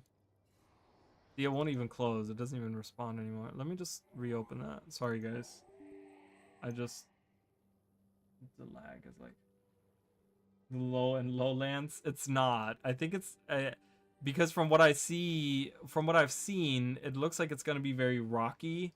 And it looks like we're going to get a double jump for the... or it's confirmed that we're getting a double jump for the War Claw. So it's going to be a lot of us jumping on things, right? It's like that's why in the gem store they're releasing the goat skins right now for the War Claw, because we're going to be jumping around the side of the mountains like goats. I love how, like, their claws here and then hoofs. I never realized that. I did buy that pack, by the way, guys. So, which one is it? I don't remember. It's not that one. I'll find it. It's this one. Nope, it's not. It's this one. Oh, it is. But I don't have that equipped. Okay. I do have the pack though.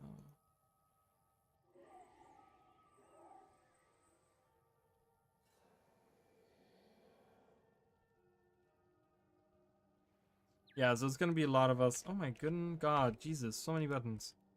It's gonna be a lot of us, like, jumping along the mountainsides and double jumping, and it's gonna be a lot of that going on. But I'm very excited to be using the War Claw. I hope that we get, like, maybe an ability to get, like, a speed boost or something.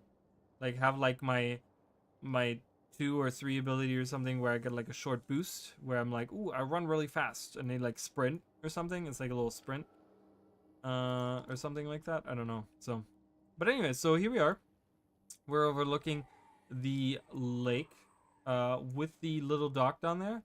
It's the same. I mean, like, I love how it's, like, perfectly translated, right? Like, you have the little buildings down there. Like, those are the same buildings down there with the little dock off to the side. You have some tents down there. We don't get that, unfortunately. But you do get all the buildings over on the side, which are the same as those over there. So it's kind of cool. We actually get to visit there, and there's a bridge from up there. This is where the gate was. We can kind of see the gate right here.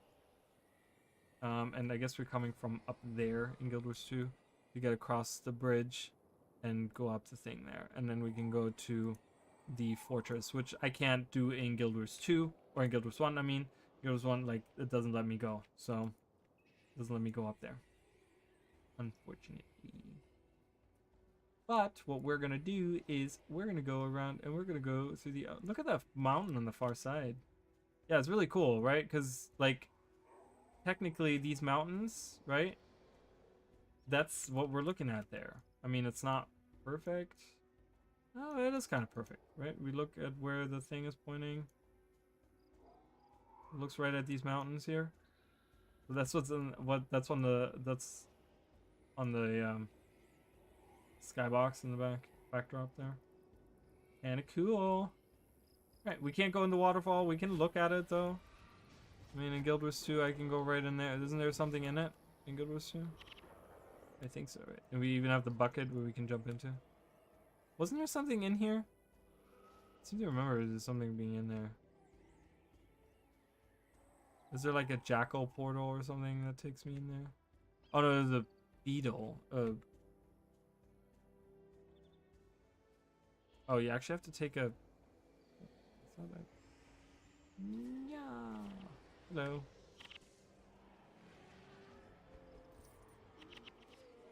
Now that I'm already in here, I'm just gonna open these. Ooh. Yeah, we can't all do all that in Guild Wars 2 or in Guild Wars 1. We can do that in Guild Wars 2, but not in Guild Wars 1. I don't have the waypoint. Let me just get the waypoint real quick, guys. I don't have the waypoint on this character, so that'll be nice. Yeah. So yeah, Tendi Village. That's right here. So, there's the Yatendi Canyons, right? That's behind where that is. So that could perhaps still be Yatendi village. I don't know. Does this guy say anything? But none here like you must work hard. So this guy doesn't even offer us any. Is there any collectors here? Just those guys up there. But yeah, anyways, so that's kind of there. Let's go to the fortress. Let's make our way to the fortress. I'm trying to get the stream. We're almost there. So all we have left, guys, is the fortress and the fortress, the canyon behind it, and then the chantry, and then that's it. That's all we pretty much have. So we're almost finished with Kourna, guys. I hope you guys enjoyed this look. I'm gonna just wait right here. Oh, of course, the disturbance has to happen right now.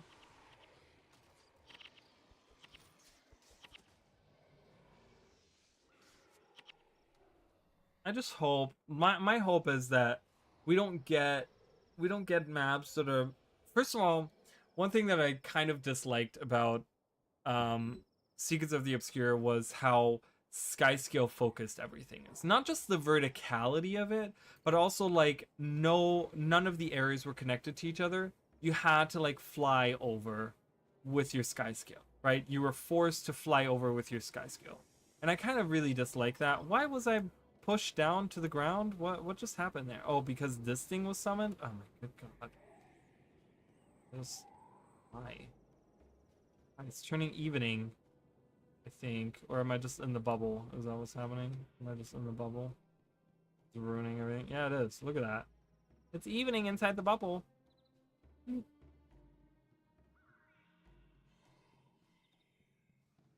They mentioned Rasad ruins. I wonder why they didn't show any of it in the trailer. I hope it's not because they're reused assets. In the store website? Really?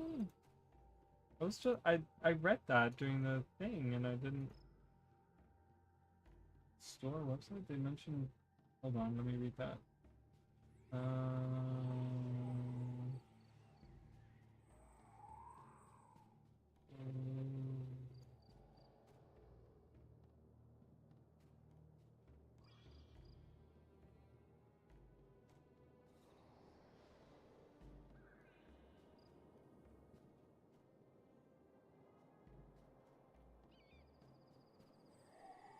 Well, it just says that a dangerous land that was once home to the strange Mersat and their white mantle sycophants in the time of the original Guild Wars. I mean, we do see the ruins of the white mantle, like everywhere. They've shown us a lot of those. I don't know. I'm curious. I'm excited to see what we're gonna see, like what they're gonna show us. Anyways, so we're moving towards the fortress here. It's gonna be very different, but it's gonna be very hard because these are elite enemies. I should be okay, I think. My party is pretty good with their stuff.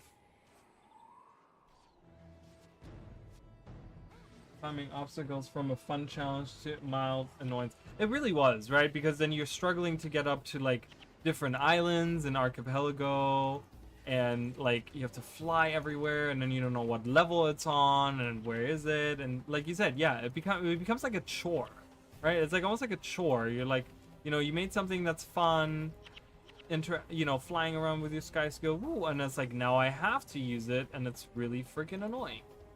So, is the Guild Wars 1 screen frozen? Oh, is it frozen for you guys? Ooh, I'm sorry, guys. Hold on. I'm playing right now. Well then, thank you for pointing that out. What in the world? Okay, let me close some of this.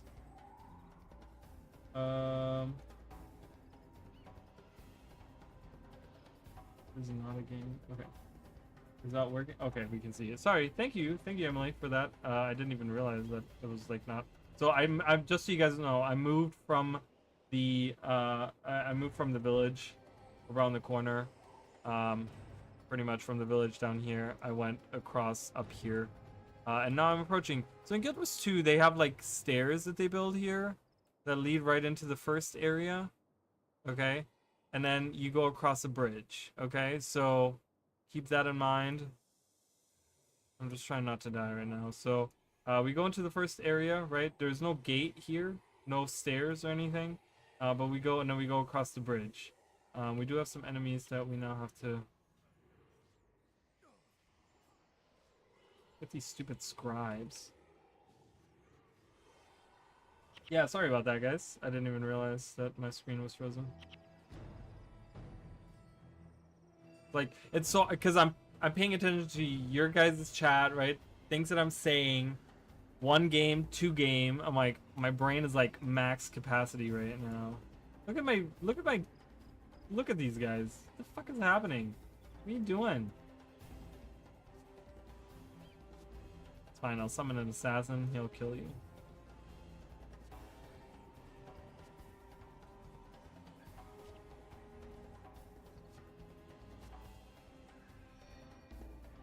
Gwen is dead. No. Yeah, these are elite warriors. You're not really supposed to come through here, but my group is pretty good. I mean, this is not hard mode, and my group is pretty strong. So I don't think I'm afraid to come through here. I'm just gonna fight my way through here real quick, guys. Hold on, my bad. It's another post that I had. Bristling with Masad ruins. Oh, okay. And harrowing to navigate. The fabled Isle of Jinthir. Isles of Jinthir have been carefully guarded by the Wizard of... Oh, interesting. Interesting. Masad ruins. Well, I just think... Yeah, I mean, I think we're gonna... We saw, like, a couple of Masad structures. The, like, jade stuff that they have. That the jade armors are made out of. Like, we saw a little bit of that, right? We saw some of those. I'm gonna activate the resurrection shrine. You have to walk right up to it. It's kind of wild. But yeah, so we cross the bridge. We go to the left. Resurrection shrine right over there. So right here again, Balthazar's shrine. They have Balthazar's statue there. And then we go to the right, and we go further up through the fortress.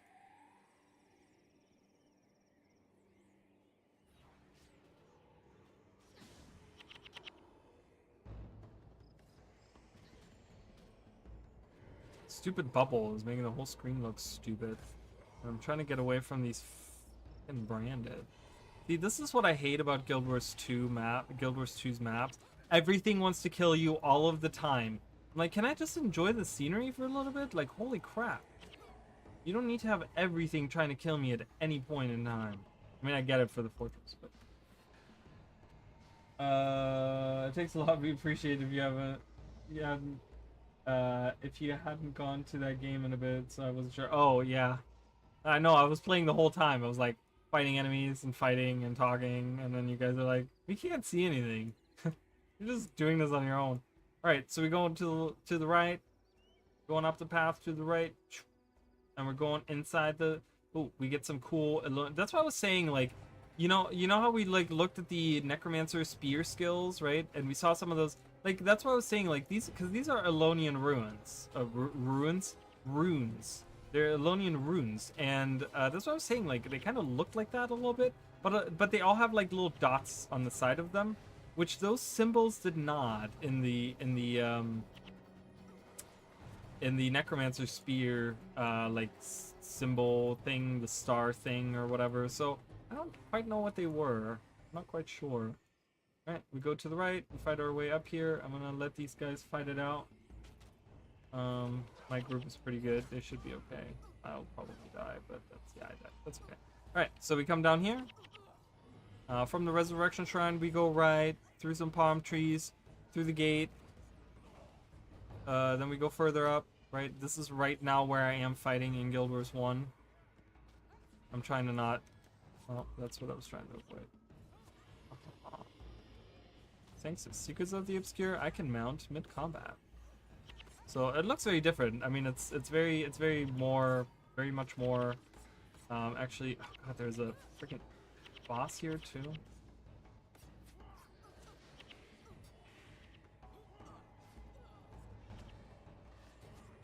I guess I have to actually play the game. Kill him. There we go. Good. Yeah, and then there's a gate. Why can't I go through here? Oh my god, really? I can't go through. That's really dumb. I thought I could.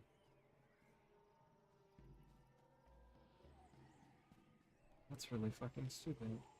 Why is it like that? It's like, oh, we're gonna keep going, and then it's like, no, you're not. So many quests. Not even fun. I don't even have any missions here. Because I've played through all of this. Why can't I continue through here? Doesn't this open up? Like, you can usually go through here.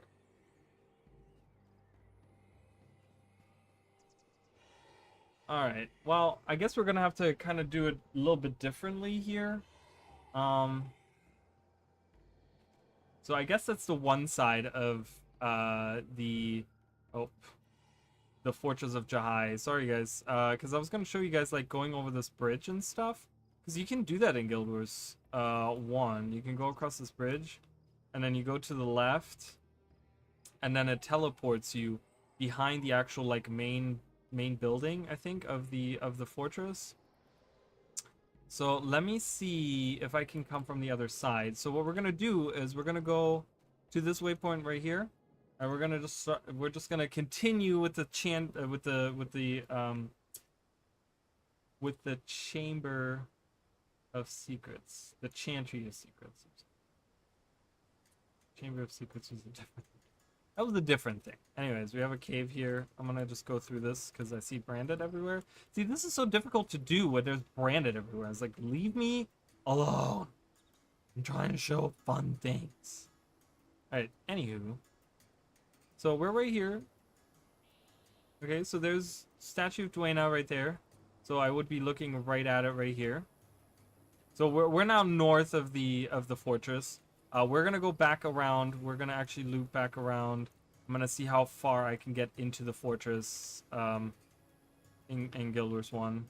We're gonna kind of look at that. But yeah, so we're in the Chantry of Secrets. This was the original Chantry of Secrets. As far as we know, we don't know if there was another one before that. Do you see that guy?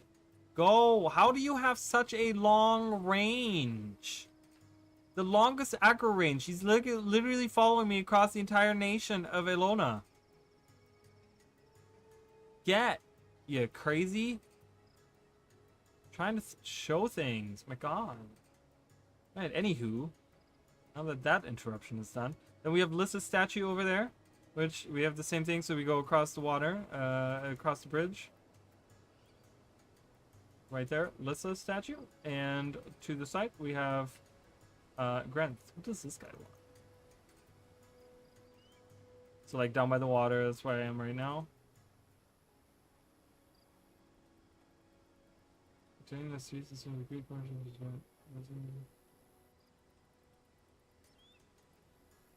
so rude. I mean, holy crap. Hi Scott, how are you?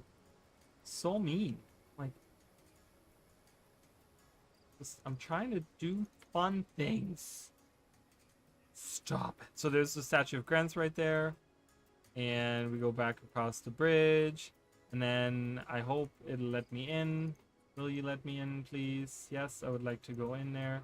So originally, before you finish the main game of the main campaign, it wouldn't let you go through the gate. The gate is right here. And then you go up the gate and you go around, and then there's a statue of Cormier, right? And that was the thing. If you hadn't finished the initial Nightfall campaign, they wouldn't let you through there because you weren't supposed to see the Goddess of Truth statue yet. So we come around, we go up, we turn right, and there we see the original Cormier statue, which is so much cooler. It's a really badass statue, right? She's like in her Sunspear outfit, right? This is the mask of Abaddon that she has that she's like stepping on. She's like breaking it or whatever. And she's holding a book because she's like the goddess of wisdom, right? So it's like really cool. You know, it's like scriptures of. And so it came to pass that Spear Marshal Cormier, hero of all Illinois, was pulled into the inky blackness surrounding the God of Secrets. And though her sight had been robbed, her body racked, and her spirit flayed, she remained resolute. And so was she joined within the realm of torment by fearless allies, Raleigh of Twilight, and other great heroes who stood at her side as she sought to thwart Nightfall. Together they did battle through fear and anguish and madness, until at last they stood before the face of the imprisoned god. He who had once challenged the five and lost, he who threatened to break the chains placed upon him by the other gods, he who now sought to bring Nightfall to the world, the dark god Abaddon. And so did Cormia and her allies engage the dark god in titanic battle, and through her power she didn't shit. And their combined skill and bravery, and the blessings of the five true gods, did Abaddon at last face his ultimate defeat. Yet the power of a god cannot be destroyed, and Cormier, making a choice that only a mortal could make, did take upon herself the mantle of the goddess of truth, with all its power and responsibility, and all its dominion and duties, and so by mortal hands did a new immortal enter creation. Cormier is here. Anyway. Good, buddy. Good. Glad to hear. Tinfoil hat moment. There's going to be a twist in the story where one of our units get involved. I mean, I could totally see that because, again, ArenaNet's is slow on the uptake on the things that we want to see. And people have been wanting to see the gods return to the story for a long time. Kind of really finding out what's happening, what the whole deal was with Lissa, right? Helping Balthazar in a sense or whatever. Who's taking Balthazar's place, like all this stuff, right? There's like all these weird mysteries that we still have. So I could totally see that happen. I could totally see the Coden be like, oh yeah, by the way, the gods have returned from the mist. And you're like, I'm sorry?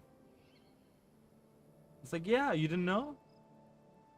You knew that, right? You're the commander. You know everything. Like, shut up. Alright, we're going into the Attendee Canyon. So that was the Chantry of Secrets, the original Chantry of Secrets. Much cooler in Guild Wars 2, right? When you go into the fancy underground layer that they have as the Chantry of Secrets. We're going out right here into the, again, to the left, we have Broken Resurrection Shrine. And we do indeed have that in Guild Wars 1. And then we have some, there's some water here that we can walk on with some palm trees. And we have the same here. Water with some palm trees. We can go to the left. I don't know if there's anything. Let's see if there's any noteworthy in Guild Wars 2 that we want to see in Guild Wars 1. No, it just loops around the side. I want to see. I love how these guys are not evil. Not everything needs to be evil, ArenaNet. Some stuff can be not evil. See, these are branded and they're not fighting us. The Jacaranda is, but that's okay. So we have a couple of canyon-y things here going along. There's another resurrection shrine here. And this is Riyid's post. Second spear. Alright, so let's kind of go up and we can loop around as well.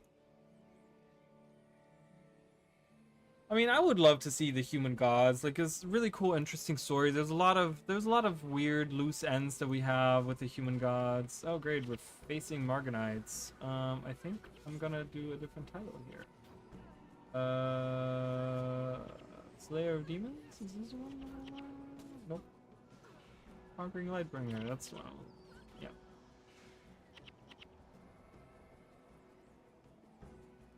Alright, so this is where it blocks. This is where the road ends, right here.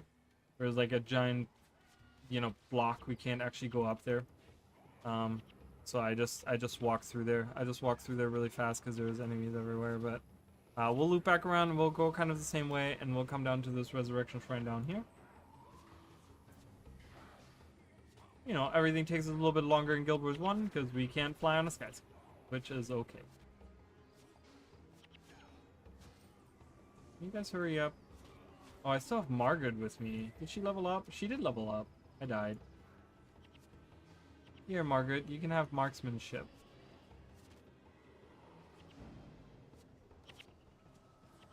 I don't know. I just gave her random skills. Don't look at that skill.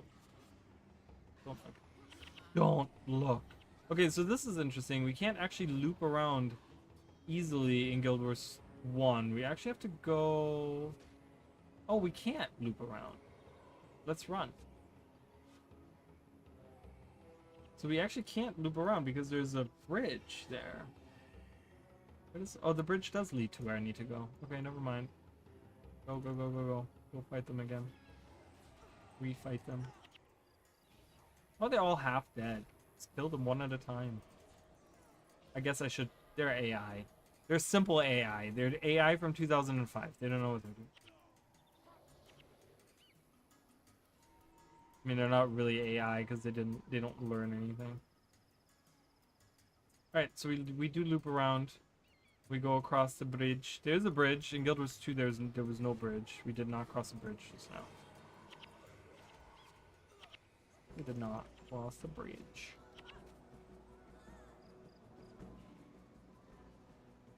Alright, come on, friends. Let's go.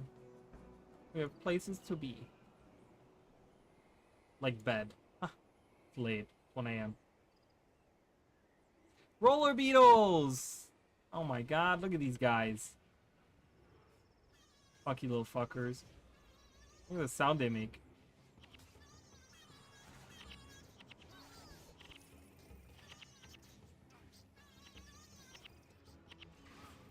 They're so crazy. And we get stupid ass harpies over here as well. We got a variety. We got a variety of enemies. So we're coming down right down this little corridor right here.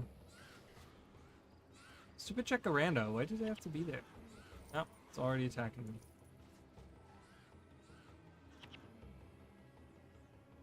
me. It's much larger. Again, it kind of the scale, right? Like in Guild Wars 2, it doesn't feel like a gigantic canyon, really. You're just like, oh yeah, okay, whatever, you know. In Guild Wars 1, you're like, oh, holy crap. That's a big drop. Like I said, you're like half the size that you would be in Guild Wars 2. Oh, these guys? I forgot about these guys. Like dinosaurs or whatever they are.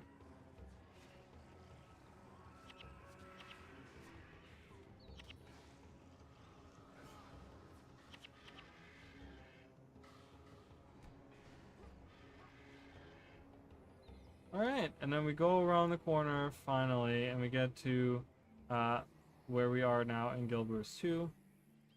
Again, there's like, I guess there was like a big, whatever, rock slide or something that closed off this passage right here, because we're at that shrine right there, and that is the statue of Grenth of Guild Wars 2, and then that's the statue of Grenth of Guild Wars 1. Now we go south.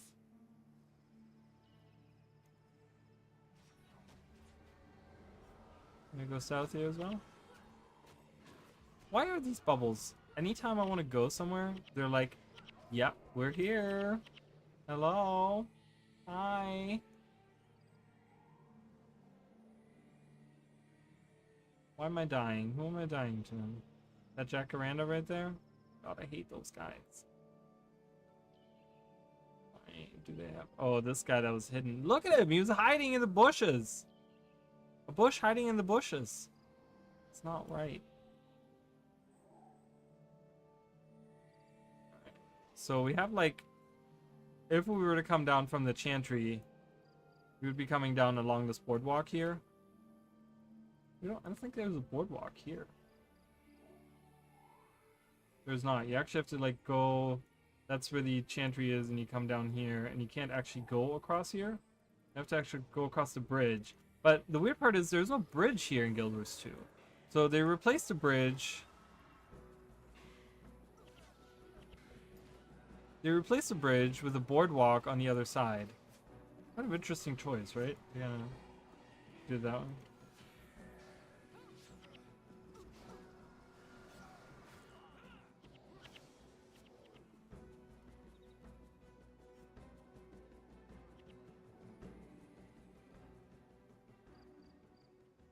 So then we have, if we go across the bridge here before we get to the fortress. Kill the priest first. He's gonna heal everyone. So we don't have a bridge. God, these bubbles are so annoying because they don't help me with visualizing where everything is. I have to visualize everything. I have to look at exactly where everything is. And I can't do that if there's a visual headache in front of me. Down here. So the bridge would be right here. They do kind of have like where the path, you can kind of see there's like almost like a path that leads across the water here, where it gets like, it leads into the water, leads out of the water here, kind of thing. But what's on the other side? Well, another resurrection shrine. So, and we do have that on the other side. I don't need to go all the way in there because you know, there's not much north of here. There's really nothing there. There's a little bit more here in Guild Wars 1. Like I said, there's actually an outpost up here. There's actually like right over here is an outpost. And we don't actually get to see that, so so this is the Rylon River, which actually Rylon Refuge, located high above the banks of the Ellen River, the refuge. So they call it, this is supposed to be part of the Ellen River, but who is attacking me? Not a moment of peace in this time. But yeah, so we could go further up there, like I said, and then go to that. But Rylon Refuge, when the Ellen River overflows its banks every spring to give life back to the fertile plains, the residents of the surrounding area retreat here until the floods have subsided and the land is restored once more. So these people that work and live down in the waterworks, they go up to the refuge up here, and then we have this. These terraces were originally created by a monastic order dedicated to the goddess Duena. There's a golden, you guys can kind of see there's a golden statue of Duena. The restorative nature of the natural springs here made the location a regular stop for pilgrims. So the order has since died out. Its buildings and beautiful landscaping remains as a testament to their devotion. So yeah, so monks used to live up here. There was a monastery, and they were praising Duena because of the healing springs or whatever, right? Because she's associated with healing and that sort of stuff. So we have more Riddle Riddle. Did Arena ever say why the scale of things were changed? No, they did not. I don't know. I don't know what the reason was. I don't know if there was a reason. But yeah, I don't think they've ever, as far as I know, they haven't given an official word on why that was changed. So, but yeah, we're like half the size. Like if we were like twice the size, we would be about the size of what our character is like in Guild Wars 2. So that's okay. All right, so then we move into the front of the fortress, the back of the fortress, the front of the fortress, back, whatever, the other side of the fortress that we didn't see. Oh my goodness! And there's Morganites blocking our path with Kournans in tow.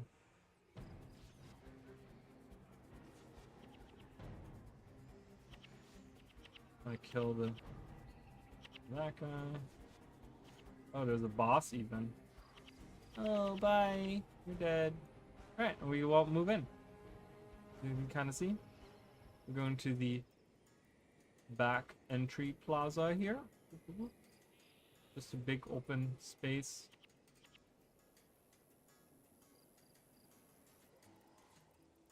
So same kind of thing here. There's, again, the Resurrection Shrine was right here. Big open. I mean, they have higher walls now. It looks like, oh my god, Jesus. Visually, that's such a throw up moment. Oh, someone is fighting a pet rock. Well, good luck, sir. Should I help that person? Do you think they're trying to find themselves a challenge to do? They're doing really well. Good for them. I would not be able to do that. And we move in. So there's the main building. We don't actually get to see it in Guild Wars 1.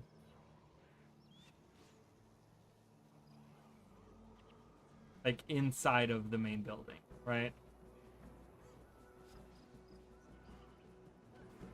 So I think what would happen is the gate, is there? Yeah, I think, doesn't it teleport us, right? Or it doesn't teleport us. I hate that I can't actually traverse. See how much we can see from the water. Oh, we can see a lot from the water. It's nice.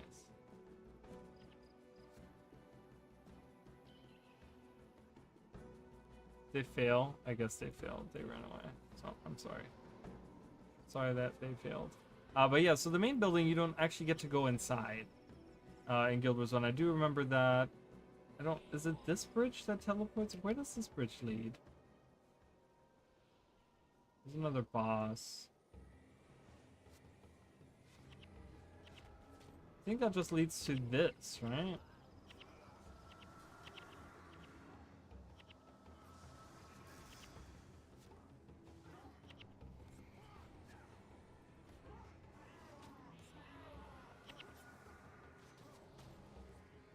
How much more can I see from over here? Yeah, so you can see the stairs don't actually lead anywhere, so you don't actually get to go there. Oh, and this doesn't lead anywhere either. Interesting. So yeah, I think there's usually a gate right at there's a portal gate right where we are, and maybe not. Maybe this is maybe the Nightfall version, the Nightfallen Fortress or whatever it's called. Like that is, we're able to actually traverse. Let's actually see if I can, because I have been there. So, because yeah. So other than that, like this is the fortress, right? We saw it from both sides now. Um, you know, the other side being over there. You know, we go in here in Guild Wars 2, and you can, you know, there's, it's kind of the same thing almost. I mean, there would be like a gate here, and then there's the exit there that I just took. That is the one exit with the bridge that we just came from over there. That has the little thing. But here in Guild Wars 2, it actually has like a path that you can walk along to get to the other side, and you kind of can see the buildings. So that's kind of, there you go. This is the same building there. It's the main building. You don't actually get to go in, and of course it makes a lot more sense in Guild Wars 2 because it actually was set up to be traversal. So it's kind of cool. But I think if we go into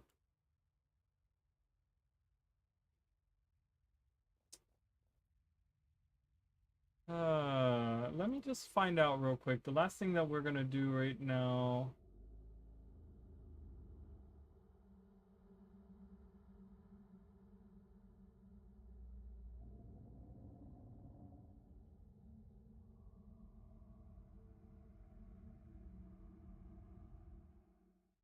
Can I actually go out tonight? Yes, I can. Alright, we're back in the Realm of Torment. I've shown this off plenty of times. Love me some good Realm of Torment. I should be able to actually go to the... So this is the inside of the fortress. So just imagine, this is the Nightfallen version of it, with the tentacles and everything, but we were stopped earlier at this gate right here. That was the gate we weren't able to come into. And then that's the river, so we can actually, I can actually go back in Guild Wars 2 while we're doing this, and go back to the bridge across the river.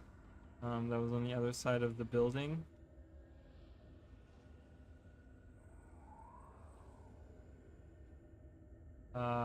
Which was this. Yeah, so we were stopped down here.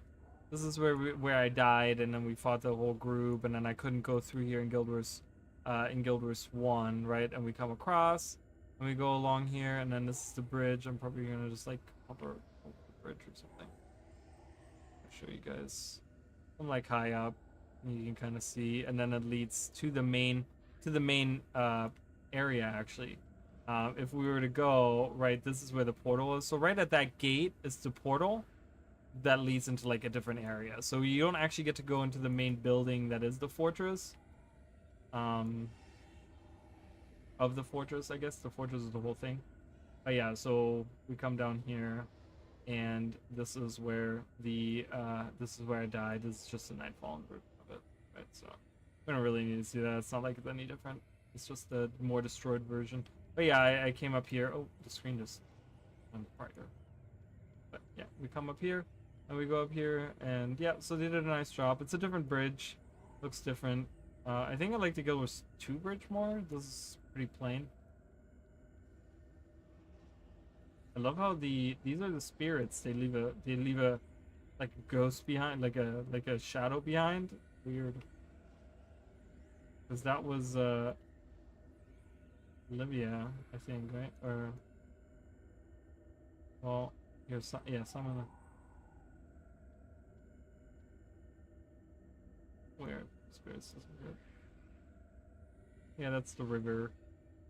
That's the river, and that's the bridge, and then that's the door to the thing. So there you go. And that's it. That's it for Kourna, guys. Let me get out of here. Out of the tormented area. But yeah, so that is pretty much all. I mean, we get all the way to up here, Chantry, right, and all the way down. Unfortunately, I can only zoom between these two settings, but yeah, so that's Kourna for you guys. So that's what we've seen so far. There's some areas still that we haven't, like there's the Barbarous Shore. I talked about this. This is where the Corsairs make like their home down here. That's like the big like, you know, because I guess they sneak along the side away from the Kournans or whatever. The Corsairs come in here through this little inlet on the side. Because we don't know what's out here. I mean, it would be really cool to find out, even in Guild Wars 1, to find out what's over there. But, you know, in Guild Wars 2, we don't even get to go that far, right? We don't even get to go to that little inlet that they use, the Corsairs use. Like, we don't get to go to the Barbarous Shore, right? It's like, it stops right there. So that would be, again, another cool thing that we could maybe see at some point, going over there, you know? And then even, like I said, going to these areas over here on the side, the rest of Kourna here, you know, the Marga Coast and the Marga Coast and Sunward Marches with the Daishka Inlet and Nandu Bay, right, and the cemetery up here. It would be kind of cool to see that, right? We do know that Marjorie and Casimir did follow Kral Katorig up to, because when he moved at the end of season, or at the end of Path of Fire, he moved from here and he went this way, right? And he perched himself up at the top of this mountain, apparently, right? As far as we know. And Marjorie actually went to check it out. Marjorie and Casimir, I think they went to check it out. And they kind of gave us a little bit of updates about like, oh, he's behaving strange and he's whatever. And then they're like, and then all of a sudden he disappears. And then all the portals appear, and they're just like, wait, he went into the mist. Where did he go? And then they realize, you know, here that the portals and the mists, and, you know, it's just like, oh my god, he has control over, like, going into the mists and stuff, blah, blah, blah, blah, right? But it means that there is some kind of way to get up there and kind of spy on him, right? So there has to be some kind of path from somewhere that leads up there. So it'd be kind of nice to maybe find out, go up there and see what's going on there. But yeah, that's Kourna. So next time, I don't think tomorrow, I'm gonna do something different tomorrow. I don't like doing them back to back. We're gonna do Vabi. The interesting part is that we get to see only this part. That's the only Vabi that we see. There's still a lot to see in Guild Wars 1 when we go through the Garden of Saborn. The Mirror of Liss out here, the Great Court of Sebulke, the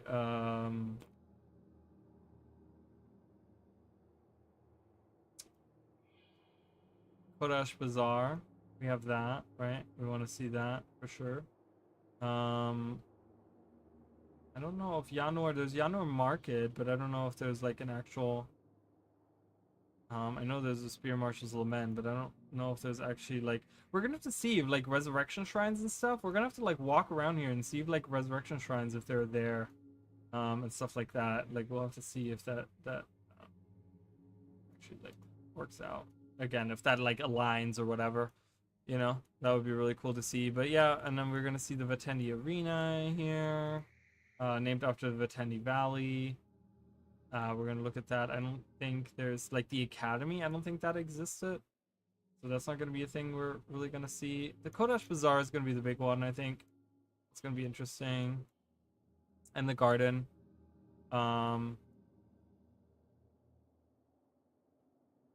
The Vengeance Mines. We can look at those as well.